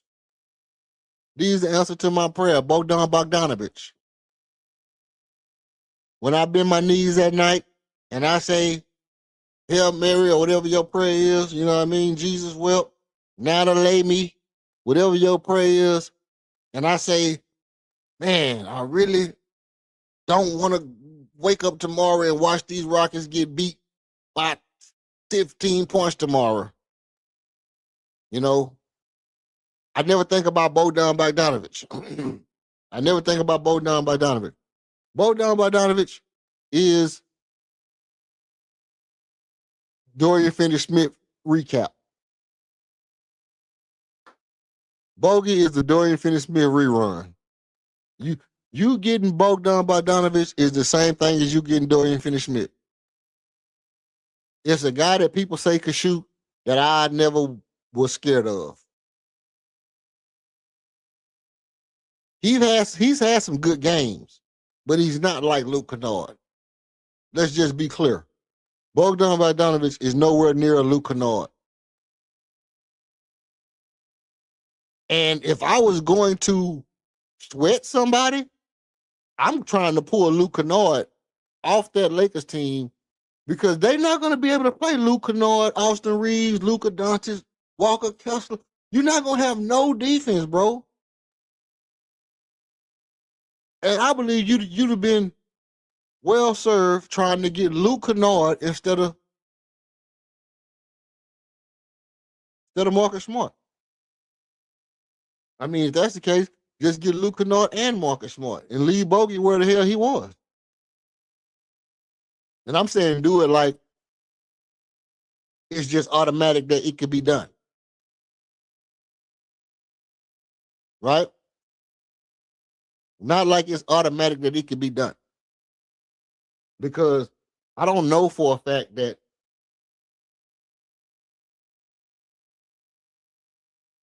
that was an automatic, you know. I mean, you never know who can be had and who can't. But what you do know is Cason Wallace is in Detroit, which is exactly what they needed. Or Jerry McCain. Which one was it? Cason Wallace, Jerry McCain. One of them shooters. One of them shooters is in Detroit. One of them niggas is from OKC that be busting people tail is in Detroit on a defensive juggernaut, where all he gonna have to do is bust tail. Peter Cottontail. That's all he gonna have to do. Pause. And we don't have that. Well, we do, but we didn't go out and get that.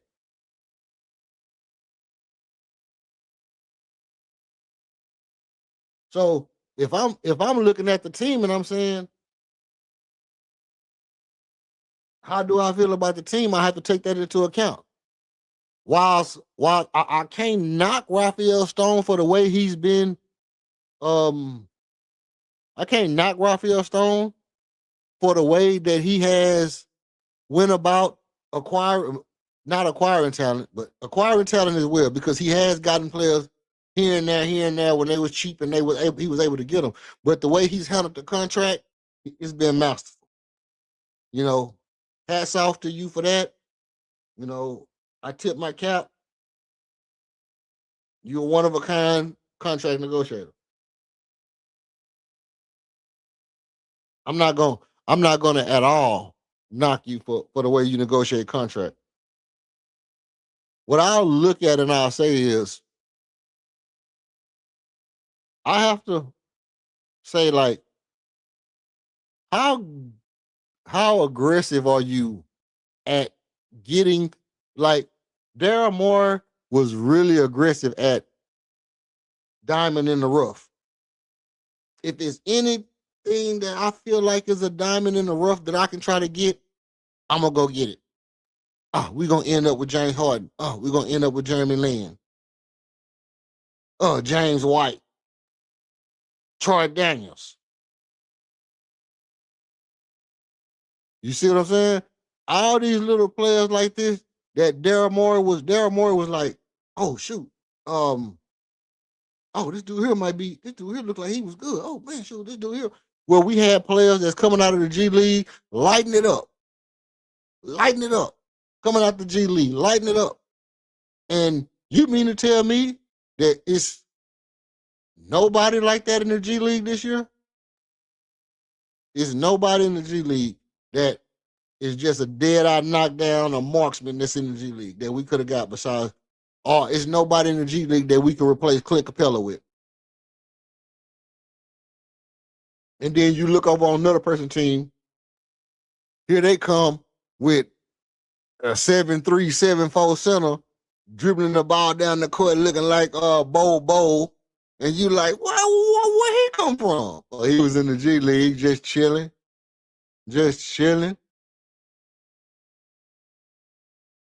Right? And so that kind of thing, I look at Raphael Stone and I'd be like, you know what? I don't know exactly how confident I am in Raphael Stone's ability to. Let me tell y'all something. I'm gonna tell y'all something which I don't know. I have been very, very, very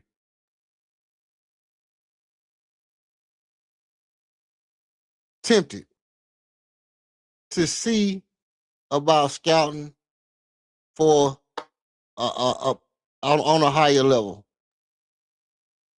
I have been very, very tempted to see about scouting on a higher level because my ability to evaluate talent from grassroots level all the way through to the NBA, I feel like it's better than a lot of people. And I know all fans do, but no, mine is different. Mine. I'm different than you. I'm not like you. I'm not like you. I don't just watch what a player do and how the ball go in the air and then, whether it go in the goal or whether he get the rebound or whether he made the shot. I actually look at is this person finger and elbow lining up? Is this person actually, when he's dribbling the ball, is he inside or outside of his dribble box? How close is the ball to his foot? Is he able to actually change direction? Is it because the ball is where the ball is placed by his foot when he's dribbling? There's so much stuff I watch when I watch basketball that the average person, I think, they probably see it, but they don't analyze it and recognize it like I recognize it. That I tend to think, a player like, for example, what's his name? Isaiah Crawford. A lot of people like this Isaiah Crawford kid. I like him, but he bland. He is in no shape, form, or fashion is Isaiah Crawford the best player in the G League at that age. It's just not realistic. So I think we just bringing up guys and being like, oh, well, he played in our system in the G League. We're gonna reward him. We're gonna reward him because he's on our G League team. And it's not like Raphael Stone is got guys scouring the earth for elite, diamonds in the rough talent like Daryl Morey did. If you were a talent, Daryl Morey would find you. Daryl Morey would find you if you had any kind of advantage analytically. Daryl Morey would find you, and you would get a chance to be implemented and see how you can flourish in whatever system that he was going to be trying to put out. And a lot of times, I know because of the way his analytics was set up, he was trying to change the pace or whatever. But Daryl Morey was going to give guys a chance. Remember, I can't think of the dude's name. Well, we can start with Terrence Jones. We can start right there. Royce White, Terrence Jones. Them two players that was like, okay, either one of these guys could be a diamond in the rough. Then you went to the dude. His name was Dallenberg, not Dallenberg. I keep forgetting his name. The dude who used to shoot underhand with the big shoulders, the one that dunked almost from the free throw line. I forget his name.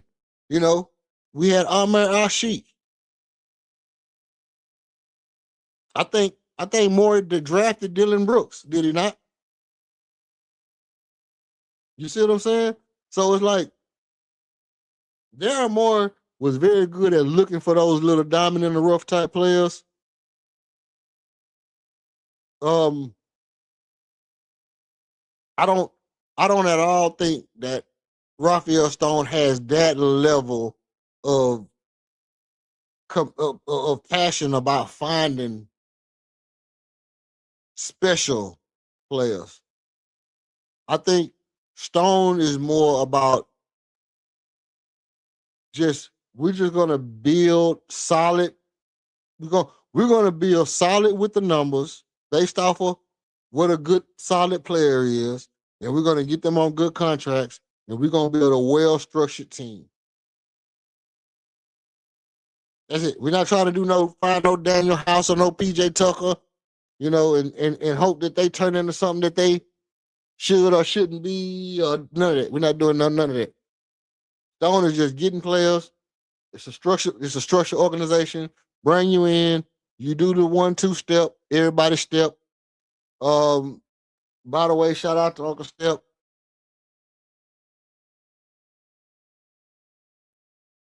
That's it. There's nothing fancy going on with the way Stone run the organization, but I can appreciate that. I can appreciate one of the things that I appreciate about Stone the most is that he don't think like a Rockets fan. He don't, every time something happens, he don't be like, well, yeah, we're going to blow it up if it don't work today. Stone is like, you know what? We had a good team last year. It really ain't much that we can do to get better. We're going to run it back. We competitive. Do anybody got that homeboy or cousin or friend that like, they got their team? What up with you? Nah, bro. You tripping, Buckmo. Did anybody got that homeboy or friend that you can play them on 2K and you can beat them, and then they will keep playing you with the exact same team? They will keep playing you with the exact same team. Like, oh no, I can beat you. I can beat you. I know I can beat you. You doing one thing that he just haven't figured out yet.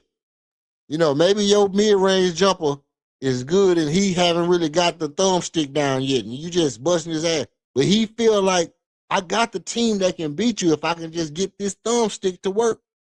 That's how Stone is. Stone is like, we'll keep running it back because we'll get you sooner or later. We'll get you sooner or later because we built a solid team. What was it? 57 wins is too high? You don't think we're going to hit 57? Why you don't think we're going to hit 57, Buckmo? Shout out to you, though, Buck. Why you don't think we're going to hit 57? Why you don't think we're going to hit 57 wins? You got to. Come on, man. Come on, man. How many we had last year?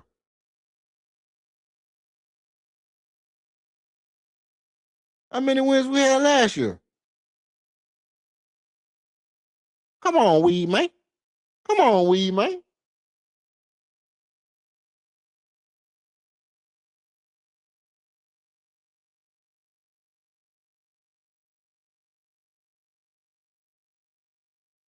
Why you don't feel like we can I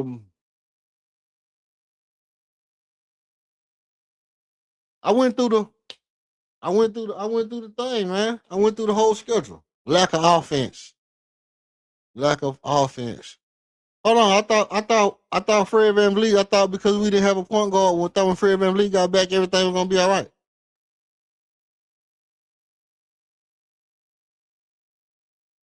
Oh, because email. But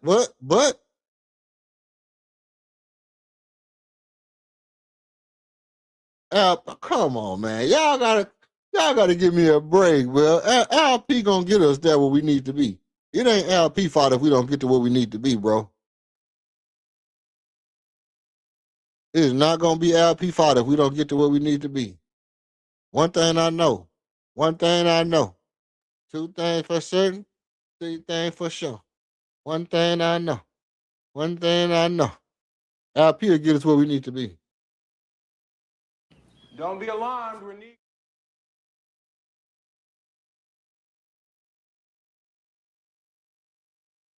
And the truth about it, man, if LP, oh my goodness, who is this? Let's see. I think they're definitely a playoff team. Don't think they would beat OKC in San Antonio. But you know what though, Brody? Here go the thing. Let me put this up here for the people. That's a good point. But this is the thing. Like I said, if Kevin Durrant get us to the semis, if he get us to the Western Conference semis, if he get us in the Western Conference semis, it's a successful addition to his legacy. You understand what I'm saying? You understand me? If Kevin Durant get this Rockets team into the Western Conference semifinals, and he goes up against OKC or San Antonio, to just be on that playing field with that level of talent and take this team that was a first round for the past 2 years, first round out, if he get this team to the Western Conference semifinals and go up against either one of those two teams, I think Kevin Durant just add a notch to his belt. I think Kevin Durant add a notch to his belt. And then if he does that, I think this team will then go on and win a championship.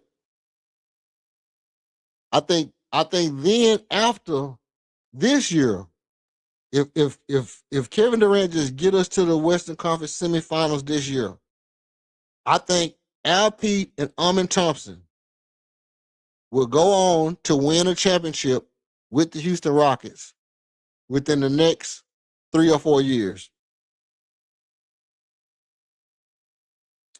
With this team, 50 wins. Nah, bro. There's no way. Ain't no way.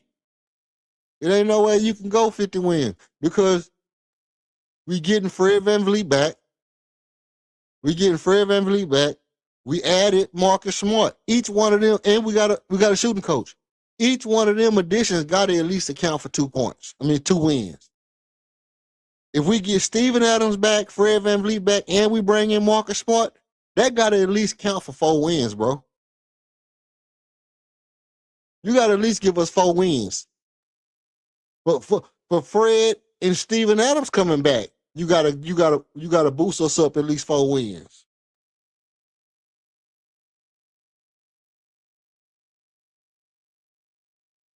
And then you gotta realize that this middle part of the schedule, where it's at. Let me take this down right here. Hold on. This middle part of the schedule. This middle part of the schedule right here is easy work. This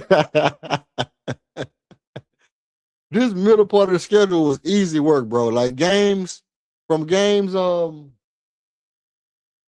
Audi, Memphis, Minnesota, Charlotte. No, not this one, but from here down, from this San Antonio game, what was it? I mean, a lot of these games was, bro. I'm just saying. Minnesota, Memphis, Charlotte, Orlando, New Orleans, Orlando, Dallas, Utah, Phoenix. Come on, bro. Them all cook games. We got San Antonio on NBC. We got Memphis. Light work. Look at this right here. March. Watch March. win, loss, win, loss, win. You know what I'm saying? Out of 10 games, you gonna win 7 of them and lose 3?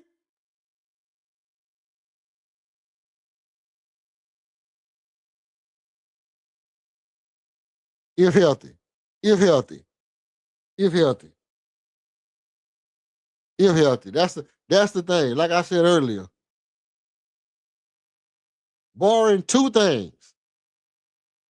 Either it's only 2 things can stop us that I feel like can prevent this team from reaching their potential this year.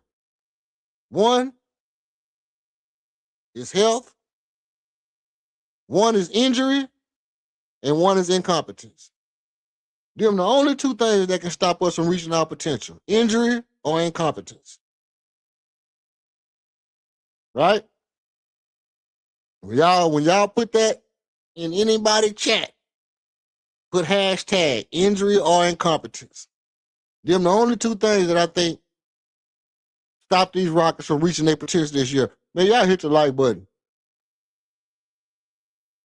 I'd be remiss if I didn't incline you to hit the like button or partake of pressing any thumbs up activity due to the graphic content and nature of this podcast. At this present point in time, we like to agree that everybody should hit the like button as we proceed. Incompetent, hey, one of the 2 things gonna be it for sure. It's gonna be one of the 2 if the Rockets don't be successful this year. If Alperen Sengun and Amin Thompson do not take steps forward this year,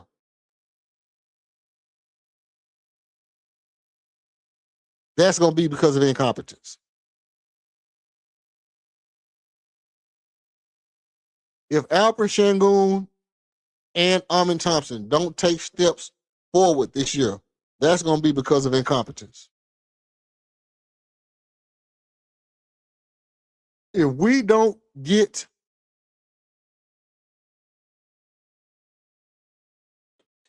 past the second round, if we don't get past the first round, that's going to be because of injury.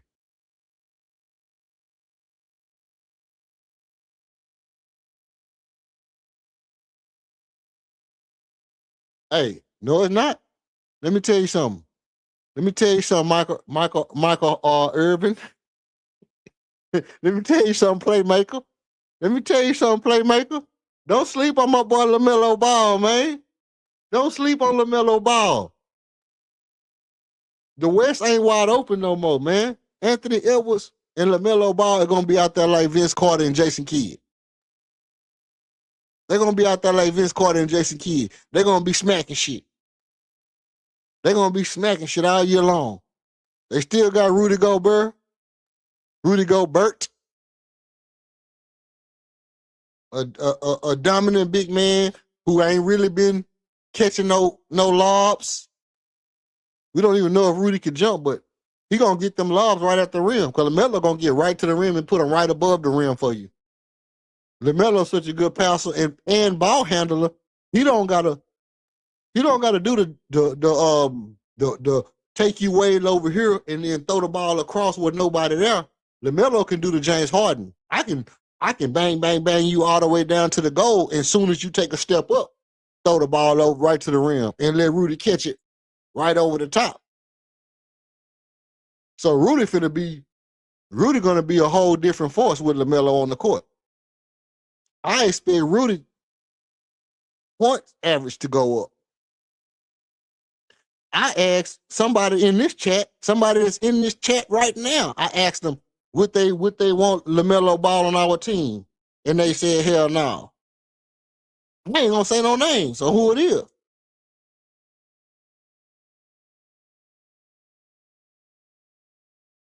I ain't gonna say no names on who it is. But I know that I asked them would they like LaMelo Ball on his team.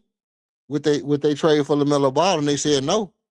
Even though he can shoot threes, even though he can pass the pill, he can do all the things that we say we need players to do. But then when I said, would you get LaMelo Ball? They said, hell no. I don't understand that kind of mentality though. But as far as the Western Conference being wide open, I think we the top 4 teams. I think we the top 4 teams. OKC, San Antonio, Minnesota, Houston Rock, top 4 teams. As it should be. As it should be. And then you got Lakers and Denver.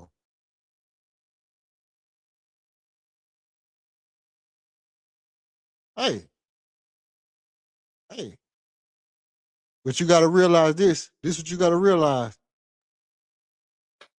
I have to see how ball works with Minnesota. I think the Nas Reed thing will hurt. Maybe, but I don't think so, bro. I think LaMelo Ball is a generational talent that has been on a horrible franchise for the better part of his career. I think it's a blessing that finally he is on a franchise with a absolute megastar. He is on a franchise with an absolute megastar, and I have to support LaMelo Ball because it's the kind of thing that you hate to see. You hate to see players like LaMelo go to a team like Charlotte and, you know, just kind of fade off into the abyss and you know, into the realm of nothingness while his career fades away and his loses his skills, and before long you forget how cold he really was. And then all of a sudden he 32, 33, and you like, dang, that nigga that trash. And you forget how cold he really is. But now he get to go play with the guy who they said was the next coming of Jordan and all this and that. It's just gonna be different. It's just gonna be different, bro, to see them two guys together. Now, a 38-year-old is not gonna take you to the promised land.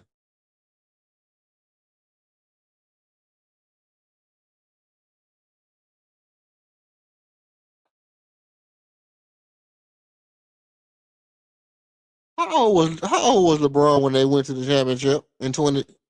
Was that 2020? How old was LeBron? 36?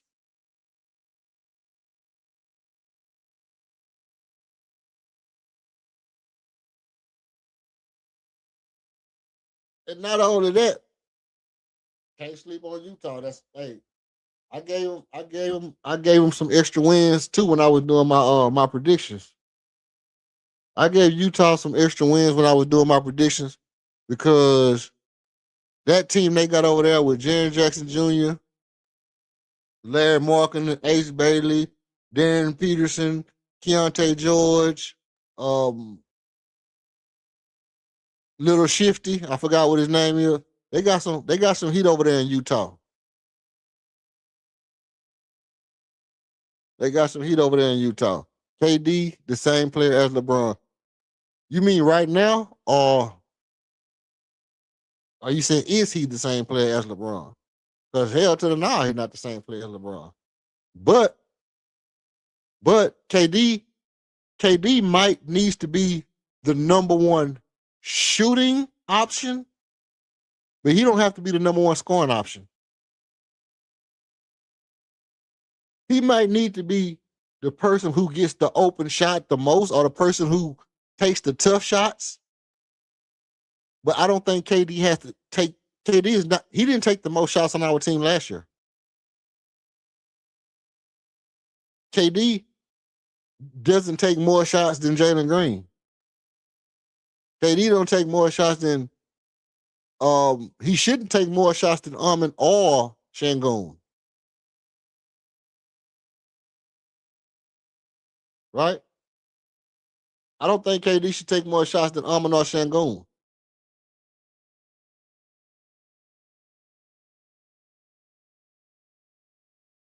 That's my only concern in my mind's eye.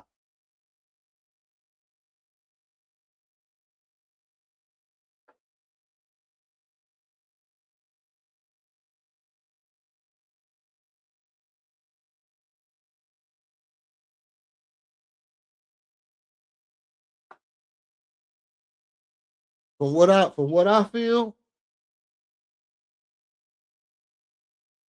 who were the number one score? No. Listen.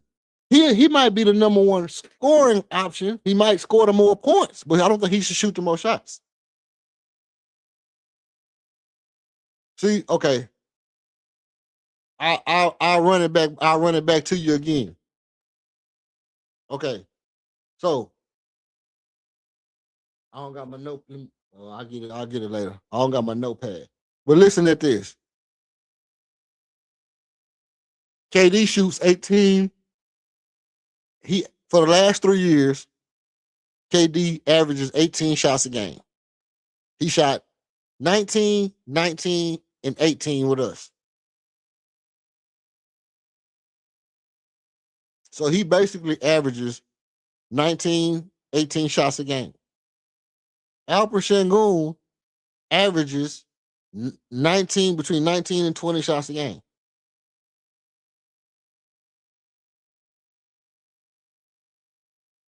So if Alper Sengun is going to be shooting 19, 20 shots a game, and KD going to be shooting 18, 19 shots a game, guess who needs to shoot some more shots? Amin.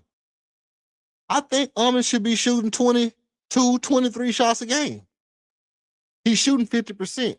Most of them are dunks. Most of them are right at the rim. So I believe in my mind's eye that Amin Thompson should be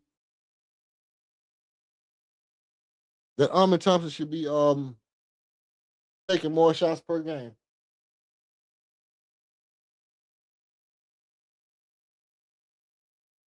Because also Bugmo, let me ask you this. If Armin just got the contract extension, shouldn't he get more responsibilities? Shouldn't he be responsible for scoring more than 18 or 19 points a game by now? Shouldn't he be expected to score 20 points a game from the shooting guard position? I mean, you a coach. You tell me. If your franchise, supposed to be franchise player, your untouchable player, just got a contract extension. He averages 18. But you just signed him to a new contract. Is he gonna stay at 18 and 19 points, or is you gonna expect him to jump up to 21, 22 points a game?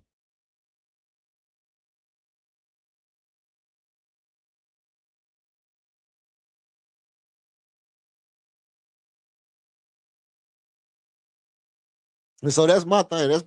That's my problem with the whole scenario. My problem with the whole scenario is I can't, in good faith, say that Amin Thompson shouldn't be scoring 25 points a game in real life. True story. In an actual real life true story, like I said yesterday, if I'm Amin Thompson, yeah, gone at LP 19 if it's LP. Yes, gone at 19. Now look, LP can he gonna average 19 and 10, 20 and 10. That's what I expect LP to average for his career. I've said this before. I don't expect LP to be much more than a 20 and 10 player. But I do expect him to give me 6 or 7 assists a game. I expect LP to be 20, 10, and 6, 20, 10, and 7. That's what I expect. And give me a block and give me a steal. You know, give me 2 blocks and a steal. I expect that from LP. You know, I expect him to play solid defense. Give me a block or 2. Give me a steal. Give me 7 assists. Give me consistently at 19 points a game. Across the board, you know, be up there, average 19, 20 points a game, 10 rebounds. That's what I expect from LP. But from Amin, I have to say, you scoring 18 points a game, buddy. Can you take 3, 4 more shots a game? Can you take 4 more shots a game?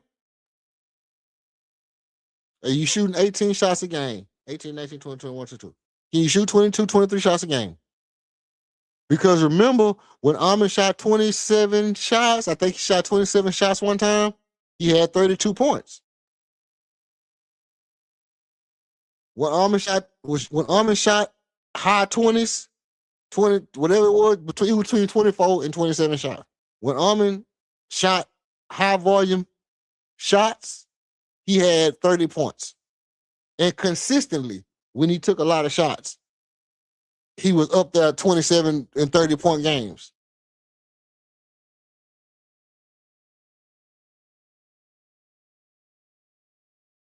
So that's my thing about, the whole Kevin Durant thing. Kevin Durant. But here's my big take about Kevin Durant. And I'll say it again for those of y'all who don't know. In my mind, all them mid-range jumpers, you're not getting all them. You're not getting 16, 17 mid-range jumpers and 2 threes. I'm not giving you 16 mid-range jumpers and then 2 3-pointers. You think you're shooting 4 mid-range jumpers a quarter? And then just 2 threes? No, we're not doing that. You're going to get 6 threes. You're going to shoot 6 3-pointers because you're the best shooter on our fucking team, on our effing team. You're the best shooter on our effing team.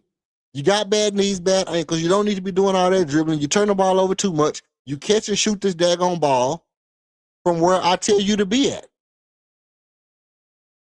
Right?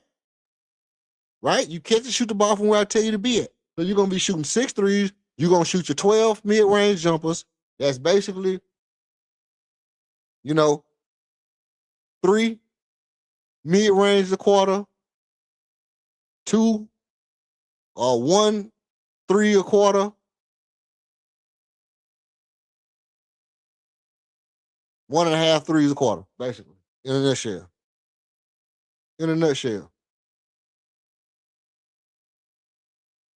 And you're going to shoot your 18 shots, but 6 of those shots are going to be threes.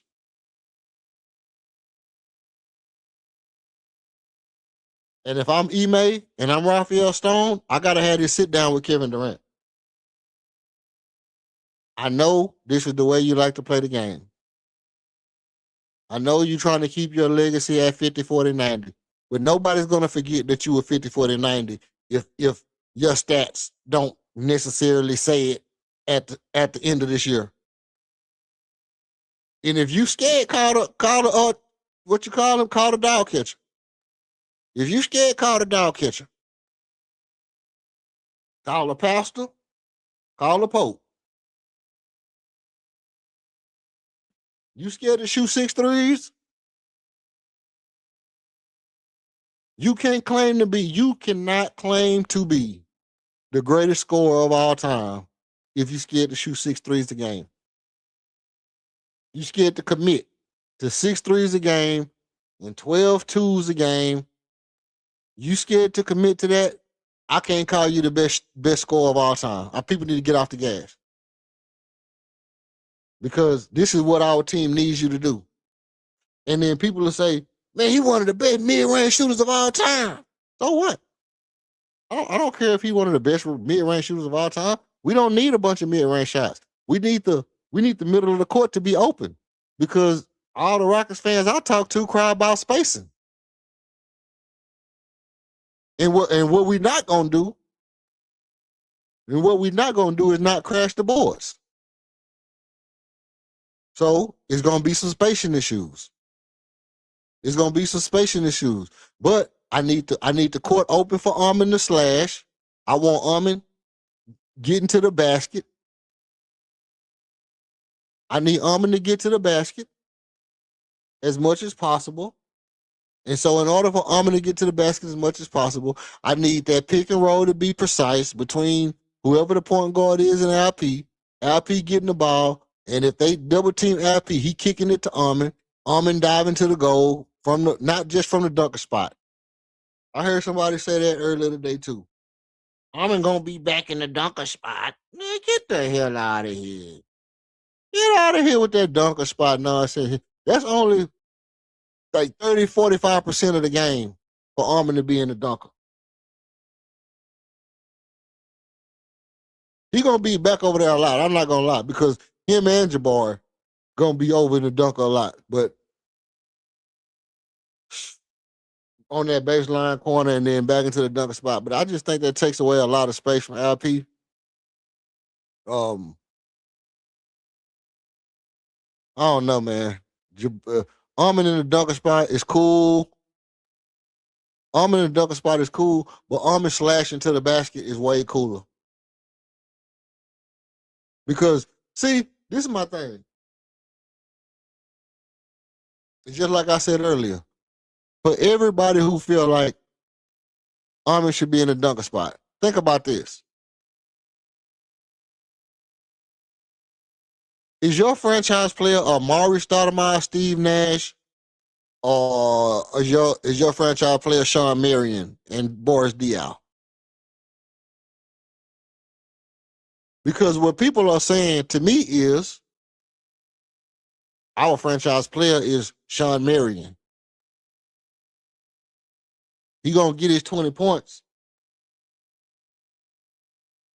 but it's gonna be on the back of everybody else. He's a background dancer, but he our franchise. No, he not. Steve Nash was your franchise player. Steve Nash was your franchise player. So you basically selling us wolf tickets as fans, because you telling us Armin is untouchable, like he the franchise player, but really you want him to be Sean Marion. Huh? Huh? Talk to me quick, but don't talk to me slick.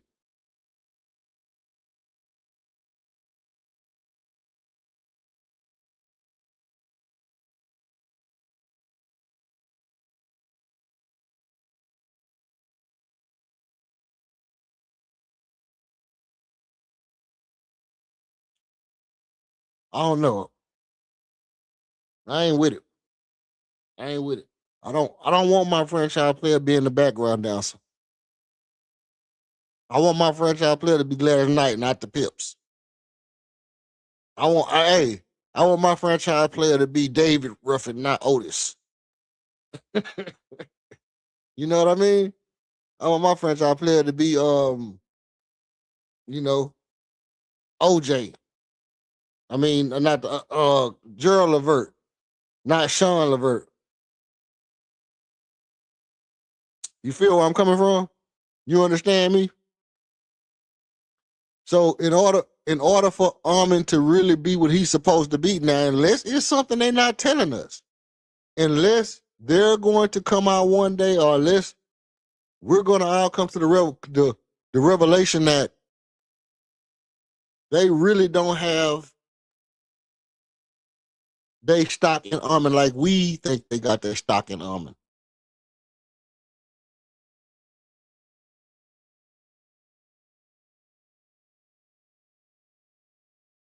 That's the key part. If they're gonna tell us that they really don't got their stock in Armin like we think they got their stock in Armin, that's different. But as of right now, we have to say they got stock in Armin to where they think he can be their franchise player. And being a third overall pick, you would have to say, we think Armin Thompson can be the third best Rocket ever. And so in order for that to happen, he has to take this leap his contract year, the same leap that James Harden took his contract year. Armin Thompson has to take that same kind of leap.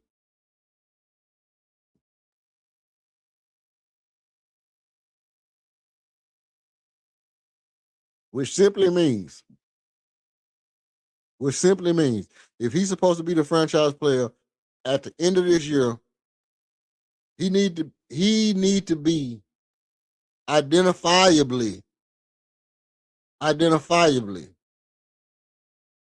the most important player on the team. Because right now, we might know what he's supposed to be, but he hasn't identified himself as more important than Alperen Sengun. He haven't identified himself as more important than Kevin Durant. Nobody thinks that, hey, if we trade Armin right now and keep KD, we can't win. Everybody that has made comments this year, besides myself, has said at some point, yeah, I trade Armin Thompson, or I trade him for this and that, da, da, da, da. Oh, I trade Alperen Sengun for Jaylen Brown. Man, I trade Armin for Jaylen Brown. We need to trade Armin for Giannis. I trade Armin for Giannis.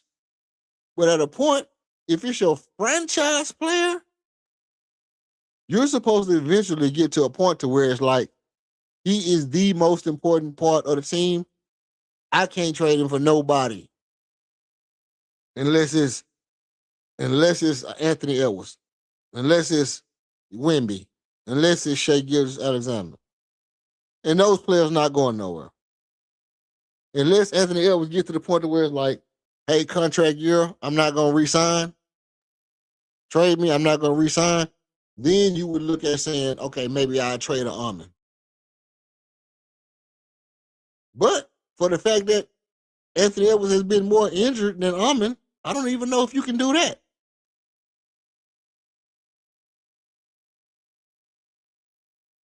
I don't even know if you can do that right now. So that's my whole thing with the Armin Thompson thing. I think he need to be taking more shots if he's gonna be your franchise player. He can't be in the background, like, oh, today I get 14 shots. Oh, tomorrow I'll get 17 shots. Oh, today I get 15 shots. Hey, I'm only gonna take 9 shots today. I'm gonna have 18 points on 9 shots. All 9 dunks, 18 points. I didn't do nothing today but dunk the basketball. I got 18 points. I didn't shoot nothing. I didn't lay the ball up. I didn't take nobody off the crossover. I didn't do nothing but catch the ball in the dunker spot 8 times and dunk the ball, and I only took 9 shots. So you mean to tell me you was 100%? Everything you got was a dunk from the dunker spot, and not one time did they say, hey, they're going to keep giving it to us. We're going to keep taking it. Maybe it should have been more than 8. Maybe one of them other times they put you in another spot and let you go off the dribble, you probably would have scored then, and then you could have went back to the dunker spot and got some more. It's just not going to be copacetic for me for Armin Thompson to be so. You talk about inconsistent. You talk about the inconsistency of Ime Udoka. You can't have Armin taking less shots than everybody on the team. It's just not real life. That's not going to be real life for me.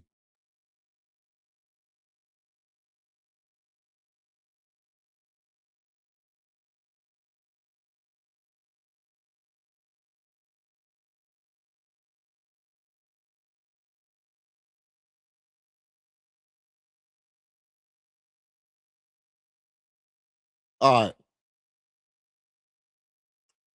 So now what we need to figure out is, how valuable is Fred VanVleet to the team? I asked the chat yesterday, was Fred VanVleet a top 15 starting point guard in the league? My chat told me no. I was slightly disappointed. I'm slightly disappointed in the fact that my chat would say that Fred VanVleet is not a top 15 point guard in the league. You can't tell me that out of all the starting point guards in the league, Fred VanVleet ain't better than half of them. Like, how could you make the case? How could anybody make the case that Fred VanVleet ain't a better starting point guard than half the point guards in the league? It's so far-fetched. It's like, it's so unreasonable a notion to say that a championship point guard, a point guard that's helped build a team that took a team from 20-something wins to 40-something wins,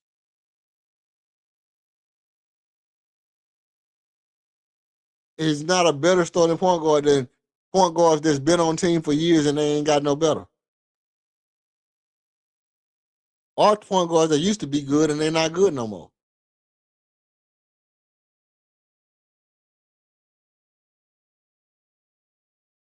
Because some of the same people that would say, hey, look, Fred VanVleet ain't better than Ja Morant. Then some people would say Fred VanVleet is better than Ja Morant. But some people would say Fred VanVleet ain't better than Ja Morant. But I don't want Ja Morant on the team because of his off the court stuff. But is he better? Well, Ja Morant a better player, but Fred a better starting point guard. Exactly. If Fred is a better starting point guard and Ja Morant is a better player, then Fred is a better player. Because the position they play is starting point guard. And if you're not going to be good at that, then, hey, what else matters? What else really matters?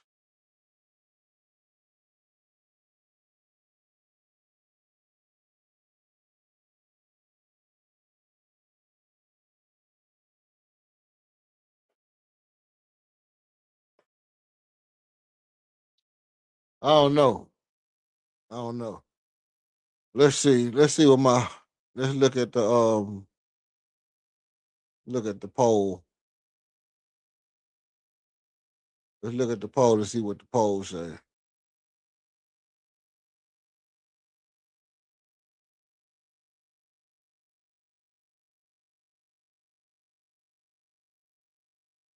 Ha ha.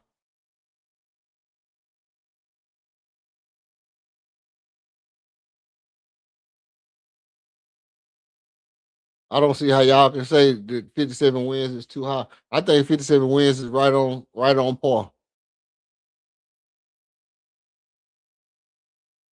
It's not extremely high, but it's just a little bit more than what the Vegas, you know, big heads, egghead junior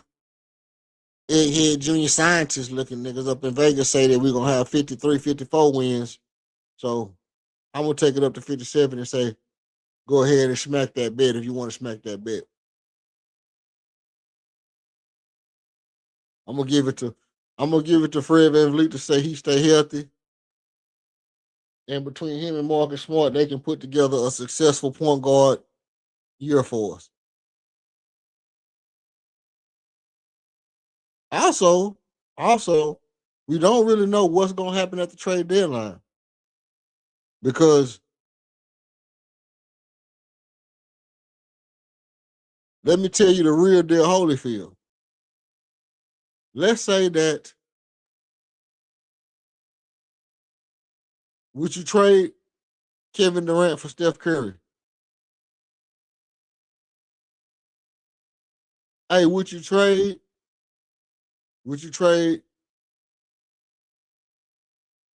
Fred VanVleet and Jabari and some draft picks for Steph Curry?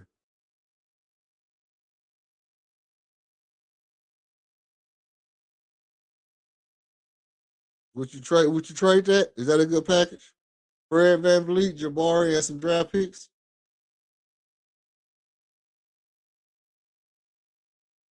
And if you got that, then guess what you're running? You coming out with Steph, Armin, and KD. Steph, Armin, KD. That's your 1, 2, and 3. You want to run? You want to throw Tari up in there, and then come with Shangoon? Or, I mean, I can do it. I can run that lineup right now. I would be more confident with that lineup. I mean, obviously so, because Steph is still the kind of player that can win you a championship. I honestly believe, to be honest, listen at this. I believe Steph is the best perimeter player in basketball right now. I think he's better than LeBron. He's better than Anthony Edwards. He's better than Luka. He's better than Kevin Durant.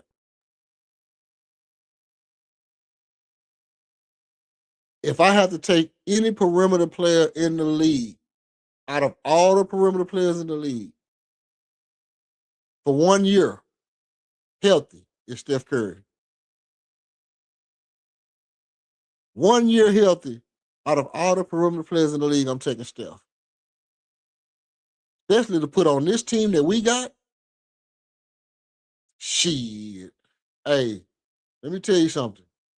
If we had Steph, that's a championship team. Even without Kevin Durant on the team. Even without Kevin Durant on the team. But with Kevin Durant, with KD and Steph on the team right now together, reunited, championship. Championship with Armin, Tari, and LP. Armin, Tari, and LP. You got Armin at the 2. You got Tari at the 3, KD at the 4. Either way, switch it up. Switch it up. You can put Armin at the 4 and then put KD at the 3 and then Tari at the 2, or KD at the 2 and then you don't want KD handling the ball. You'll get a ball to Armin. You still got Reed Shepard coming off the bench. So the long and short of it is our team could be better. It could be a hell of a lot better. It could be a hell of a lot worse. It could be a hell of a lot better. It could be a hell of a lot worse.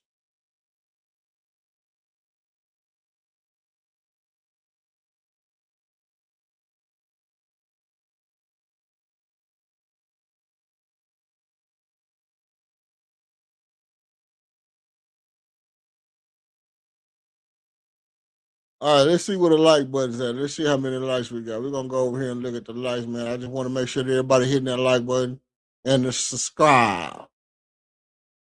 Hit the like button. What I would like to have you do at this present point in time is double tap your screen. Double tap your screen to the B. You don't have to be mean, but double tap your screen. Keep it clean, double tap your screen. We're going to get it one more time. Because I'm going to keep it going, man, until y'all stop liking and sharing. I'm gonna keep the stream going until y'all stop liking and sharing. And then when y'all stop liking and sharing, I'm gonna cut this mud off so fast, boy, you ain't never seen nobody cut off no screen faster than this before.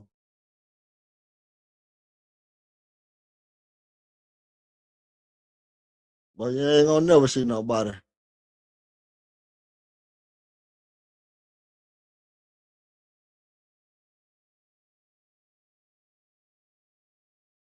Hey, so listen at this.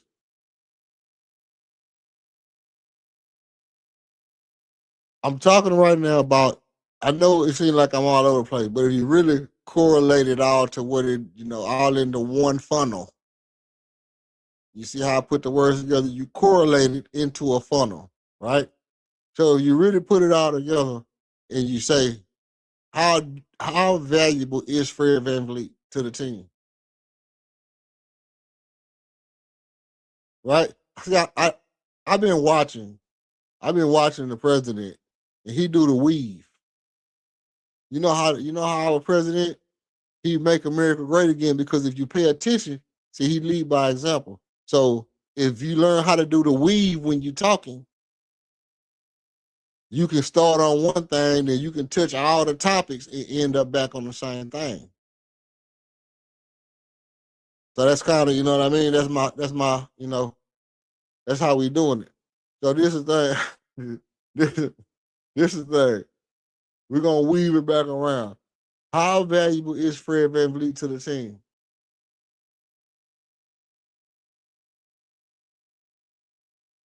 I think what I believe the value Fred brings to the team. I think it's a lot of confidence to other players. I think other players will be more confident if they don't have to handle the ball. It's like he actually has the burden of not turning the ball over. And that's a burden. Psychologically, I think that the burden of not turning the ball over weighs on other players so much that the point guard just shoulders the burden and takes that pressure off people, and it makes them better just by that alone. Just by the point guard being on the floor and having the burden of, if the turnover happens, a lot of the times it's on me and nobody else has to worry about that, I think that makes players better. You agree with that? Can you say that if you play with a guy like Fred, even though he might not actually be better than Damian Lillard, game to game, Damian Lillard might actually be better. But the fact that Fred turns the ball over so little and you don't have to worry about turning the ball over because he's going to make sure he has the ball in his hand until it's time to do something with it, and he's going to shoulder the burden of the turnover. Do you feel like that even though Fred VanVleet is not better than Damian Lillard, he still makes his teammates better because he shoulders that burden of the turnover? I think that's what makes players like Fred VanVleet so valuable, is that I got the burden of the turnover on my shoulder. You don't have to worry about it. See, you don't have to ball. It's okay. Can't say that last word because they might strike me. That's how they do it. That's how they do it. If you say that last part of the song, listen, if you sing that last part of the song, you're going to get the strike. As long as you stop it before you get to the last word, you can be like, you gotta make a change for once in my. You better not say that last word. if you say that last word, they're gonna hit you with the strike copyright. They're gonna hit you with a mean ass copyright. You're gonna be sitting out there like, hey man, they cut my stream out right in the middle of my singing. Think they won't? They'll cut it smooth off. They'll cut your ass smooth off while you doing some work. That's like, for y'all that don't know where I've been, like, they hit me with so many strikes. They hit your boy with so many strikes. Cause y'all know me. I be looking for little ways to do stuff to make it entertaining, to bring the entertainment value, whatever, da da da da. I might have did something and they hit my video with the bing, bing, bing. Hey. Then I turned around and did something else and they came back and hit that one with the bing, bing, bing, and then sent me a letter with like, hey, get your act together, kid. Get your act together. And I was like, oh, okay, that's how y'all doing it? Y'all trying to hold my feet to the fire.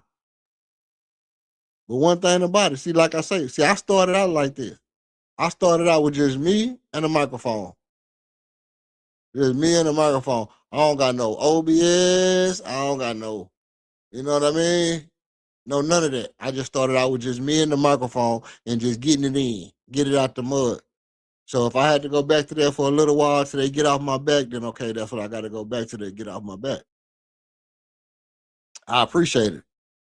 Because, you know, grassroots, to me, grassroots, it make you more relatable to the people. You get back out there with the people, then you can be like, okay, you know, you can cock your eyebrows up. You feel me? You can cock your eyebrows up and give them the people's eyebrow. And then everybody else, you know, who do what they do, I give you a shout out when I give you a shout out because I appreciate everybody who I appreciate. But if I don't appreciate you, well, you know, I tell you, hey, look, if I don't appreciate you, you can write down exactly what your Rockets content is about. You can write down exactly what your Rockets take is.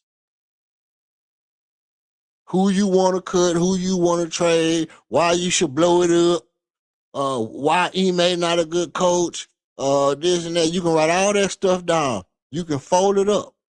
You know they say when you write it down and then you fold it up, you get your lighter and then you hold it up to the sky and then you can burn half of it, and then you can talk about all the things you want in your Rockets imagination. Then you can take that other piece, dip it in water, fold that little piece up while it's still wet, turn it sideways, yep, shove it up your candy ass. That's what you can do. That's what you can do with your Rockets takes. You know what I mean? Because when we come out here, we do this, we do this just so we'll let you know. We do this just so we'll let you know. Is no other team that go through what this team go through. And only the people who come on and they give you authentic, original content, not regurgitating stuff that other people say all the time, not sticking to the narrative. Oh, LP can't shoot, Armin can't shoot. Let's break them up. Let's throw your all-star players away. Not sticking to that kind of jibber jabber. Only the people who come on and say live stuff that makes sense to actual Rockets fans. That's the real fans. That's the real streets. That's the real YouTube streets, right? So why when I come on, I always give a take and people be like, oh man, EF be saying crazy stuff, because I be saying stuff that really deep down inside you wish was reality. But you've been doctrinated through narratives and listen to other hot takes that is not. Like when people were saying the Rockets need to trade Amin Thompson, Jabari Smith, Albert Shangoon for Giannis. A lot of people are like, yeah, man, Giannis Antetokounmpo scored 50 points and 30 rebounds. Man, y'all don't get out of my face, because even if you do score 30 points, if Jabari averaged 14 and Armin averaged 18 and Alpert averaged 20 and Giannis averaged 32, how the hell can you justify that? How can you justify that? How can you justify trading Reed Shepard 12 points, Armin's 18 points, and LP's 20 points for Giannis, when Giannis only really averaged 28, 29 points? But you're going to give up 43 points for Giannis because Giannis averaged 29 points. So you're going to give up 43. Well, it's what happened with Kevin Durrant. And I'm sorry to keep bragging with Kevin Durant, but he averaged 25, 26 points. We gave up 30. We gave up 30 points. We gave up Jalen Green 21 points. We gave up Dylan Brooks 9 to 11 points, which everybody knew. If you got any kind of eyes, you knew that he was only scoring that little bit of points because he was sacrificing himself for a team that told him he wouldn't have had to sacrifice himself.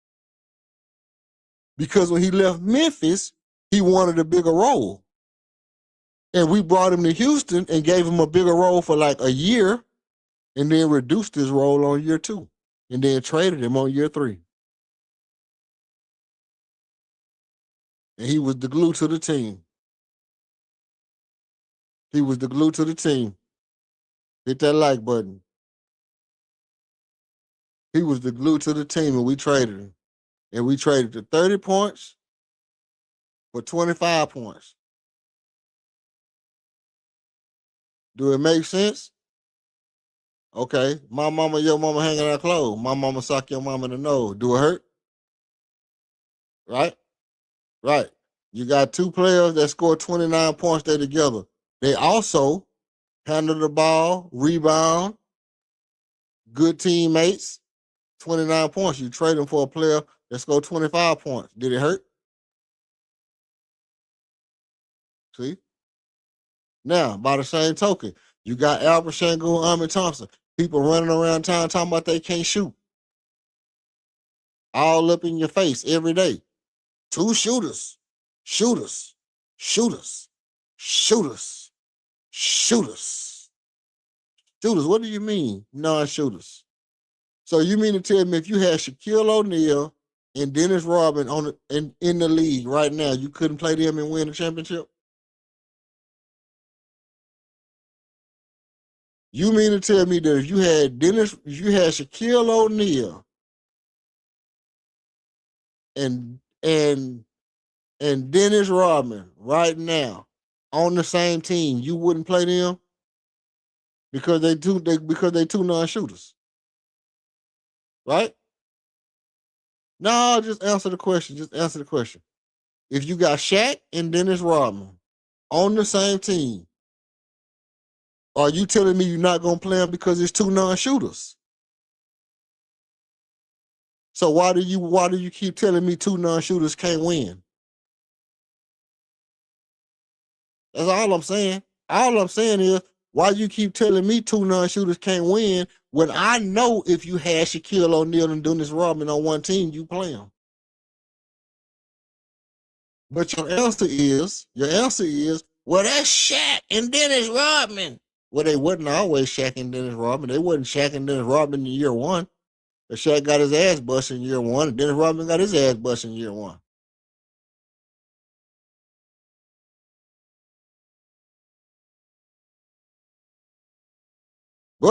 But here's the thing. When you look at it and say what the individual player was able to do without being a non-shooter, yeah, I put that on my team. And it's the same thing I'm saying. What the individual players we have can accomplish without being a non-shooter, you already got on your team. But you're looking for grass is greener, basketball theology. You want to be a three-pointerism. You know what I'm saying? You want to be a three-pointerist. You know, that's like your religion. Three-pointerism. You want to, you worship at the altar of the three-point line. And you pray to pace and space. And your whole idea of a basketball guard is 3 points and dribbling and hang dribbles. I don't go for it, bro. I don't go for it. I don't believe for not one Singletary minute that Armin Thompson and Alperen Sengun need to be broke up. I think them other guys need to be break some of them other niggas up. Break up some of them other pieces. Because guess what? Fred VanVleet ain't the core of this team. They're not in the core. They wasn't part of what we didn't tank to get Fred VanVleet. We tanked kind of for half of Kevin Durrant, but we didn't tank to get Kevin Durant. That might have been what they wanted. That might have been part of their plan. Hey, we're gonna get some good players, and then we're gonna trade some of them good players to get us a Hall of Fame player. And they did that. And they got an elite player. I feel like they could have waited. They'd have had guys right now they could trade to try to get Curry. I know that Lakem them not gonna really want to give up Curry. I keep talking about it, but I don't care what nobody say. Y'all know Vera, y'all know Della Reese, y'all know Vera from Harlem Nights. When your boy Quick say, oh, your girl been back there all night. What you mean you're $200? What she told him? That's how I feel. When y'all tell me y'all wouldn't get Curry, I feel like Vera. I feel like Della Reese. There ain't nowhere in the world. It is nowhere in the world Steph Curry come available and I don't make the call. As long as that man got wrist, as long as he got wrist, I'm calling for Steph Curry. There ain't no possible way I would let Steph Curry any kind of trade block, any kind of trade market, any kind of free agency, and I don't check and see. Now, would I give up everything? No, I'm not gonna empty the cupboard for him. That's not what I'm saying. But I am saying You gave up Jalen Green for Kevin Durant. That's a, even swap ain't no swindle, but it's an even swap. It was an even swap. I listen. It was an even swap because I think the speed that we would have had this year with Jalen Green and Amin Thompson would have still been elite. The speed and athleticism would have still been crazy, and we still would have been funner. We would have been funner to watch with Jalen Green than we was with Kevin Durant. We'd have been more entertaining. Would our next year potential be what it is now? Like the potential of 26-27 season be what it is now with Jalen Green? No. No. Trading Jalen Green, I can't say that really, to be honest. But trading Jalen Green for Kevin Durant makes this upcoming year more of a potential year. But with that being said, had we not gotten Kevin Durant and kept Jalen Green and Dylan Brooks, what other players could we have been in on? Could we have been in on the Jaylen Brown trade for some Jalen Green and some stuff where people was trying to get rid of Jaylen Brown? And, could we have been in like, okay, we got Jalen Green and some draft picks and Dylan Brooks? Would they have took that over a Paul George? If Steph Curry came available and you wanted to say, hey, well, we got,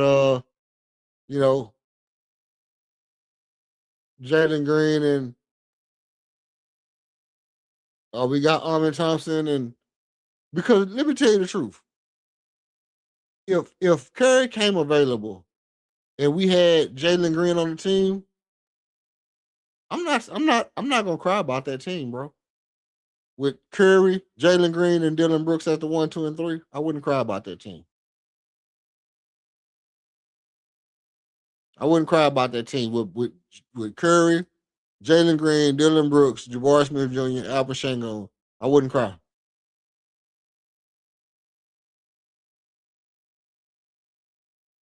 But by the same token, with Curry, Jalen, Amin, Bari, and LP, we are a much better team than we are right now.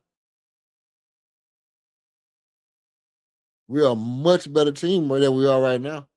If you say we're gonna trade Reed Shepard and Tari and picks for Curry,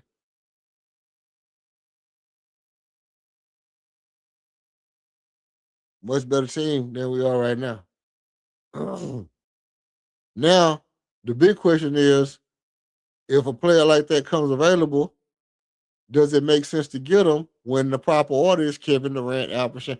You see what I'm saying? Because now we bought into the Kevin Durant experience.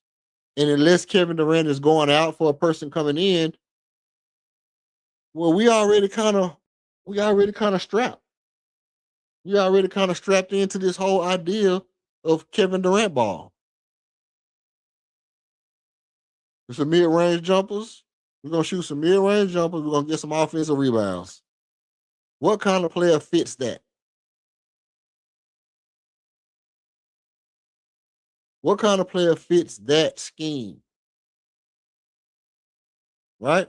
I don't know if there's any player that fits the scheme of, well, we're gonna have Kevin Durant shooting mid-range jumpers, and we're gonna get a lot of offensive rebounds, and that's how we're gonna play basketball. I don't know who fits the scheme that would really make the team better. Right? So that's kind of my feel.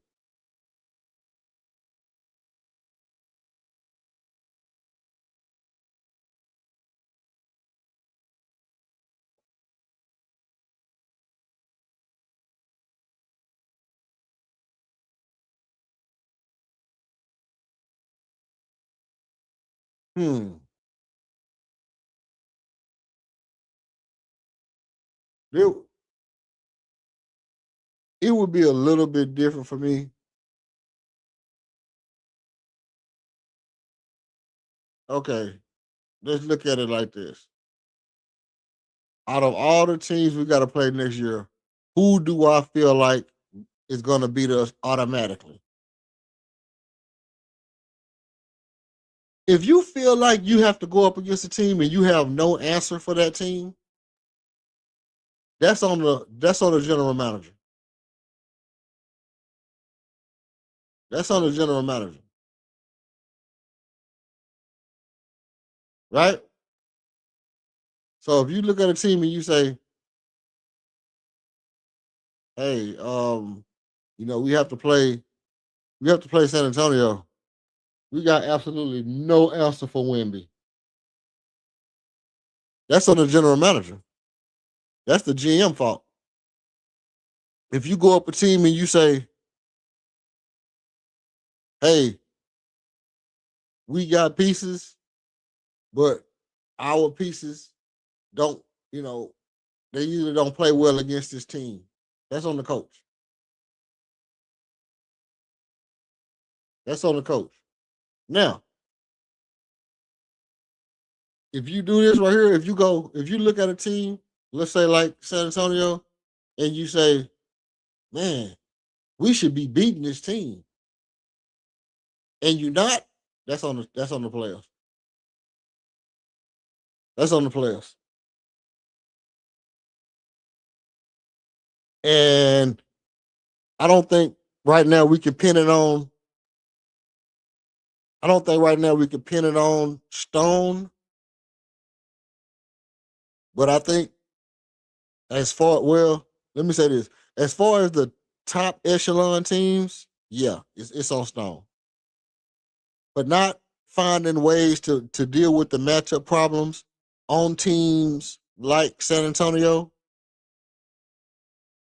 You got guys like Keldon Johnson that just bullies the shit out of your team. Who might, like, San Antonio got two players who might be a star in their own right. We don't know if Keldon Johnson is actually like Charles Barkley because he on the bench over there. We don't know what he could be on his own team. Same for Dylan Harper. But right now, for the Rockets, same for Reed Shepard. Well, we'll find out in his contract year, which goes back to the point about Raphael Stone that I said earlier. Like, even though he don't make big moves about acquiring talent, he put our players in a position with their contracts to whereas another team would be making a big move to get that player, we just re-sign him. We got a player that another team would spend money on, but we just re-sign him for a good contract. And instead of letting him go because we don't want to sign him, we just be like, hey, can we get you on a good deal? Another team will be trying to get you. They might give you a couple $1 million, a couple extra $1 million, and tell you you're gonna be a starter over there, but you're an important part over here. Okay, let's just get a good deal done. Think of this as your free agency. This is your free agency. You come into a new team.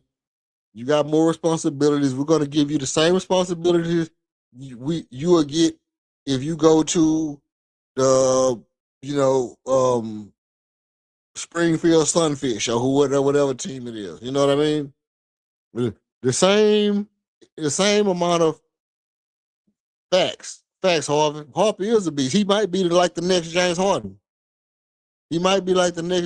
To me, like players like that, those are like the Daryl Morey type players. He was always looking to find players that would pop up out of nowhere. Like you'd be like, okay, this dude looked like he can be good, but nobody really took a chance on him. Daryl Morey would take that play. Oh no, he our star now. We're gonna turn the ball over to him. It's kind of like what we did with Trevor Ariza, because we did the same thing with Trevor Ariza too. We got Trevor Ariza, we gave him the ball, and we like, okay, go see if you can be a star. And that's kind of what Tari Eason wants. Tari Eason kind of want to be like, give me the ball and let me go be a star. But what we did, we said, hey, what we're going to do is we're going to see if you can be a star right here. You're gonna be our go-to shooting guard. Go out and be a star. Go be the best shooting guard in the league when you're in the game. And we gave him the opportunity to do it. He didn't do it. When he came back to the drawing board, I'm pretty sure they told him. Hey, look, we needed you to be a shooting guard last year, and you wasn't able to be a shooting guard last year. If you was a shooting guard, you would have been starting you would have started this year if you was a shooting guard. If you could have been a shooting guard, we'd have started you because we needed you, but you didn't live up to it. And I'm pretty sure they looked him right flat in his eyes and said, hey, you going to take this little money we're going to give you? Because nobody thinks that you're worth more. You showed them that you wasn't worth more when you let us down. But a player like Dylan Harper will have another year to go out, and he'll have a year to go out and try to see how valuable he is. Because between Dylan Harper and De'Aaron Fox and Stephon Castle, that's a nice three-headed snake, that the kind that San Antonio is known for. But usually one of those guys have to be like, I'm the coming off the bench person. One of those guys is going to be, hey, this is the best person that fits the team. And one of those guys is going to be like, I'm coming off the bench. And guess what? It might end up being Stephon Castle. It might end up being, if they either going to have to trade De'Aaron Fox, or they either going to have to put Stephon Castle on the bench as the Manu Ginobili and let Dylan Harper start. Or they're going to put Stephon Castle at the 2 and let Dylan Harper continue to come off the bench. KD ruined this team bottom line, although he was traded there, but he's a culture killer, period. No ego. No ego. Tell me why you say me. Do you feel like KD was, do you feel like, what makes him a culture killer? Is it on the court stuff that make him a culture killer? Is it off the court stuff? Like, what is it that make him? Because I'm highly entertained by Kevin Durant. Let me be real. Like, I got gripes about the way people deploy his talents, but I think that's largely on the coach to go to him and sit him down and say, I need you to take 12 twos, 6 threes, instead of 16 twos and 2 threes. To me, that's on the coach. But as far as just listening to him talk and talk the game, or, responding to people on X, I'm highly entertained. I'm always entertained by that. I don't believe myself that that burner account was his. I don't think so. Because of the fact that it was like, didn't pass me the ball, low-key slow, or Jabari low-key slow. He don't never pass me the ball when I'm open. I don't think that's like trying to hide it. I don't think that's like how I don't got a burner account, but if I had a burner account, I would be like, hey, EF, EF just told them boys to hit the like button or they ass. If they don't hit the like button, they all buns. EF said that. I didn't say it because I'm the burner account, right? But I'm not going to be like, hey, them boys need to hit my like button. ... sign Calvin Mosley. You know what I mean? ... sign the one-legged bandit. Right? So I never understood the concept of the burner account from that aspect. It's like, I'm high as hell. I'm the super high guy from 13th floor, whatever the name was. And then he on there like, Jabari didn't pass me the ball. Alfred Şengün don't pass me the ball. Armin Thompson, I think Armin Thompson is slow. Even though he fast, he ran by me today on the court at exactly 2:00. And I don't know why I thought that he was going to pass me the ball at exactly 2:00 when I was wearing number 35. I wear a size 17 shoe. This ain't Kevin Durrant though. You know what I mean? So the burner account thing don't even make sense to me. Somebody has it, but if you say he's a culture killer because he only wants to play the way he wants to play, then I would have to, or he's a culture killer because, you know, he don't galvanize the troop around, okay, he don't galvanize the troop around him as a leader. Let's see, it's both, off the court and on the court. He lacks team leadership, he throws teammates under the bus, and I believe he's selfish at heart. He studied the growth of the Rockets' young players. I 100% agree. Hey, like Subway takes.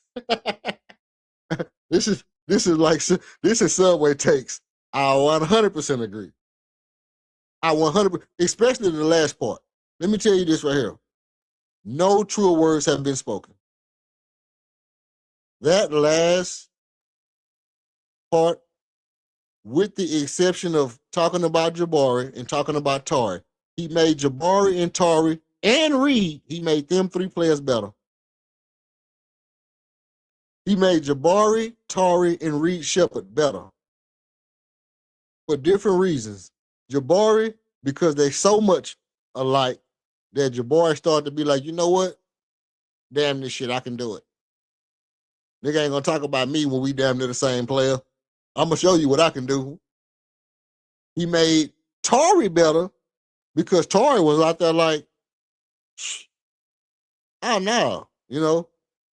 Yeah, you know, I be messing up sometimes, but still, I know what I can do. The rest of the team galvanized around Tari and embraced him.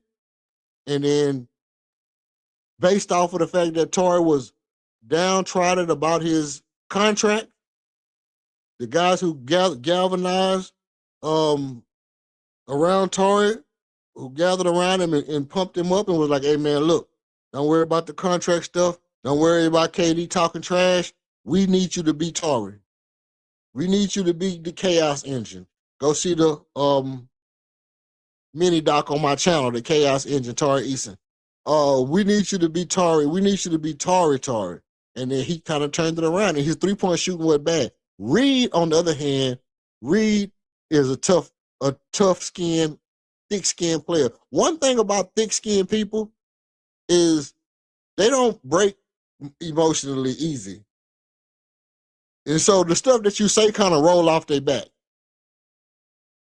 You know, like, it's times that Kevin Durant say something to Reed, and I think that a lot of time Reed be like, you know, okay, like it don't even affect him as if that was some selfish ass shit you just said, or that was some mean shit you said. It's just like he just said some more stuff, or that's just somebody else saying some more stuff to me. Ain't never stopped me from, never stopped me from hitting threes in somebody's face before. It ain't gonna stop me now. So them three players got better. Now, as far as them other two guys,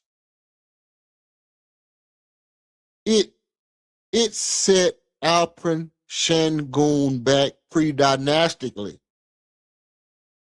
Pre-dynastically, it set Alperen Şengün back. It was horrible for LP to have to only shoot from certain spots on the floor.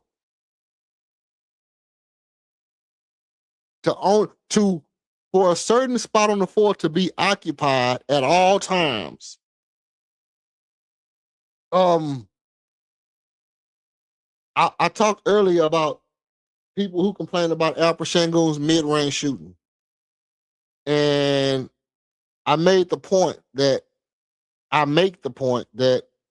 if you watch how he plays, he's low to the ground, dribbling, trying to snake through defense, looking to hit the spin move, looking to Euro step guy. So he's always low center of gravity. And he doesn't shoot jump shots. He shoots set shots. So The flamingo shot is a derivative of a shot where he could be low and then step back and just lift his leg up and shoot it. Instead of being low, spinning, looking for somebody to pass to, and then going into a full plant and jumping up and raising up and shooting a jump shot, because he don't shoot jump shots. But his not being able to navigate where guys were going to be,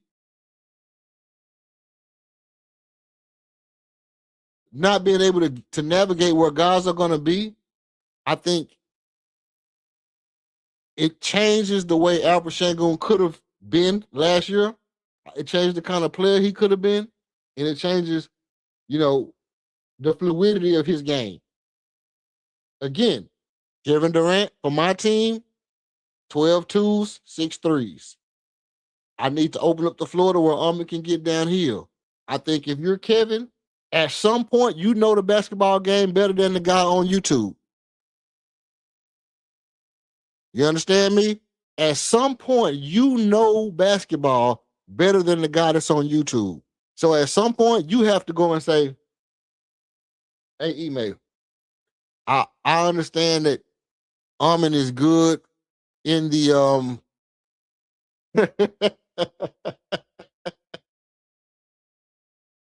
Come on, bro. Come on, bro. Give me a break. I understand that Ahmed is good from the dunker spot. I have no problem with Ahmed being in the dunker spot, but I also think that if I go down to the corner to shoot corner threes a little bit often, it'll open up the floor to where he can use his speed and athleticism to get to the cup. He's shooting 60% from the field.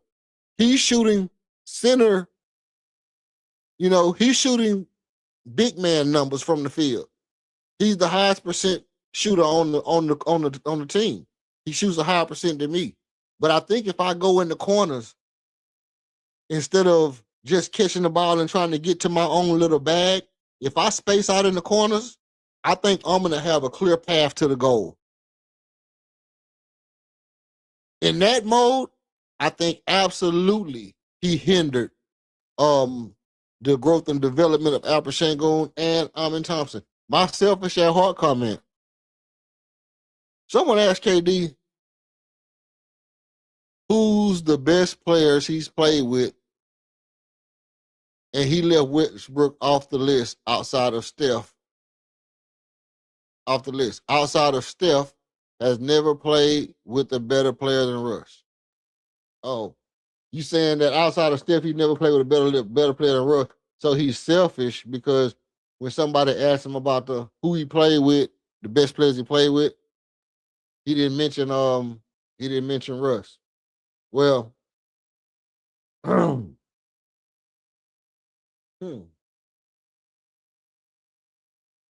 well,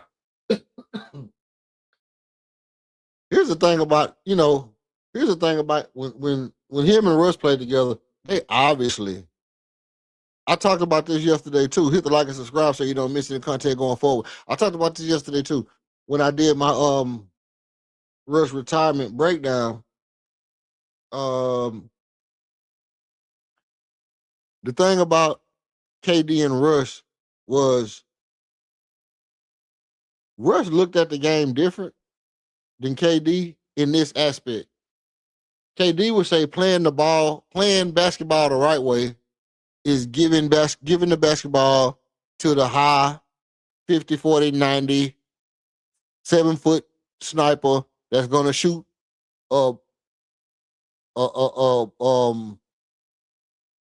slow-paced, efficient, mid-range, turnaround jumper over a shorter defender. I got the mismatch, pass me the ball. That's the right play. Right? And Russ's idea of playing basketball the right way is I'm fast as shit.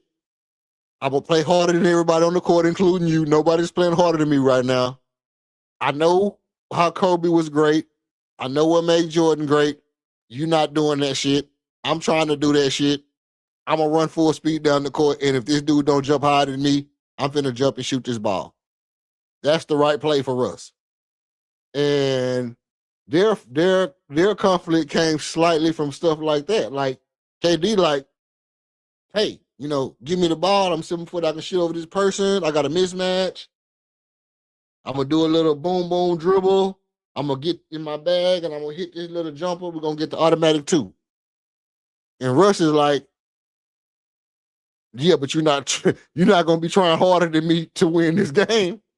I don't care what you do. You're not gonna be trying harder than me to win this game. I'm gonna zoom down here past a bunch of niggas and try to go bang it. If they stop me, I'll stop and pop on the way. You trying to be pretty, nigga. I'm finna go down here and go bang on somebody. Go stop me from getting to the rack, this 100% dunk. You talking about 50% jump shot? Watch this 100% dunk. I ain't passing shit. And if I do take a 3, it's because I went fast as I could and somebody stopped me or somebody gave me the ball and it was the best. I'm trying harder to win than everybody on the court. That was Russ. And I think Russ had a little bit of selfishness in him too, but it was kind of from a different position. But I think KD don't feel like Russ is a good. KD feel about Russ the way James Harden feel about Giannis. In my mind's eye. Like, I wish I could just run up and down the court and dunk. I wish I could just be super fast and jump over everybody and bang on everybody, but I got to try to be skilled because, I can't just zoom up and down the court full speed. Now, this right here,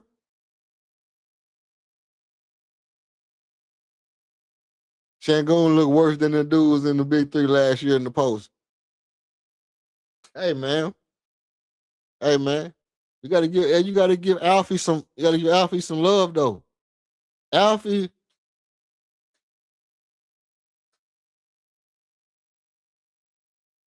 dang, man. You know what?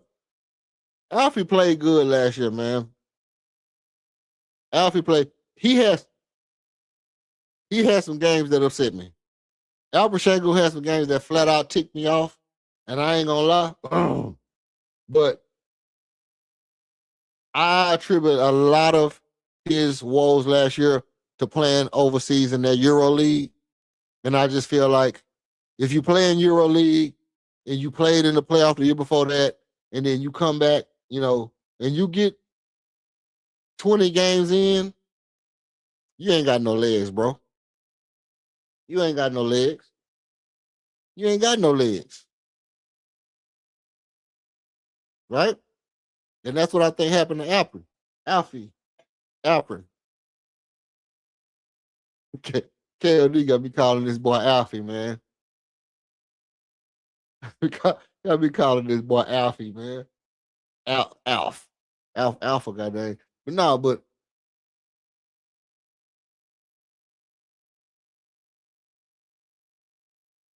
man, Alfred Şengün would demolish everybody in the Big 3. It's not a player in the Big 3 that Alfred Şengün wouldn't score like 70 points on. You realize Montrezl Harrell is scoring like 36 points a game? Is that overseas or where's Montrezl Harrell playing at? Let me see this. Where is he playing at? Because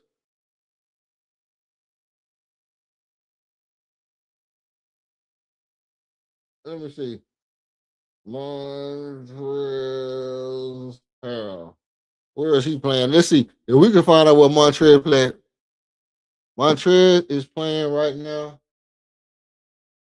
Let me see. No, they ain't gonna let me find that, is it? Well, tell me what it's been playing at. Okay.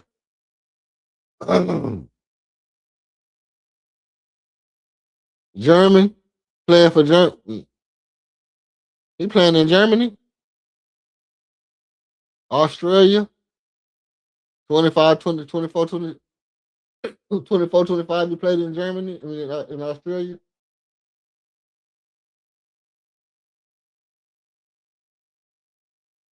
Let me see if I can find out. But Montrezl Harrell supposedly was scoring 36 points a game wherever he was playing at. Do you know how many points Al Pachinko would score if he wasn't playing in the NBA? Al Pachinko really, you talking about baby Joe. And I ain't talking about Friday after Knicks either. Dude, I'm talking about straight 40 bombs on you. 40 bombs. I agree with you. Shit. I agree with you. The game, they view the game differently. I'm not a huge Russ fan. I think he's a low IQ player at times, very much so. And stat pads, but KD has more baggage across the league in terms of disappointment. Wow. Wow. Wow. That boy say baggage. You can't fly with it. One thing for sure, TSA ain't gonna let you carry all that shit on the plane. TSA gonna make you leave some of that shit in the baggage claim. You understand me? But I think, you know, when you compare players like Russ and KD, they're so different. But here's the thing. Are you a Rockets fan, Ego? Are you a Rockets fan? Because I want to point something out to all the Rockets fans as they listen, as they come, come on in, hit the like, subscribe so you don't miss them great content going forward. I did the schedule earlier, and I've been letting people know that if you come into the games, the pregame shows, and I give out my win and losses to the pregame, I think that'll be an easy one leg for your parlay. I think my 57 win game schedule that I predicted right here, it gives us the addition of 3 games, which is a 3-game adjustment to what we did last year. 3 wins for Fred VanVleet and Steven Adams being back and healthy. I think 3 games is enough. I don't think we have to be over that, but I also feel like that if we get to 60 wins, I wouldn't be surprised. So other than, unless we do a whole lot better, or unless something goes terribly, terribly wrong, I think my schedule right here is a good way to get you a free one leg in your parlay. I use stats, I use analytics, I use how many games, wins and losses from last year. I use points per game versus each team. I also use whether the team plays good on televised games or not. Also consider the players and changes and everything of that nature. So I used every metric I could to get this schedule down that I did earlier. Schedule prediction that got us to 57 games. Also, if you hit the like and subscribe, I do the pregame show. I give out these schedules. You won't have to worry about being emotional if you want to make this one leg on your parlay. If you're a Rockets fan and you're like, damn man, we lost last night. And you be like, well, we got to win tonight. Well, just come here and see if, when no emotions was involved, what I put down here, because this should be pretty accurate. And I will say, if my schedule is going wrong, I'll say, okay, scratch it. We need to go back to the drawing board. My shit is messed up. I got the link in the chat if anybody ever want to come up. This is an open platform. This open panel, always open panel. Anybody ever want to come up and say something as well? Now, with that being said, the reason I'm going at KD is because some have him a top 10 player all time, and outside of his success at Golden State Warrior, what has KD done in the regular season on these teams he's been on? Look, I strongly agree with you. I strongly agree with you because his success in Oklahoma City was his success in Oklahoma City. What he wasn't able to do was galvanize his troops and get over the hump. I think, but I don't discredit him for that. What I say is he looked at the team and he said, man, these niggas love Russell Westbrook. Everybody love Russell Westbrook. They're not going to tell him right from wrong. He going too fast. He being chaotic. Nobody going to tell him nothing. He got a bad attitude. He don't want to listen to nobody. He think he Kobe. I ain't got time for it. I'm gonna take my weed and my video game and go somewhere where people play the right way. I don't criticize him for going to Golden State Warriors. What I do is I say, let me tell you why I go at KD. And I said I wasn't gonna say it, but I'll say it again because obviously some of y'all have never heard me say it. When he left Golden State, guess what? James Harden was right here in Houston balling out of control. He could have came to Houston and played with James Harden.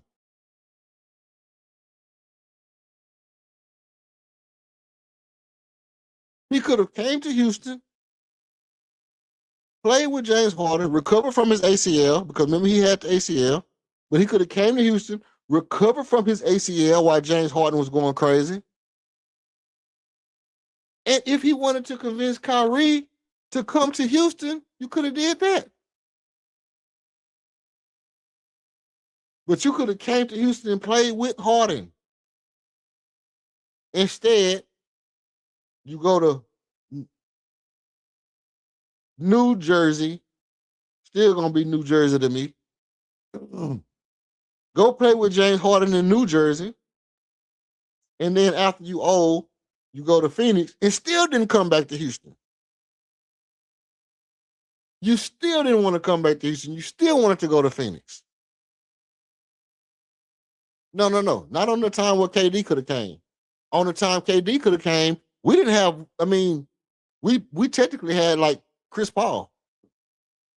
We technically had like Chris Paul, because it would have been after the year that Kevin Durrant tore his ACL in the Toronto game, where Kawhi won the championship in Toronto, was the year that Kevin Durant tore his ACL, right? And that was the year we still had Chris Paul or the year we had Russell Westbrook. It was one of the two. We either had Russell Westbrook or Chris Paul. If we had Russell Westbrook that year, that's even worse.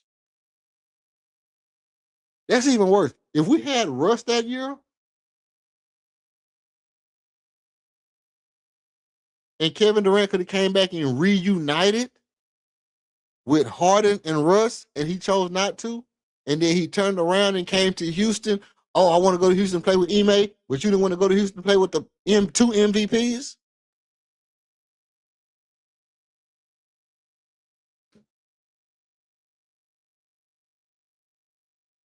I'm never gonna get over that. I'm never gonna get over that. I like Ime, and I did like their team with Brooks and Green 2 years ago. Me too. And I like Thompson a lot. But I won't disrespect diehard Rockets fans by saying I'm one. Okay. That's hey, look. That's cool, man, because look, we accept all fans. I accept all fans. And to be honest with you, bro, a lot of diehard Rockets fans are so sporadic and emo that I tend to side with people who got other teams because they not so, it's not so sporadic. It's not so. If you have another team, then you tend to view basketball through a wider lens than if you like me and you just love the Rockets. Like it's like Stephen A. Smith with the New York Knicks. Every single player that is available, man, out of the Knicks ought to go. And I'll tell you right now, the Knicks are gonna get. Come on, bro. If Donovan Mitchell wants to precipitate himself and precipitate down into the great state, come on, bro. Y'all want everybody in New York. Y'all want everybody in New York. But Dwight wasn't on that Houston team. That was either Russell Westbrook on that team, or Chris Paul. I can't remember exactly if that was the Chris Paul or Russell Westbrook year. But I do remember that after that year was the year that he went to Brooklyn and he had a chance to go play with James Harden and help them get over the hump, because that's the type of thing I think would have made his career better. The kind of stuff I think would have made his career better. I'm gonna tell you what makes LeBron so unique. Okay, let me say this. If Kevin Durant would have said, down, right, Damian Lillard, Damian Lillard, Dame time. Come on, man. In a New York jersey with Donovan Mitchell. You want Damian Lillard and Donovan Mitchell on the same team with Giannis? What are you trying to do, bro? What are you trying to do? I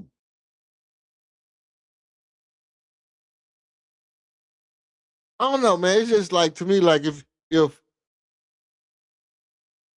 I think that if Kevin Durant could have went to, obviously if he could have went to New York and gotten the championship in New York and brought the New Brooklyn Nets, whatever they is, they would have brought them their first championship. Because, I mean, I understand what he was saying. What he was saying is, oh, y'all talk about, like Steph Curry better than me and this and that and the third.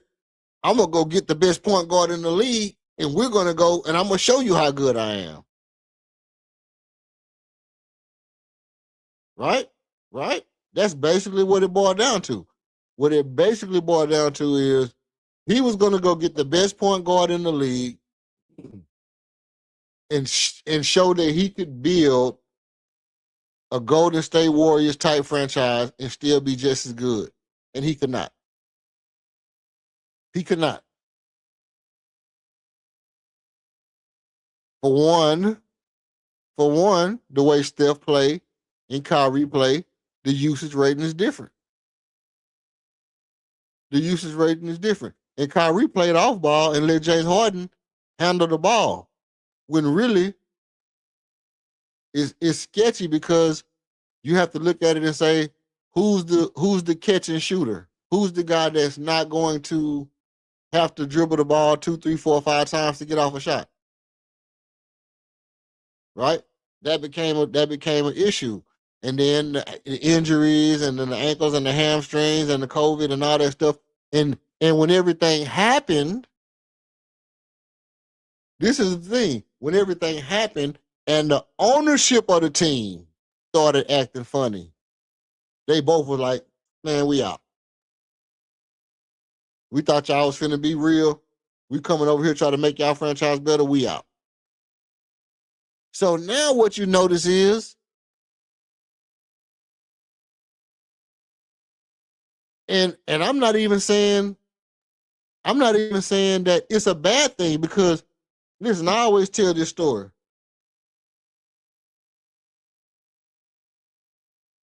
We was little, we used to go to my grandmama's house, and like after church, we go to our grandma's house, and then after church we go hang out at the park or something like that. But like when we first start going over there and we first start getting to the age where we can go by the park by ourselves, I remember my brother telling me the same thing. And I remember me and him talking about it over and over and over again when we was getting ready to go. And my grandma was like, don't be up there in no mess. If anything happen up there, get y'all tail off from up there.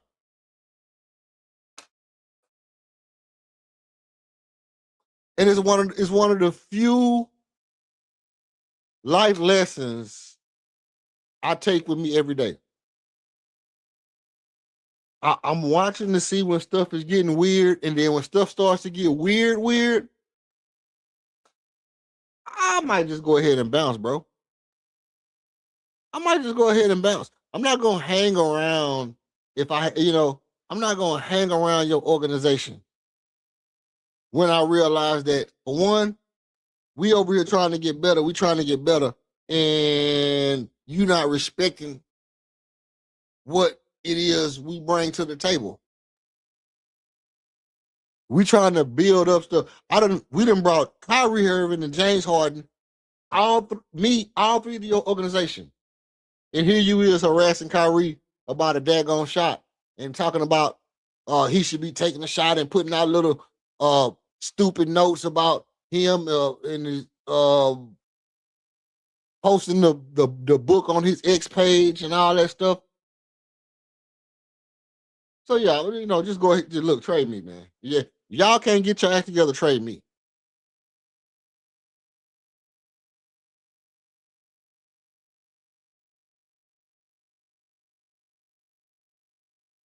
Well, that's a good question. That's a good question. I think because he's a valuable trade piece, and you realize that at a certain point you can, like they say, the juice ain't worth the squeeze. When people say the juice ain't worth the squeeze, I think oftentimes people will say that it's not enough juice or the juice ain't good enough. I'm not even saying that. That's not even my point.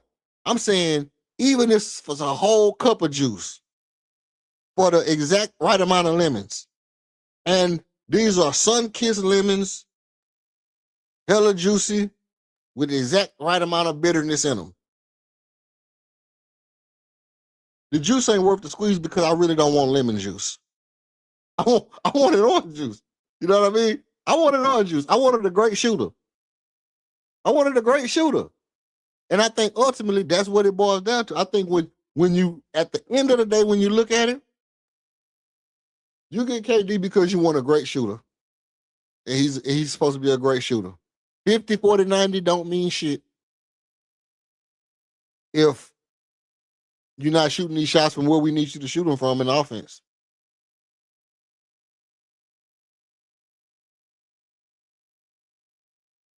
Again, remember the Carmelo Anthony thing.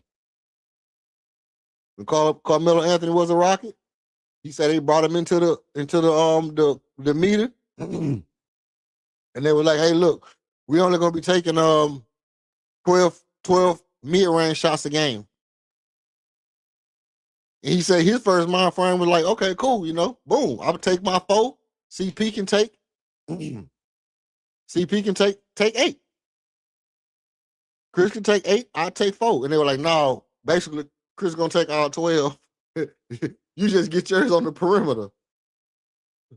Right? But it's Carmelo Anthony. Now, I'm not saying do him like that. I'm not saying do KD like that, per se. But I would make a stronger distinction to say, hey, look, I would like for you to, I need you to take at least 6 3-pointers. You are our best shooter. You're literally supposed to be, I mean, let's keep it a bean. Tell me the best 5 shooters in the NBA. Kevin Durrant should be one of them.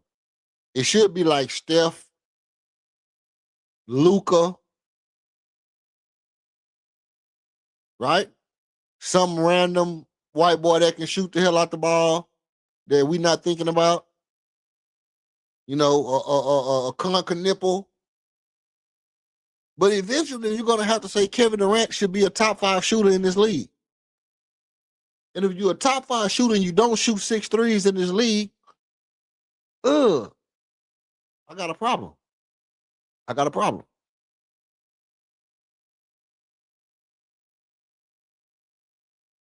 not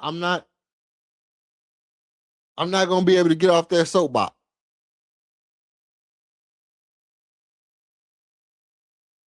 I think that's the reason that ultimately, they end up having to trade him, because he don't fit. Like people talk about he can fit into any system. I think that's a narrative. That's a damn lie. I think that's a narrative. That's a damn lie.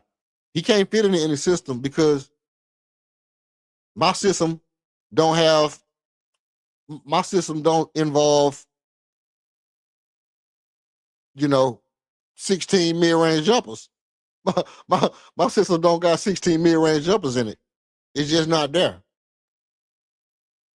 My shit got about, like you say, about 12 tops. My shit got about 12 tops. I actually want one of those mid-range shots to be a set shot from Alper Shangoon. I want Armin Thompson to shoot about 5 mid-range shots. And, I really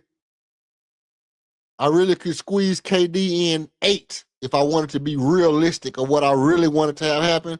Maybe KD, you get you 8 to 9 mid-range jumpers. Armin Thompson should get you 4 post-ups and, a lot of drives. But I'm not settling for let's give KD 16 of them Jones, man. We ain't doing 16 of them Jones just back to back to back. KD can't lead, can't win, can't play defense. D is solid, and it's solid as Jello. Okay. Hey, listen. I have to push back on the can't play D because he can play D when he's not high. Sometimes I think he'd be a little too high. You know how you be a little too high sometimes? You be like, brr, duh. Like, I have seen times where, it's this one particular time where KD is on the right side of the backboard playing against the Lakers. He's on the right side of the backboard, facing the rim at let's say a 20, 25, 30 degree angle, right? He facing the rim. And the ball comes off the rim directly towards him, and he steps left to look back or some shit. And I don't know what he was doing, but he stepped left, towards the front of the rim, and let LeBron James run in full speed to get the putback dunk. And I was like, either he was just high or some shit.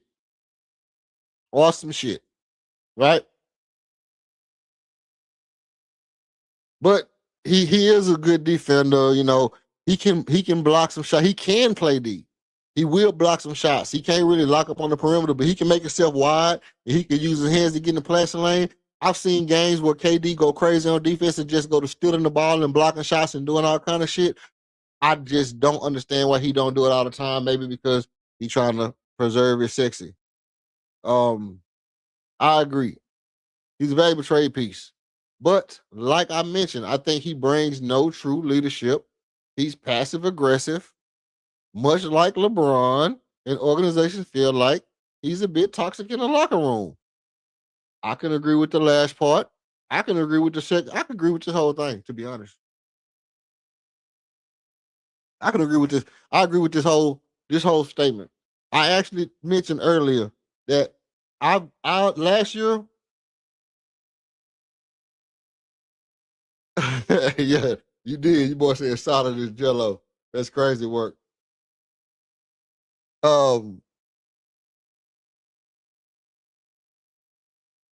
Last year I came out and I supported Kevin Durant's leadership. I said, people always talking about Kevin Durant ain't no damn leader. Look at this. He landed in Houston, immediately went to the gym and got up shots. That's a leader. That's a leader. You see him land, and within 24 hours, within 18 hours, he getting up shots in the gym. How can you say this man is not a leader? You lead, you look over there, you see what he's doing. If you like it, you follow. That's him being a leader, right? And I went on this campaign. I seen him several times in the game, pulling Reed Shepard to the side and saying da-da-da-da-da-da-da. Saying something, sometimes he getting on people's ass. Boom, boom, boom, boom, boom. He yelling. He says, giving his 2-piece. Now, when he do it, people don't like it. But when Fred VanVleet do it, or Kobe do it, it's cool. But when KD do it, People don't like it. Now, but here's my point. I gave Kevin Durant the he's a leadership pass. Okay.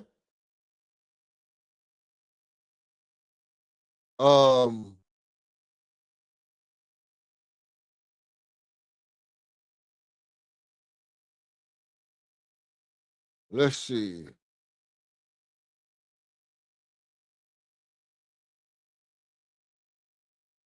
Can I put this on the screen?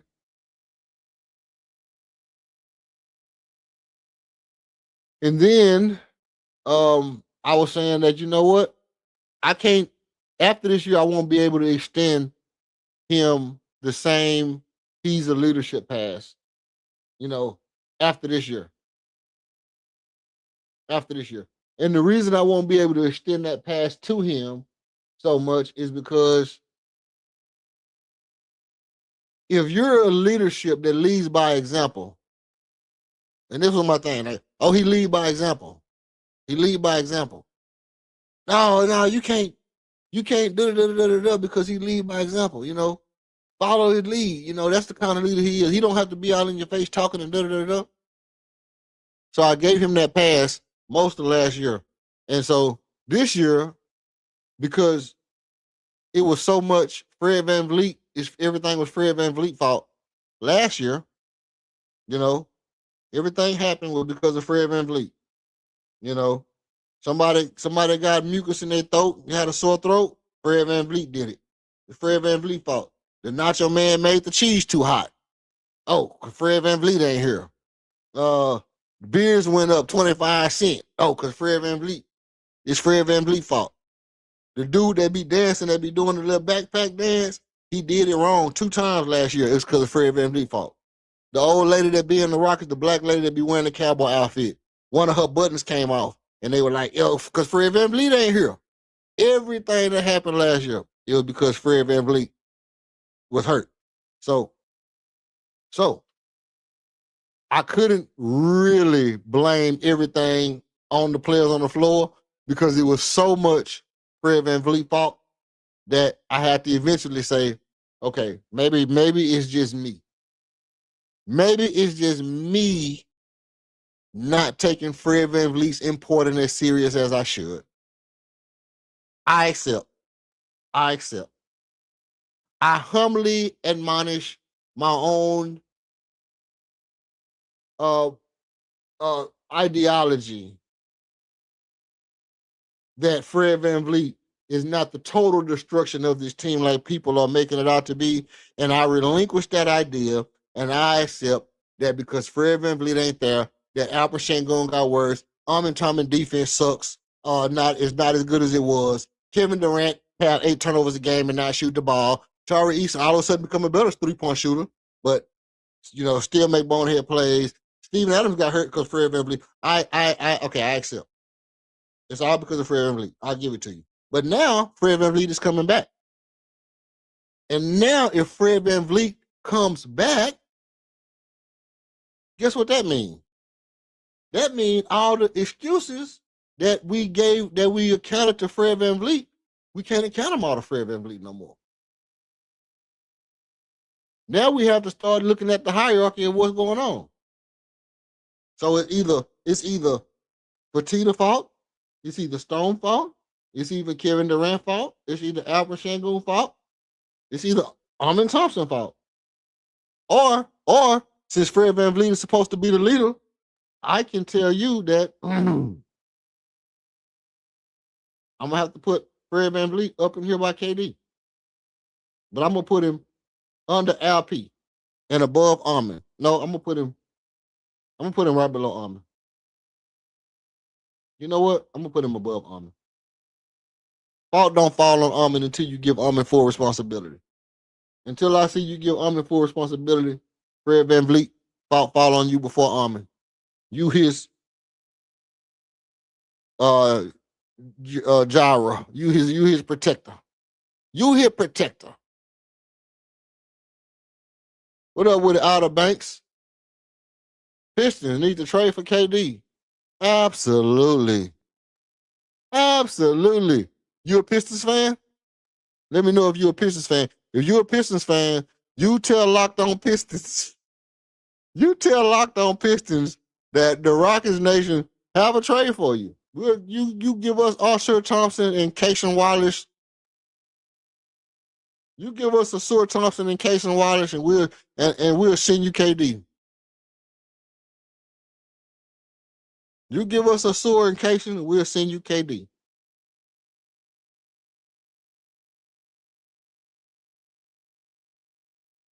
Let me see what Mike said. Let's see what Mike. I actually think the Rockets took a step back with Durant. What? Okay, now this ain't the other Williams. The other buddy, my boy William Allen say KD the best Rocket of all time.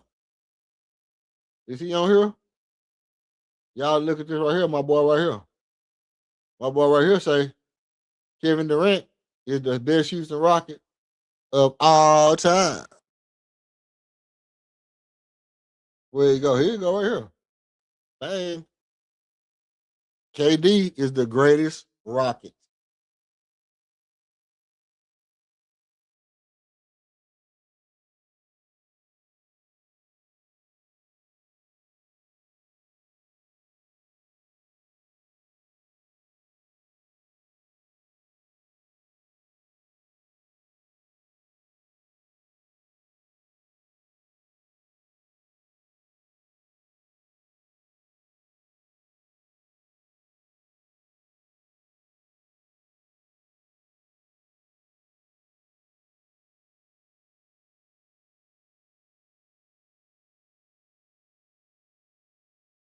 Neto. Okay.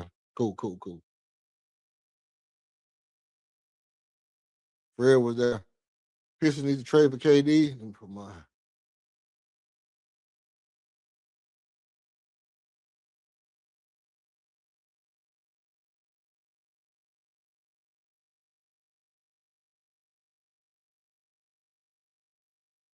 Hey, listen. Shit. No, don't hit it.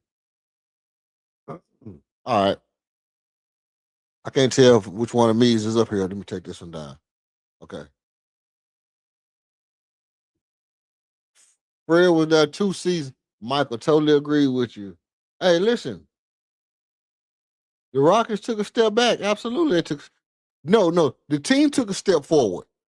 The team took a step forward. It was an efficiency step. We were a little bit more efficient because Jalen Green is hella inconsistent. Jalen Green was hella inconsistent. But the athleticism and explosiveness and speed and one of the things that made that the physicality, one of the things that made that Jalen Green's Dylan Brooks Rocket team was because everybody would fight. Everybody would fight. Everybody was fast. Everybody was physical. We was out there like a bunch of linebackers just running around, throwing our body around for 48 minutes. And when we traded that for Silky Smooth, for your boy Cream Corn, I'm running things. Traded that for your boy Silky. It's hard to have the same kind of culture and image when you trade Jalen Green and Dylan Brooks for Kevin Durant. You just don't. I said myself, look, myself say, I said if Kevin Durant just elbow somebody once a game, just push somebody down once a game. And I know that's not your style, but you're on a different team now. This is like, you come to my, let's say we are artists. Outer Banks, you an artist. No Ego, you an artist. And Michael Harvey, you an artist. And I'm an artist. Now, y'all like to use, colored pencils and broad, shading techniques. I like to use dark lead and broad strokes, like sketch artist type shit. We're gonna paint a picture together. even if my sketches actually look better than the way that y'all do your art, when we all get together to do a picture together, I might have to adapt some of your styles in order to make the picture be what it's supposed to be. And that's what, like we were saying earlier about the 3-pointers. I understand that Kevin Durrant is a great mid-range shooter, but that's not the style we really trying to get at right now. But if that's the style we're trying to get at, then I'm wrong. And he may want Kevin Durrant to take 16 mid-range jumpers, 16 midi-hezzy pull-ups, 16 midi-hezzy pull-ups, and then holler about we don't got no shooters when one of the greatest shooters of all time is on our team, but he don't shoot threes unless we necessarily need him. Unless we absolutely need him, he'll shoot a 3. And if we absolutely need him, that means it's a desperation 3 a lot of times.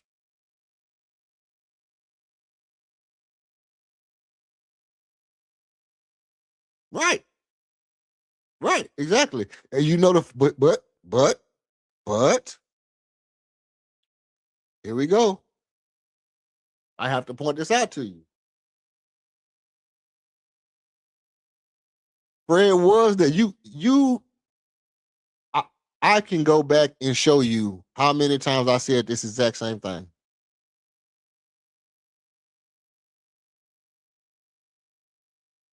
Bro, you're a genius. You're a genius or a genie. I don't know which one you is, but I've said that exact same thing, bro, like 100 times. Like, they blaming it on Fred. They blaming it on Fred. They blaming it on Jalen. They blaming it on Fred. They blaming it on KD. Fred can be there this year, but if Ime gonna give the ball to his best player, which remember, it's the same thing he did when he was in Boston.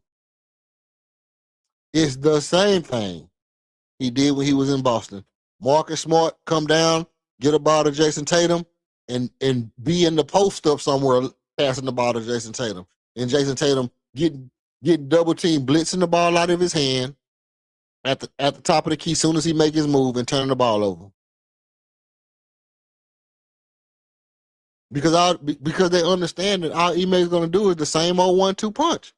You blitz that man at the top of the key, right off the corner where he's trying to make that skip pass. If he's not a ball handler that can break you down off the dribble,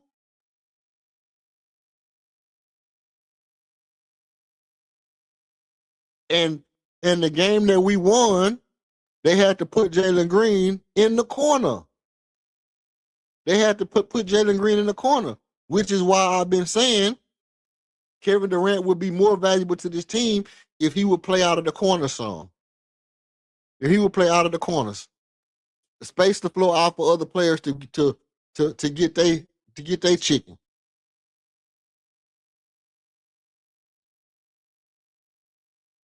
Fred won't help him guard SGA. Them boys in San Antonio are ball this year. Fred is like a great backup. Well, Fred is a top 15 starting point guard in this league. He is strong, he is smart, and sometimes, just being a star of your role. He like a Derek Fisher. To me, Fred is the equivalent of a Derek Fisher. He can be a starting point guard on a championship team. I'm not gonna knock him there but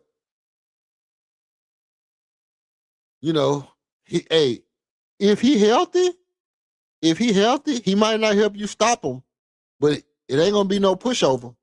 Cause Fred a dog now. Fred a dog. And I ain't talking about no I'm talking about real dog. No ego. Facts. They need like a Kyrie Irving. Van Vliet gonna get cooked by those guards in the West. Oh, Kyrie getting cooked by anybody. He don't got no ankles. He don't got no knees. He don't got no hamstrings. He can score back, but I don't think scoring is what we need. I think catching and shooting is what we need. And I think interior shot blocking is what we need. I need like a rim protector that can well, here's the big thing, y'all. When y'all talk about taking a step back, here's the big thing that y'all have to realize. When we got Kevin Durant, we also gave up the draft rights to Kamal Maliwak. And Kamal Maliwak is a 7'2" shot blocker that apparently can shoot threes. What do you know? What do you know? We could have had Jalen Green, Dylan Brooks, and Kamal Maliwak on the team with Almond Thompson, Alfred Şengün, Reed Shepard. What do you know? We'd have had a full team full of straight goons. Tari and Jabbar. Which I feel like we needed an actual rim protector more than we needed a lot of shit. Because if you watched that game last year, Luke Kennard was just waltzing in, shooting jumpers. Maliwak wouldn't have let that happen. Wemby wouldn't have let that happen. No real shot blocker is going to let Luke Kennard just watch in there and shoot a 5-foot jumper. They'll beat that shit all the way back down the court. But they'll be swatting the ball so hard it'll look like they dribbling from the sky. And then that Derek Lively throwing alley-oops to DeAndre Ayton and all that stuff was just ridiculous. Absolutely ridiculous. I'm not going for that either. Like, as far as DeAndre Ayton catching lobs on people, I wouldn't have that going on too much.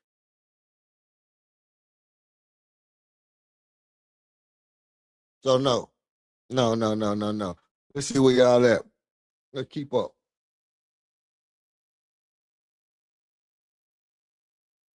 Facts.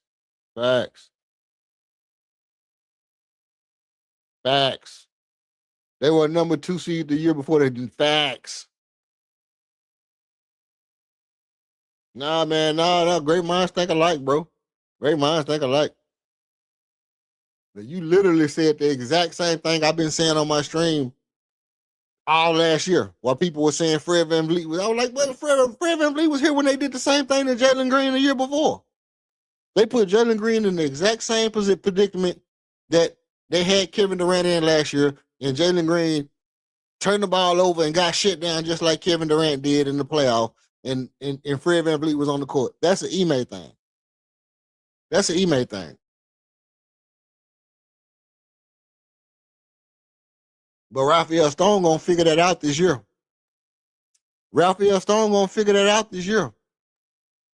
And mark my words, he do that same dumb stuff that he been doing for his career, giving the ball to the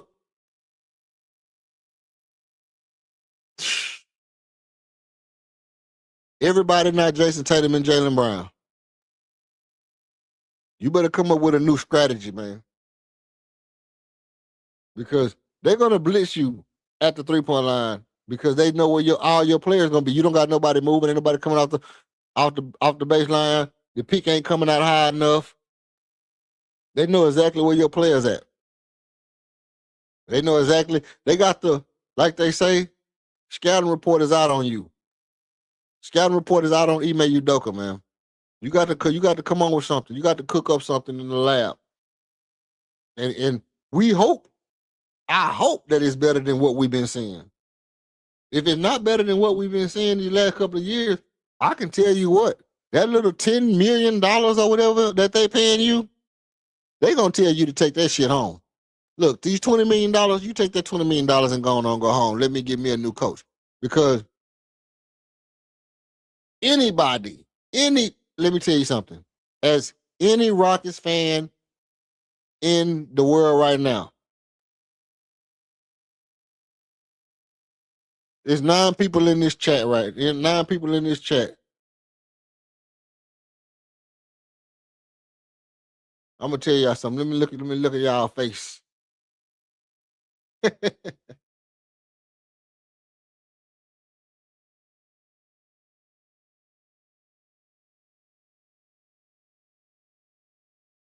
Look at this right here. Bam. You see this? You see this? Y'all see this? Any Rockets fan right now? Douglas Kane, shout out to you, Douglas Kane. I'm finna tell you exactly how I feel about LaMelo Ball and Anthony Edwards right now. Matter of fact, I'm gonna tell you first. I'm gonna answer you first, and then I'm gonna go back to what I was just saying.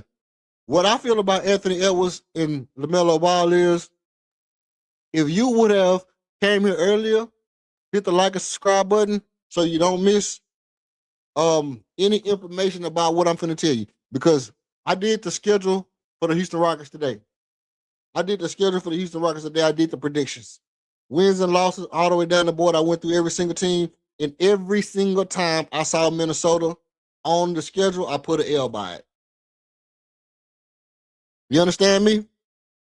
Every single time I saw Minnesota on the schedule, I just put an L by it. Automatic L. Because in my mind, even if it was a possibility that we could have won, it's still a loss. It's still a loss in more ways than one. Because if LaMelo Ball was available and the Rockets didn't even try to get him knowing we needed a point guard, can you imagine LaMelo Ball and Amin Thompson on the court together?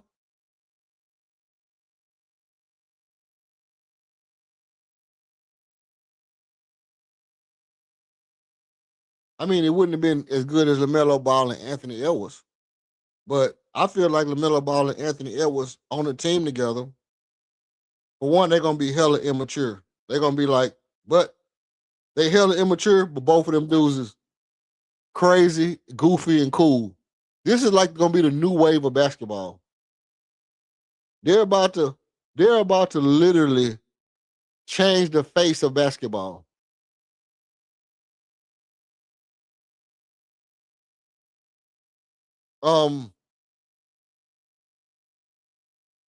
I would compare a team like that, like Jason Kidd and Vince Carter.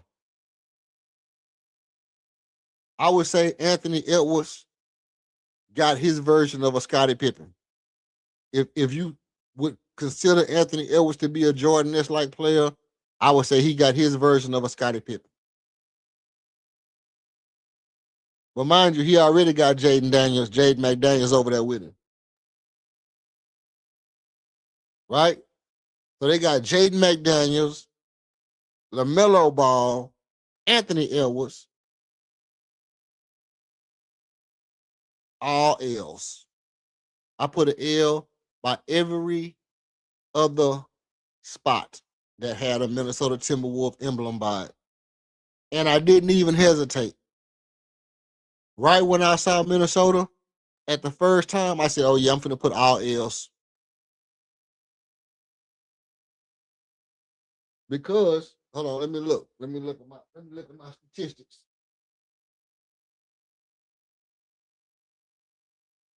Let me see, let me pull up my notes right quick. Okay. The Rockets was 1-2 against Minnesota last year. Right? So if the Rockets was 1-2 against Minnesota last year, imagine what they're gonna be this year. Yep. Oh, offer. A big gigantic offer. Because guess what? Guess what you can't do? Do you know? Let me tell you something. Let me tell y'all something. You know, people talked about the Minnesota Timberwolves 3-point shooting last year. Do y'all realize that the year before last, Anthony Edwards hit the most 3-pointers in the league? Can you imagine the amount of 3-pointers that's going to be going up between LaMelo Ball and Anthony Edwards?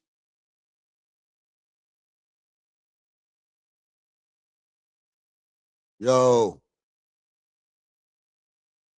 it's so different.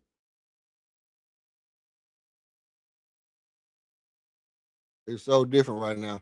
These young bulls that's finna be out there, Ain't no reason to even talk about it.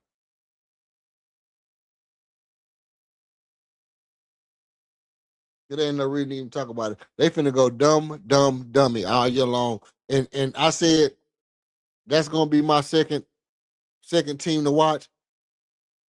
If I was gonna say, hey, look, I'm gonna call 2 games or something like that, 2 different teams, Minnesota would be my second team to watch this year. If the Rockets get to tripping, bro, I'm telling y'all right now. I got two things that I like. Ade Mara in Oklahoma City. Ade Mara is my invested stock because I actually, before I start doing this YouTube thing, I was frequent on other channels. Shout out to all the other channels that I used to frequent on. That kind of let me hone my craft and sharpen my tools in their wheelhouse. And we was doing a thing, I think it was about Armin Thompson or Cam Whitmore or something like that. And I was already watching Ade Mara, and I was like, man, yeah, it was then. It was the Wemby draft or whatever, before the Wemby draft. It was the Wemby draft lottery. And when it was exactly when it was the Wemby draft lottery, and when it found out that San Antonio was gonna get the first pick, I was on the platform and I was telling my partner and them, I was like, man, look, it's all right, man. The Rockets just need to go get Ade Mara from Spain. I was like, man, the Rockets just need to go ahead and pick up Ade Mara from Spain, sign him to a contract, bring him over here in a year or so. Boom, we'll be right back in contention to play against Wemby. And they were looking at we looked at the highlights and they were like, man, Ade Mara, this dude look like he trash, EF. This dude look like he trash. I'm like, man, y'all don't watch what I watch when I watch basketball. Y'all don't watch what I watch when I watch basketball. I watch something different when I watch basketball.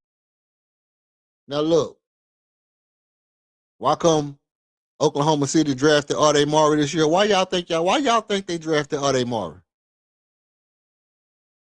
For the same reason that I was saying the Rockets should have drafted him. 7'4", can shoot, can pass, a real shot blocker. I think even more of a aggressive player than Wemby. He's more of a physical big than Wemby that can just handle the ball and block shots.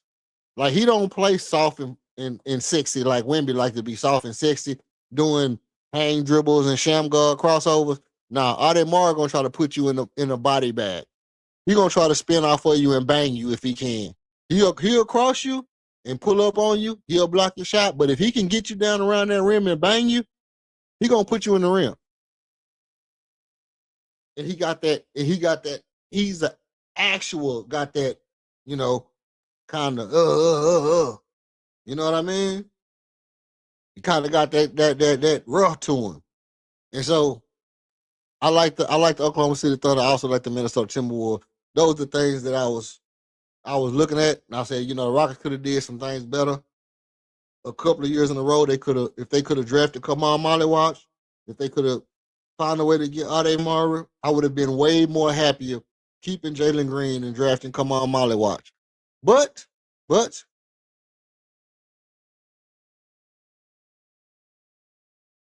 supposed to be some more big guys coming out, some more big men coming out that can be good rim protectors. And again, I admit, there was a time I was wrong. And I don't think I was wrong because I was wrong. I think I was wrong because the league started to change right when I made this call. But 2 times. Taco Fall was a good player, but the league just changed right in the middle of him being drafted. Like, he was good. He wasn't bad. But the league was just way too fast at the time, with the Steph Currys and stuff like that. And nobody had the resiliency to say, you know what? We don't care. We just going to slow it down. You want to go down here and shoot a bunch of threes? We just going to slow it down. We're going to slow it all the way down. We're going to run down here. We're going to get the ball to this big man. He going to hit a 2. Run back down here, get the ball to this big man. He's gonna hit it too. We're gonna run back. We're gonna call it. We're gonna foul you. Call the timeout. We're gonna get him by the rim so he can block some shots. And they didn't make the most out of his style of play. But the other time where I was straight up wrong, was Hashim Thabit. When Hashim Thabit came out, I thought he was gonna be it. I was like, Hashim Thabit gonna be it. Man, but Hashim Thabit wasn't worth $5 in Japanese money. I tell you, boy, Hashim Thabit was one of the sorry players I ever did like in college. But them was 2 times that I feel like I was kind of off a little bit. But for the most part, if I see a player and I be like, Kyle Filipowski gonna be a baller. And you can kind of bet that Kyle Filipowski can ball. And at some point you're gonna look at it. If I tell you that a player in college is worth drafting, at some point, that means you're gonna look at this player at some point in his career and be like, dang, I wish we had him. And this is the problem with some of the Rockets players. Because we got him, we don't have the dang, I wish we had him. But I bet you any amount of money, if we didn't have Alperen Sengun right now, the Rockets would be looking like, man, I wish we could get Alperen Sengun. Right? If we didn't have Reed Shepard right now, the Rockets fans would be looking like, man, I wish we can get Reed Shepard. That boy can shoot. Right? Every time you look up, the Rockets be like, blow it up. Trade somebody for somebody. Trade somebody for somebody else. And then as soon as you don't trade them, you look up and you be like, man, we want this other dude that we feel like he better than the people that we got. You just got to let the guys you got develop. Because when the guys that you got develop into what they want to be, into what they supposed to be, you're going to wish you had that. You just want to trade them off for a little while, let them go get better, and then want them right back. Come on, man. Come on, Weed, man. D'Anthony Melton. They trade D'Anthony Melton. He go all around the league. And then the minute he get good as he's supposed to be, they're like, man, I wish we could get D'Anthony Melton. We need a point guard. The dude was cold when he was a rookie. You should have just kept him and kept grooming him. You should have just kept him and kept grooming him. Garrett Payton the second. Garrett Payton Jr. Oh, man, Garrett Payton Jr., man, he like a big man in a little man body, man. We need Garrett Payton Jr., man. Come on, man. You drafted him, you big dummy. Dylan Brooks. And all we needed, Dylan, this is me talking now. All we needed to get Dylan Brooks back. But we drafted him. We drafted him and let him go. But that's how Rockets fans be. Rockets fans be like, you're not good right now? Get rid of you. I want to win right now. Get rid of you. We waited 5 years. It's been 5 years since we've been trying to be good. 5 years later, championship. We try. No, that's not how it works, bro. If you're trying to be good, if you're bad for 5 years, on year 6, you're not winning the championship, bro. The delusion,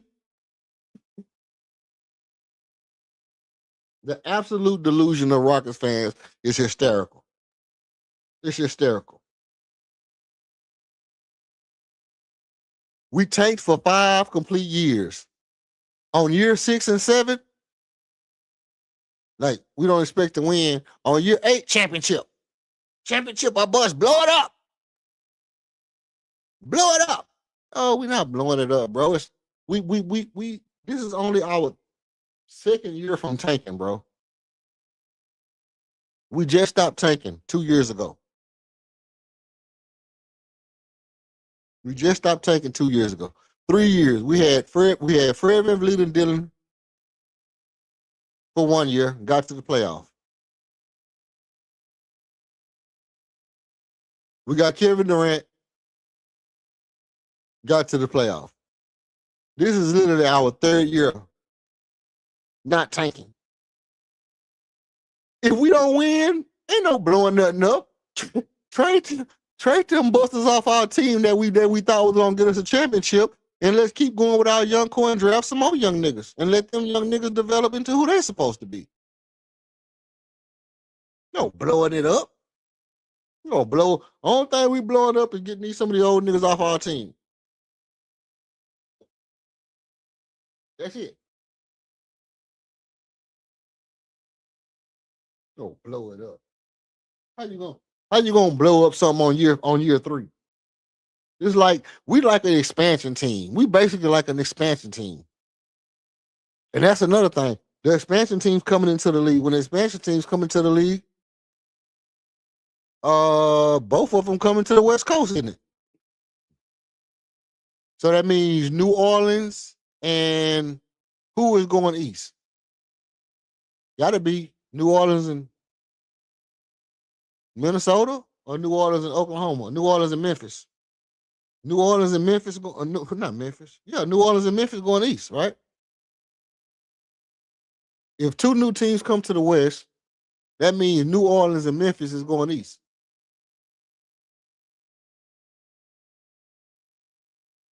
That'll be crazy. If 2 new teams come to the West, New Orleans and Memphis go east, that makes the Rockets a little bit better of a team. But do they get to pick players off your team? Don't they get to pick players off your team? So can't they pick a player like off your bench or something like that? So like a player like Reed Shepard, if you don't put him in the starting lineup,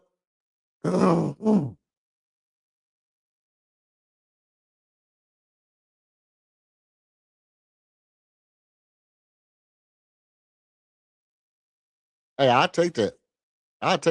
Feeling OKC in the playoff in the finals. I do too. That's pretty much.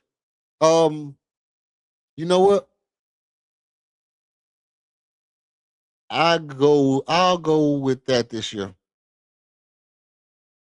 Well, here's the thing.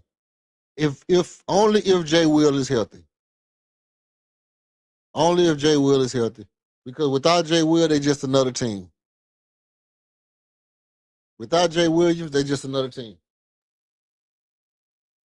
But with Jay Williams, looking like the 98 Bulls. And with the addition of Adebayo, and he might not look like nothing for his first couple of years. But if you have ever played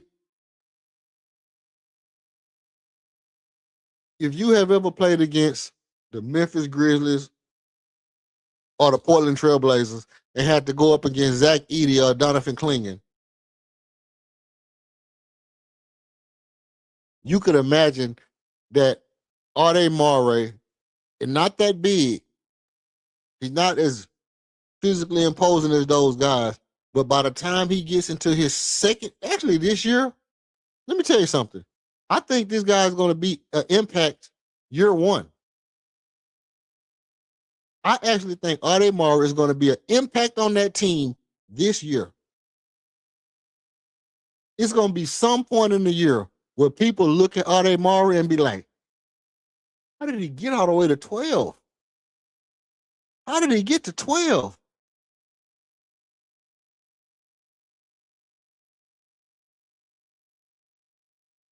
So yeah, and I think he is going to be a factor against Wembanyama.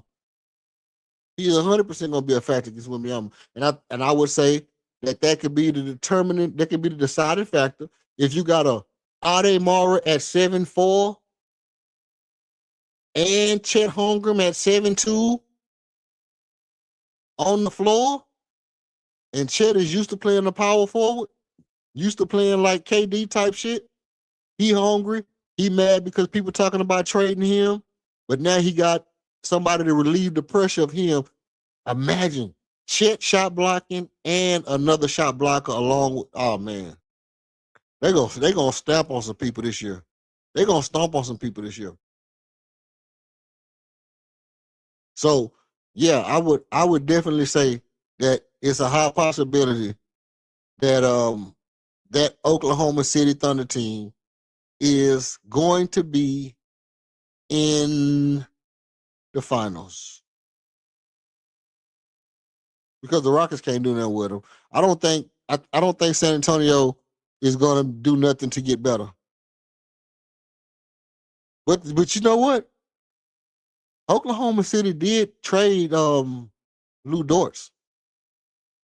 They got rid of Lou Dortz and Casey Wallace. So Jalen Williams got to come back and be healthy.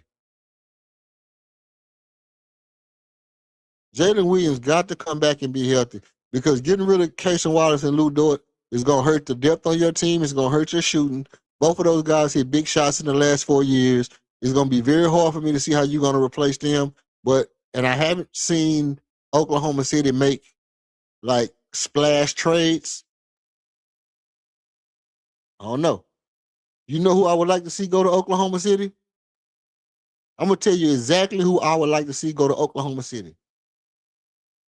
Kevin Durrant.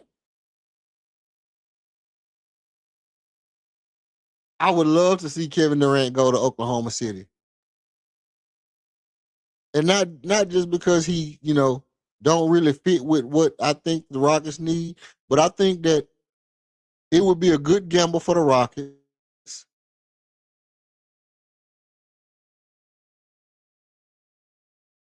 It would be a good gamble for the Rockets if the Rockets could some kind of way, get a good player from Oklahoma City for Kevin Durant. Can we get a Jalen Williams because he hurt? He been injury prone for 2 years now. You think they'll trade him?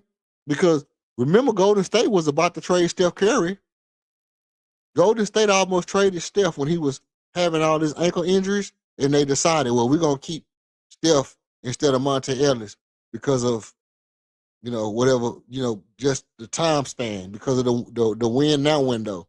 And they kept Steph, and he got his ankles together, and the rest is history. You think Oklahoma City would do something like that with Jalen Williams and be like, hey, well, look, this dude having injuries, maybe we should trade him and go for another championship right now, bring in Kevin Durant, let him go out with the team that he came in with, win a championship with Kevin Durant, get Shea some help. They both need to shoot a bunch of mid-range jumpers, but so what? But, get that guy some help, and then give Jalen Williams to the Houston Rockets for Kevin Durant. I would love that. I think Wemby needs a true power forward beside him.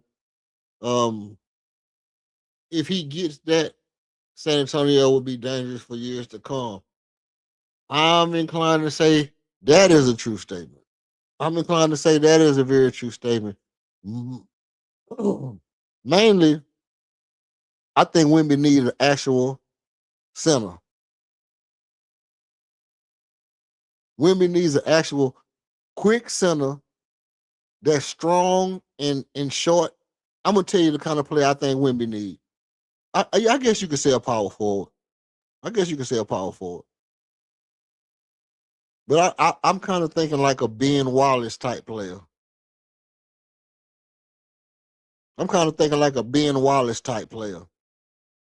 Just a brute force, high jumping, super fast, can play on the perimeter, still run all the way back and block your shot because I'm a super athlete type phenom.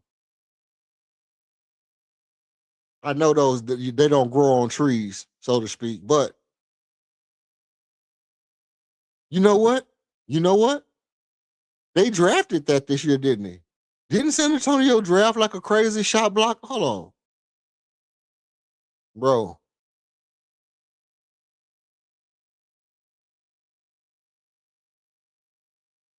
He said, I'm not touching. He said, I'm not touching KD if I'm OKC. He can come back after he retires. I'm not missing up my young team for a 40-year-old. But they young, but they injury prone right now. They young, but they injury prone. Let me see something.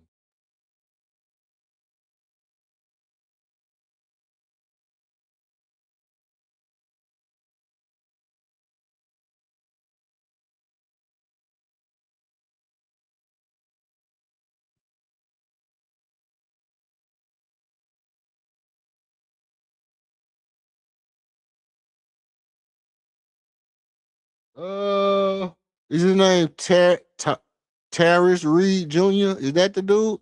No, Jaden Quinton. So one of these dudes, Jaden Quinton. Is that the dude?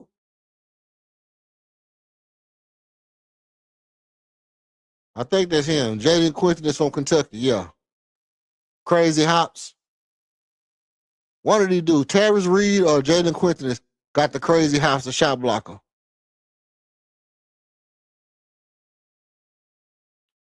And again, that's identifying like special talent. Like I'm looking for a special talent that is something that's not in the league that's going to be a matchup problem for everybody else.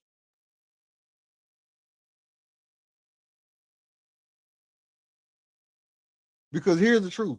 No matter how good you assume Amin Thompson is, you can't tell me that it's not athletic, super athletic, fast guys in the league. You can find super athletic, fast guys.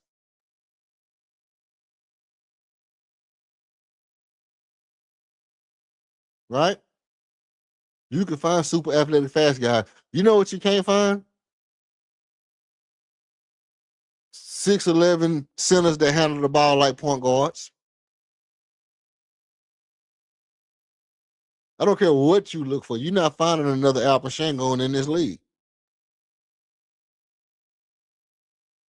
You can tell me whatever you want to tell me. But if you tell me you're going to find an Alpha Shangon in this league, I have to agree to disagree. I have to agree to disagree.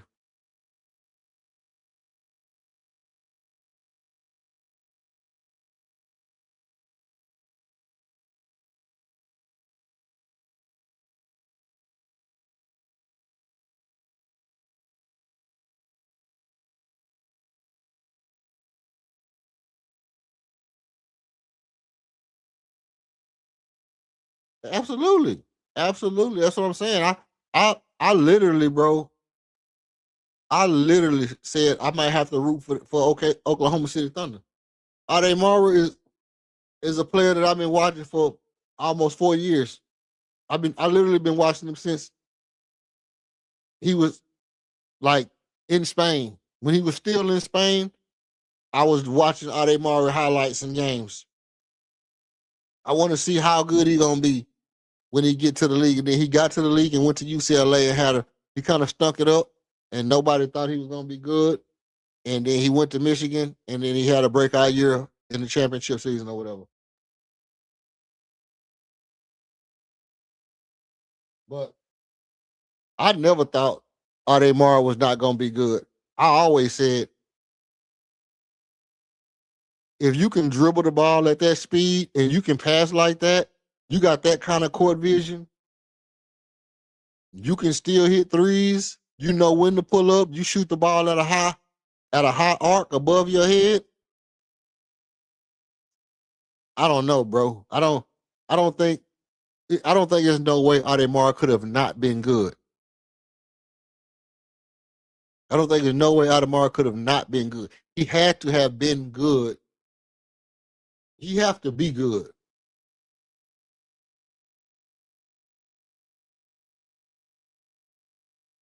No, man, you are exactly right, bro. You kind of hurting my feelings right now talking about Ademar, to be honest. You kind of quit break. Yeah, I'm gonna kind of mint condition your boy. Ain't that who that is? Mint condition. Quit break. Hey, y'all gonna make me. Ademar, Kaman Maliwak is gonna be my two. Those are my two prospects. Out of all the prospects in the league, those are two guys I'm watching to see how they turn out. It's gonna tell y'all, if y'all look, all y'all new people who coming over here, y'all probably haven't heard me pound the table as much about these two players. But I beat the table down about Ademar in 22 and 23. All the way up until this year. Every year I talk about Ademar.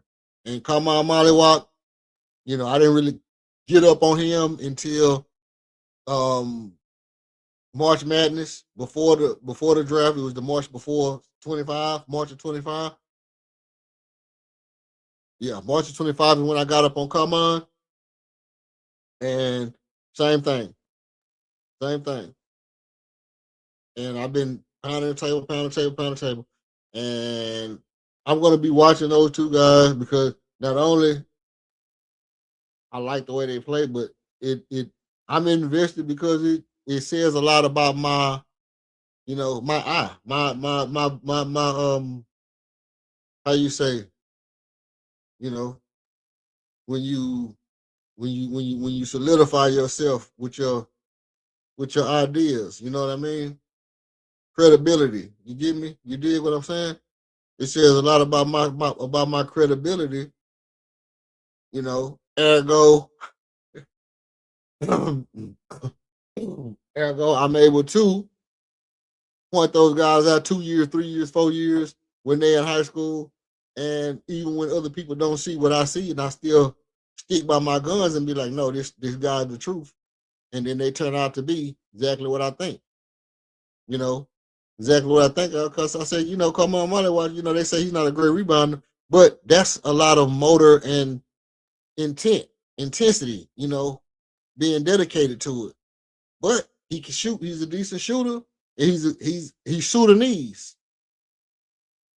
He's Sudanese. What? Well, am I being racist? Maybe, but they jump for a living, don't they? No, ain't what they do. Ain't the Sudanese the one that bang, bang, bang, bang? Ain't that the Sudanese? Don't they jump for a living? So he might be super, super healthy. He might be super, super healthy because they strengthen their bones by doing a little bouncy shit. He might be super, super springy. So he can definitely get up and get down and block shots. And if he's not a good rebounder, it's a timing and intensity thing. It's definitely not a skill set thing.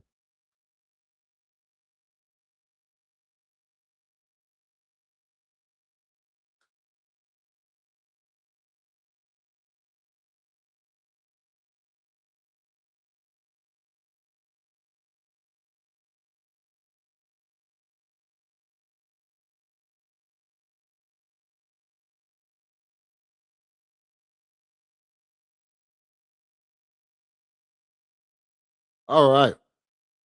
Well, let me see. Let me look around. Let me look around and see how we feeling. Oh man, what's up with the scribbles, man? With the scribbles. Hey man, I appreciate y'all for subscribing to the channel, man. Appreciate that. Appreciate y'all for subscribing, bro. I appreciate y'all for subscribing. I appreciate y'all for liking the channel. Let's keep this going for a little while longer. See if y'all got any questions.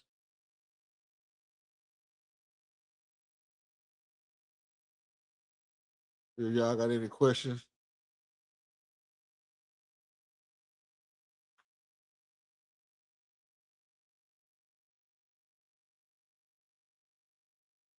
But look, the two things that I believe in is this right here. Like I said earlier, if the Rockets don't have a successful year this year, it got to be because of injuries or incompetence. And somebody got to go. What Kevin Hart said, somebody got to go. I'm not gonna hold you. I'm gonna tell y'all the truth. I got one foot on out the door on email Udoka. I'm man. Let's just be real.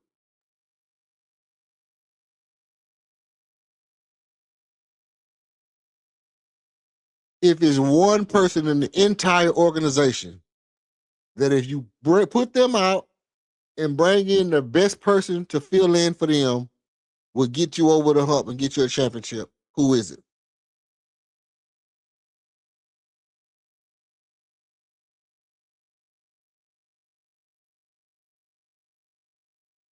I mean, let's be real.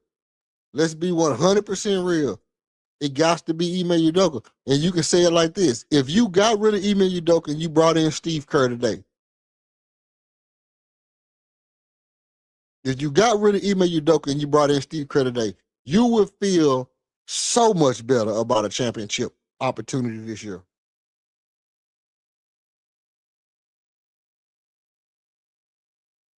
That's a fact. That's 100% fact. You would feel like, damn, Ime gone. We got Steve Kerr. We're going to use Alvin Sengun or Amin Thompson like a Draymond Green to run the offense. We got Reed Shepard. He can take up where, early where Kerr was early in his career. Learn how to, move off the ball. We don't really got no Clays or nothing like that, but Jabari being spaced out, Jabari is a catch and shoot shooter, like kind of like in the ilk of a Clay. And we got Kevin Durrant. This is almost something like the team that he had. We don't got no Iguodala because obviously Tari is nowhere as smart as Iguodala, but we got Marcus Smart. You know what I mean? We got some veterans on our bench. We got some youth on our bench. We got some youth on the floor. We got some veterans on the floor. Steve Kerr can come right in and get this team a championship this year. I would feel if we had Steve Kerr on our bench this year, I would feel like the Rockets could beat either of those two teams this year. Immediately.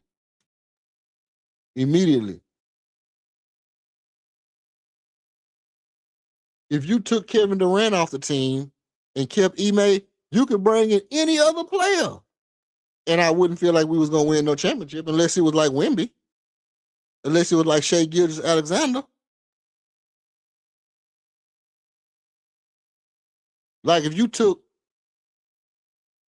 Kevin Durant off the team and brought in Shai, okay, maybe we'll win.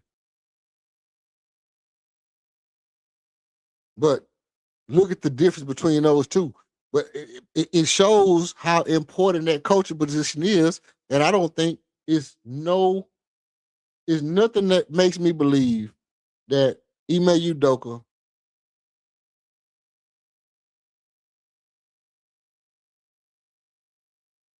can win a championship with the players that we have. You understand me? It's nothing that make me feel like Ime Udoka can win a championship with the players that we have. It's nothing that make me feel like Ime Udoka can develop a superstar player.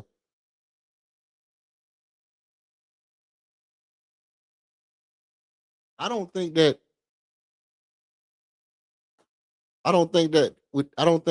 Ime will ever make Reed Shepard into a Hall of Fame player.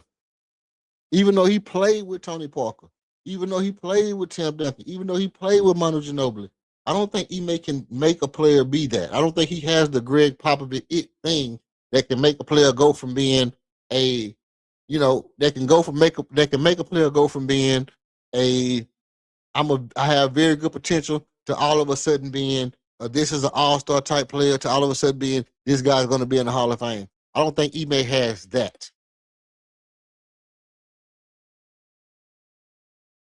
But you can't say he don't but Alper Sengun was on his way to being a Hall of Fame player anyway. Even if we'd have kept Raphael Stone, we'd have kept Steven Silas, LP was going to still be a Hall of Fame player. Going to still be an all-star player. LP was going to be an all-star player regardless. I don't think Ime made LP an all-star player. I think because of the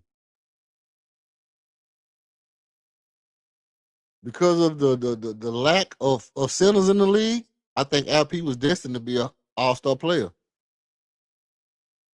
But now that centers coming back in the league, I think it's going to be harder and harder for LP to be an all-star player.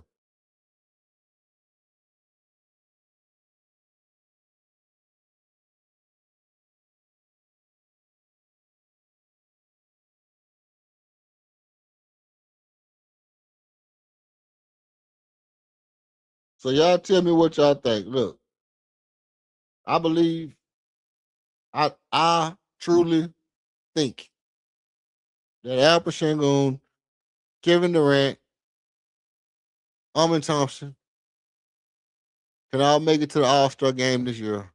I don't believe that it's going to take as much as people think it is for us to get to 55 wins. I think 54 wins is going to be, 57 wins is going to be more like it. 57 wins is more of where I have us paced at.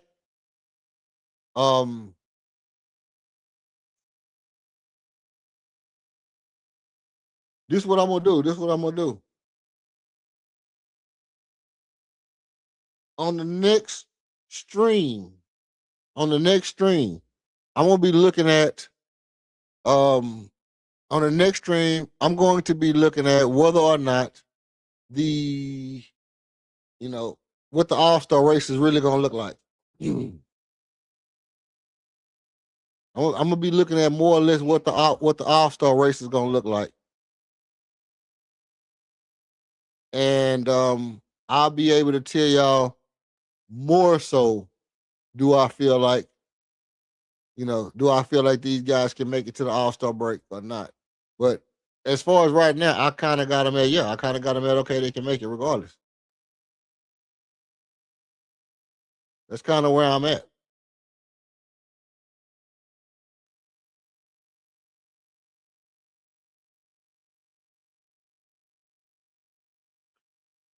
With that being said, I appreciate everybody for coming in. Let me shout out everybody. Michael Harvey. Douglas Kane. Shout out to Douglas Kane. No ego. Shout out. Outer Banks. Bang, bang. Tycho for your money. Shit about that experience. Tycho for your money.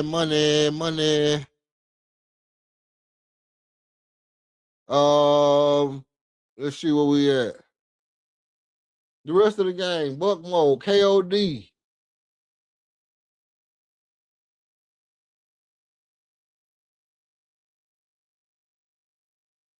KOD, the ultimate Shangon warrior, man. Christopher Brad, William Allen, shout out to you, man. That boy that's the Kevin Durant phenom. That's the Kevin Durant phenom. That boy always saying Kevin Durant the greatest rocket ever.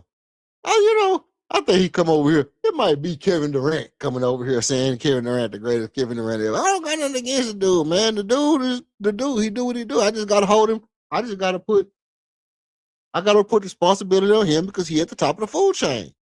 I just got to do it. I got to do it.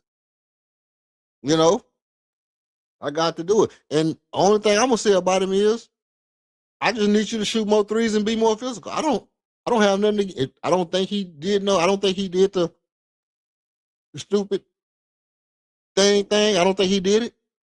I think back in the days he used to have a burner account. I don't think he did the burner account this time. I think that's overkill. Just something to cause confusion within the Rockets organization.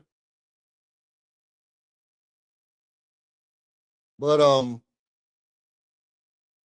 by the same token, Michael Williams, shout out to you, man, for coming in, getting it live. I think Michael Williams was the first. I think Michael Williams was the first person to chime in today. William Allen. William Allen was the first person to chime in today. Shout out to William Allen, man, for tapping in. Nope. I'm wrong. Dugout Dog was the first person to chime in today. Shout out to Dugout Dog for being the first person to chime in today. And I appreciate everybody, man, because you know what I mean? Look, all we doing is tapping in, keeping it real, you know what I'm saying? Untamed, untapped, unfiltered. Unchained, y'all know how we do it. This your boy EF. I'm not gonna always be cutting off this early. I will be on late night hypes, you know what I mean? But as for right now, in these, you know what I'm saying, these little time right now, these little spurts right now, I'm cutting my stream short, so to speak. 7 hours is a short stream for me, so to speak. Right? And yeah, man. I love to have some of y'all pop up, pull up, and talk to me. If you made it this far in the stream, you're a real one. If you hit the like and subscribe, you're a real one. You know, I would be inclined, you know, to tell you that if you come back to the next, if you want to make sure that you catch the next stream, to hit the subscribe button. Hit the subscribe. Hit the subscribe. Go on, hit it. And then that way you make sure you come back, you catch the next stream. And then you don't have to go straight down the street to get no strips. Right? Anyway, man, y'all know what time it is, man. It's your boy EF Hud, untamed, untapped, unfiltered, unalarmed. This is Red Alert. Don't be alarmed, Renee. And I'm signing out. Are you not entertained? Is this not why you are here?